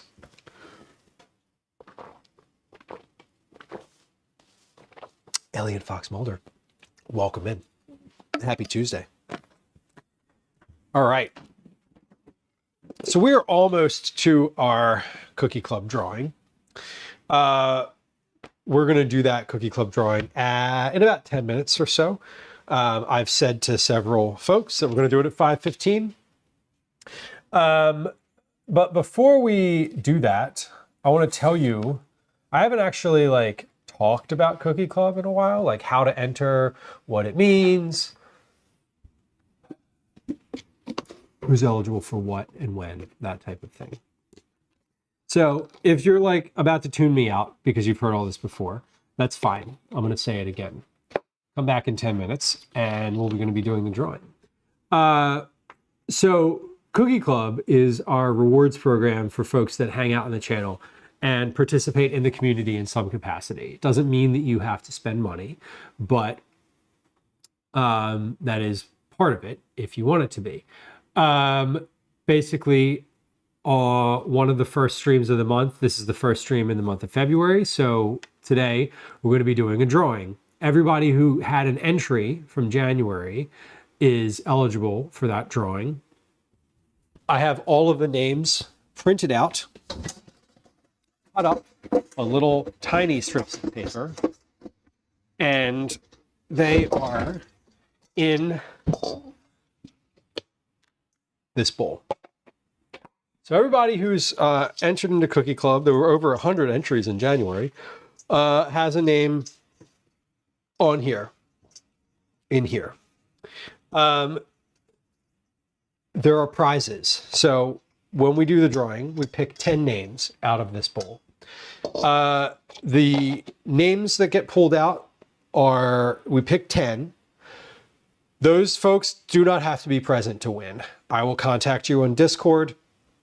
I will let you know that you've won, and you will respond to me if you want a prize. What are the prizes? There are several. One, you can get a $5 credit to the merch shop. Command merch in chat if you're like, hey, there's merch. Yes, there is. It is available on the internet. You can buy it with your own money. You can get a $5 credit for that. The credits stack. So if you've won three different giveaways, and you want to use all three of those at the same time, you can do that. If you don't want merch, you can get a gift sub to any channel on Twitch. This channel, your favorite channel, any channel, doesn't matter. I will gift you a sub to that particular channel. Or, and this is why it's called Cookie Club. Jamie, thank you for putting the command in chat. All the things I'm saying out loud here are at the link that's in chat on Twitch right now. Or you can get cookies. They are made on stream. I vacuum seal them on stream, and I send them to you. So this is a little bit of a trust thing where like you have to provide me an address where I can send them, right? I can tell you definitively, I don't care where you have me send them. I'm not looking it up. I'm not like checking your shit out on Zillow. Okay. Not going to do that. I don't care. And I don't have time to like look at people's shit on the internet. Not my concern. I just need to know where to send you cookies if you want them. Anyway, it's been 2 years and I haven't been doxxed. Jamie and I was going to say, get me a Bible and I'll swear on it, but like, get me the new best recipe cookbook and I'll swear on that. I have never, not once, looked up someone's address because I don't care. I literally don't care. It's not relevant to anything to me. It really genuinely isn't. Anyway, it does take a little bit of trust, which is why you can get merch credit or you can get a gift sub instead of cookies, because I want you to be able to win and not have to like give me your address, right? Because maybe you don't want to do that, and totally understood. It's why I have a PO box. Anyway, how do you enter? There's a couple ways to enter, but there are guaranteed rewards. So you're guaranteed to get something every 6 months that you remain a subscriber. So that month, this month, the month of January, that means that Joe Adultman for 6 months, Fuzzy Rhino for 12 months, Lord Velos for 24 months, and SoFluff for 42 months are guaranteed to get cookies if they want them, or a prize. So all of those folks have been subscribed for a multiple of 6 months. You're guaranteed cookies if you upgrade your subscription in any 1 month. So you move from a tier 1 to a tier 2, tier 2 to a tier 3, I'm gonna send you cookies that month, just as a thank you for upgrading your subscription. You can sponsor Cookie Club. So if you donate to sponsor the ingredients and the packaging and the postage, I will include you in that send for being a generous sponsor. And if you're a tier 3 subscriber, you get cookies every month just for being a tier 3 subscriber. So we have a few of those, a few folks. I don't even ask. The folks who are tier 3 subscribers, I don't ask. I just send the cookies. I do check if you're still a tier 3 subscriber. But like, but yeah, so how can you earn additional bonus entries? If you're a tier 2 subscriber, your entries get doubled every month. So if you're a tier 2 subscriber with a recurring subscription, that means that you get 4 entries every month just for having a subscription. So it's kind of worth it. If you donate something off of the wish list, or you sponsor a giveaway in chat. So I have a wish list on Throne. You can do giveaways from the merch shop. We had a giveaway last month. For every $5 worth of product you either purchase from the wish list or giveaway, every $5 is an entry. So we had someone do that this month. They have 4 entries in here just for sponsoring a giveaway. So you can earn other paid entries by being a subscriber, being a recurring subscriber, gifting a subscription. Every 500 bits is an entry. Every 500 bits is 2 entries. Every $5 direct donation through PayPal is 2 entries. Why is it 2 entries? Well, because I only get half the money from a subscription. So, so that's why. Again, you can sponsor a merch giveaway, or you can purchase something from the wish list. So that's how you can pay to get an entry into here. There are free ways to get entries. There's a check-in command. Every time you hit a multiple of 20 check-ins, that's an entry. There's channel points that you can use. You can redeem your channel points for entries. You can do that 3 times per month. So you can have 3 entries from just channel points alone. You can create a clip. If you clip the stream, it's something funny and interesting, then that is an entry. You can recruit a raid. So we have folks who are in other communities on Twitch who say, hey, why don't you bring your raid over here to this channel? If you do that, you have to let me know that you recruited a raid, but that is also an entry. So if you bring friends, if you raid the stream yourself, if you're a streamer and you bring your raid to the stream, that's an entry for you. If you level up in Discord by posting pictures or chatting in Discord, that is also a way to enter. And every 500 chat messages that you send in chat is also an entry. The bot will let you know when you hit those multiples of 500. So that's Cookie Club. All of that is, again, at Command Cookies. There's a link to that in chat. My timer just went off. I need to check what's in, check the fish in the oven. And then once we've checked the fish in the oven, we're going to do the drawing because it is about 17:15, and that's what I said we were going to do at that time. So we're going to do it. Let's take a look here.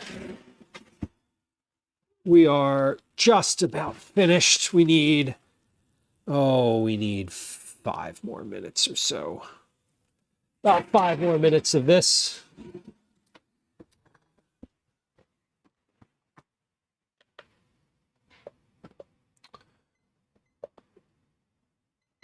Okay. The fish is like, hold on. Let me actually look at that fish. I didn't pull the vegetables to the side. I just gave it a shake. Let me actually look at this because this might actually be finished. Pause timer. And this is going to be dinner tonight once I'm finished with this. Is this done? Yeah, I actually think that is finished. Is that finished?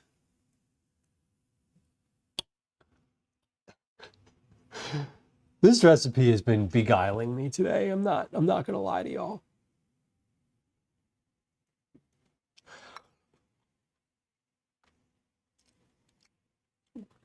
It's not quite there. Okay, we're gonna give that 5 more minutes and then it's definitely finished after that. And then, okay, so here's what we're going to do. We're going to put that in. We're going to do our drawing. That's going to take about 5 minutes. And then I'm going to get that out. We're going to do our present in to win. We're going to taste that. We're going to see how it goes. And then we're going to wrap up stream. Sound good? I want to see if I can, hold on, let me take a look here real quick. I just want to look at, let me look at something here. Let me look at something. I'm going to find something here.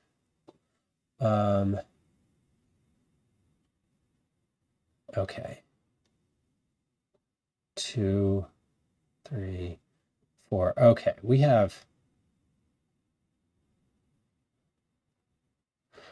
we have some folks. I was looking at who is live from the Food and Drink Club command. Actually, hold on. No, I can put that in chat. Can I put that in chat? Yes. I was looking at who is live in the Twitch Food and Drink Creator Club. Because that's what I try to look at when I start a raid. Is who's actually in the Creator Club and streaming. That's the first place I look when I go to find a raid target. Okay. All right. So we have a couple folks. We have a couple folks who are live. So I think we're probably going to raid someone in the Food and Drink Club. But let me also just see, is there anyone more compelling who I'm following? I would love to know where I'm going to raid before we get to the end of stream, because I feel like we're going to hit the end of stream and be like, oh, it's the end. And then I'm going to struggle to find somebody. Patrick Richards is live. Oh, we love Patrick Richards though. Patrick's been live for 3 hours. Okay. Anyway, I do think we're going to keep it in the Food and Drink channel category. Food and Drink category. That's what I'm saying. What am I actually saying? We're going to keep it in the Food and Drink category. All right. Are we? Yes. I want more people to join the creator club. That's what I want. All right. Man, welcome in. The empty jar of peanut butter. I do not. I did not take it. Anyone who's been hanging out here in chat can attest that I am allergic to peanut butter and would certainly not have taken your peanut butter. Okay, we are going to do our cookie club drawing though. Okay, are we ready? We're starting. If your name is in Discord under the entry tracking channel, your name is in this bowl. And I'm going to pull 10 names. And here's the first. Storm Martin EBFG for raid. Storm Martin EBFG for a raid.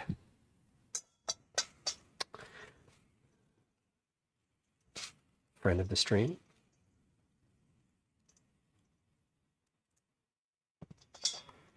For being a recurring subscriber. The Purple Sunflower 5521. Ellie, congratulations. Thank you for being a sub for such a long time. Purple Sunflower has been a subscriber for a long time. Hasn't dropped a sub. Just keeps a sub to the channel, and I love that. It's so lovely. For being a subscriber, also a very long time subscriber, Fisty Foods, formerly known as Lil Fisticuffer. Fisty Foods, longtime friend of the stream. Longtime friend of the stream. They are out in Minnesota right now, and that's what I think I heard something about that recently, and I was like, be safe, friend. For being a subscriber, Head of Broccoli. Broccoli, good to see your name come out always. Head of Broccoli, for being a subscriber. Timer just went off, so we're going to take a quick pause to take that out of the oven. Now, I should note, we do a name at the end of this. So when we're finished with the drawing, this portion of the drawing, we also draw one more name. So we draw 10 names, and you don't have to be present. But then we draw one more name, and that name is we keep pulling names until we get someone who is present in chat right now, whose name is in this bowl. So if your name is not one of the 10, that does not need to be present to win, there is one name that does win just for being present. For being a subscriber, Steffi386. Steffi, thank you for being a subscriber.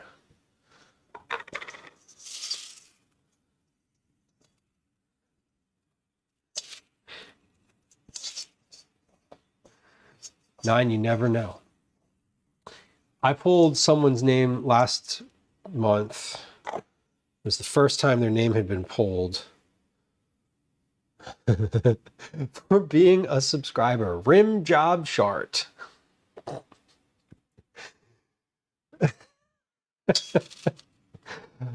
No, I pulled someone's name last month who only ever has one entry in here. They've been a subscriber since day one.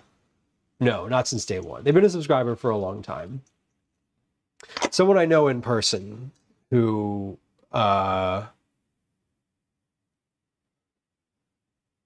just subscribes and doesn't come into chat very often. For a recurring subscription, Troy Takes Photos. Troy Takes Photos. Congratulations. Fellow Philadelphian.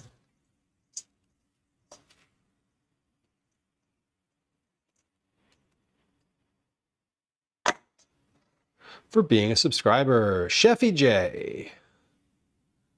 Chefy J. A person who I've met in real life. Always kind of interesting. Always fun to know people from like real life, you know? Pickles Anonymous. Go Birds. Go Birds indeed. Go Birds indeed.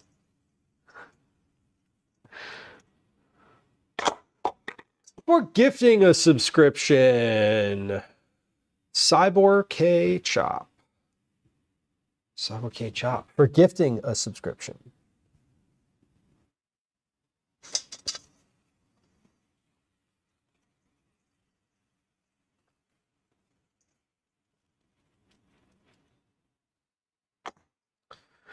Already pulled that person's name, so we cannot do that one again. Already pulled that person's name today. So this is the last one that's just for, not just for general. This is the 10th name. For rating the channel, D Gamers XL. D Gamers. Congratulations. Okay. Now we have one more person. One more person to win here. Needs to be present to win. So if you're here and you're hanging out and you know that your name is in this bowl, listen for your name. Because I'm going to say the name and then I'm going to give, if it's someone who is, we've seen in chat today, I'm going to wait. If it's someone who has not been in chat today at all and I'm like aware, we might wait less. So just a little FYI. For being a subscriber, Just Jamie.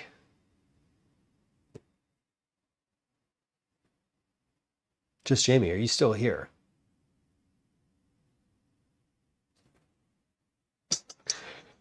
That is, I believe, the first time.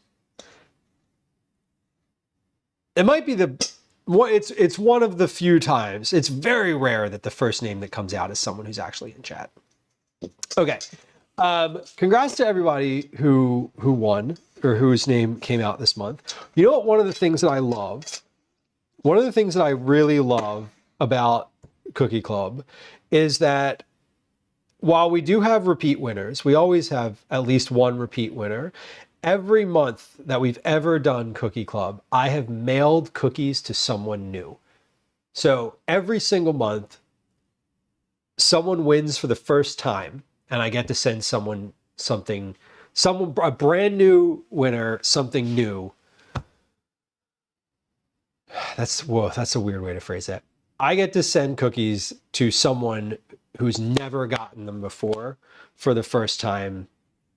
Every single month. There's never been a month that we've done Cookie Club where that hasn't happened.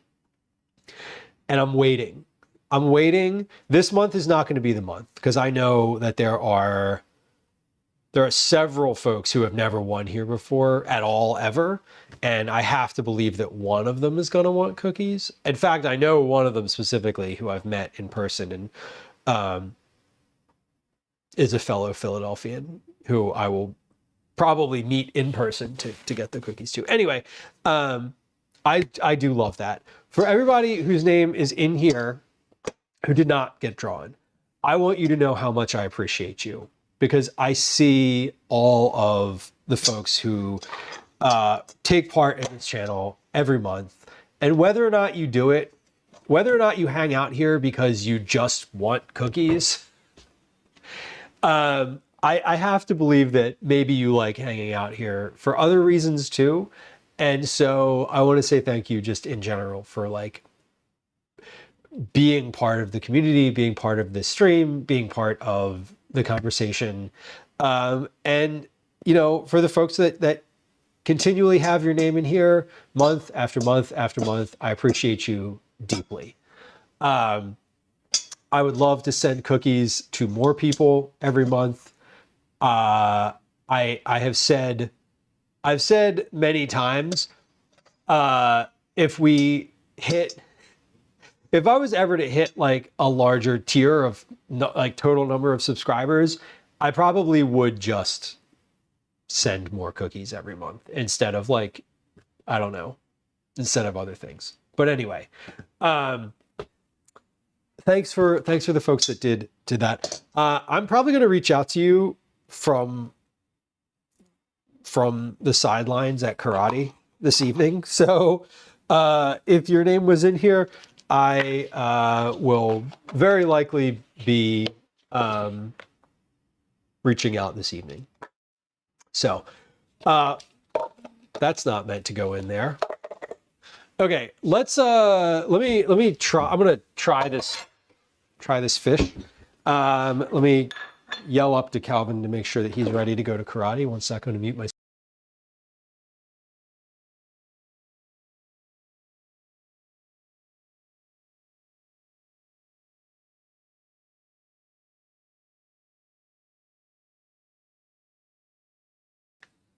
Okay.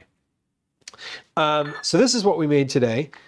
We made a couple things, 2 different things.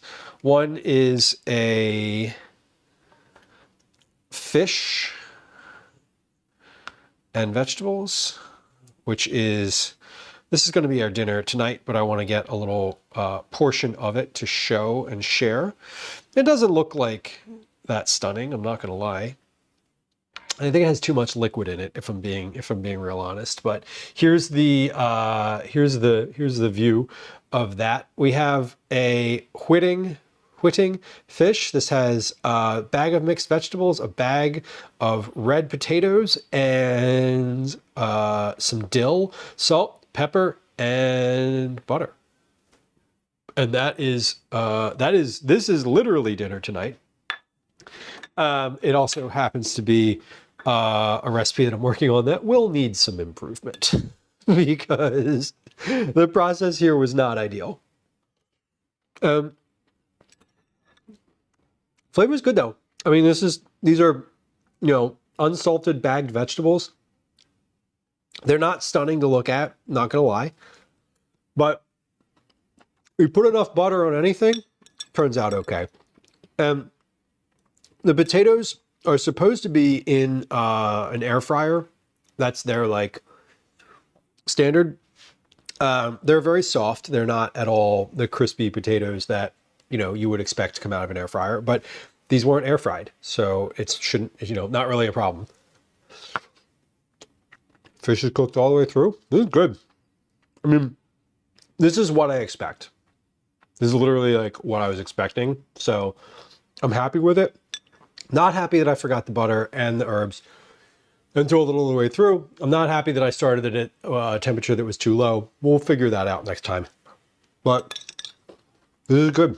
I enjoy it. I'm gonna set this to the side because I've eaten a lot. I just ate a bunch of those shells. I ate a bunch of shells, and I've had some fish at this point. I'm happy with this. I'm gonna pop this in the fridge with in a few moments here with some foil over top, and then we'll just cover it. We'll just reheat it when we're gonna eat dinner in a little bit. Foggeist, food was excellent today. I was very happy with how things turned out. Sorry. Daddy? Sorry. We'll Daddy? wait. Sorry. Daddy? Sorry. Daddy? We'll sorry. wait. Daddy? Daddy? Sorry. I'm sorry. Daddy? Bye. Always a favorite sound. Thank you for that one, of course. Let's see. Where are we going to go today? We're going to stay in the food and drink category. I'm looking at the food and drink creator club first. That's where I always look there first. Let's see who is live in the creator club.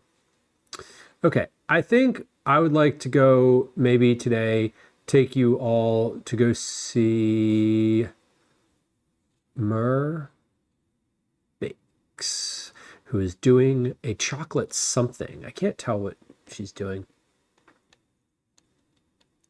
I can't tell what she's doing specifically, but it does look chocolatey, which is great. We love chocolate. Anyway, we're going to go to see Mer Bakes today. Mer is a friend of the stream. She's been live for 2 hours. She has some chocolate going on and it looks real good. So we're gonna head over there. If I can find her on the thing. Where? Hold on. Yeah, there it is. Okay. Paste. Mer Bakes. All right, we're gonna go see Mer Bakes. Again, friend of the stream, member of the Food and Drink Creator Club. We're going to start that raid. The next time we stream, we're going to be on Cookie Club time. We're going to be making cookies to send out to people. That's going to be this coming Thursday. We have some goodbyes. We have some goodbye sounds in chat. We have some. I hate to go. There it is. And leave this pretty We have some social media links in chat. It would be lovely if you could follow me elsewhere on the internet, wherever it suits you. Specifically, there is a YouTube link in chat. I'd love it if you would click that and hit subscribe. That would be amazing. We'll be live again on Thursday. If I don't feel really well on Thursday, I'm not gonna make cookies. I don't want to make cookies if I'm feeling ill. I'm on the mend right now and have been feeling a lot better in the past. I'm feeling better. Anyway, but if we don't feel good, I'm not going to make cookies with my hands and send them to you. Ha ha ha ha. That would be terrible. We will just do that on like Saturday or Sunday instead. But we will be streaming on Thursday, even if I'm still feeling a little under the weather, because I'm feeling a little under the weather today. Anyway, it doesn't really matter. Thank you all for hanging out today. I appreciate your company. I hope you have a good rest of your Tuesday. Happy hump day tomorrow for all of those who celebrate. Again, we'll be live on Thursday. We're going to go say hi to Mer Bakes. I'm just going to say hi and then bounce because I got karate to get to. Anyway, hope you have a good one. Goodbye. Dad, the reason that I haven't come down yet is because there's a thing in the game.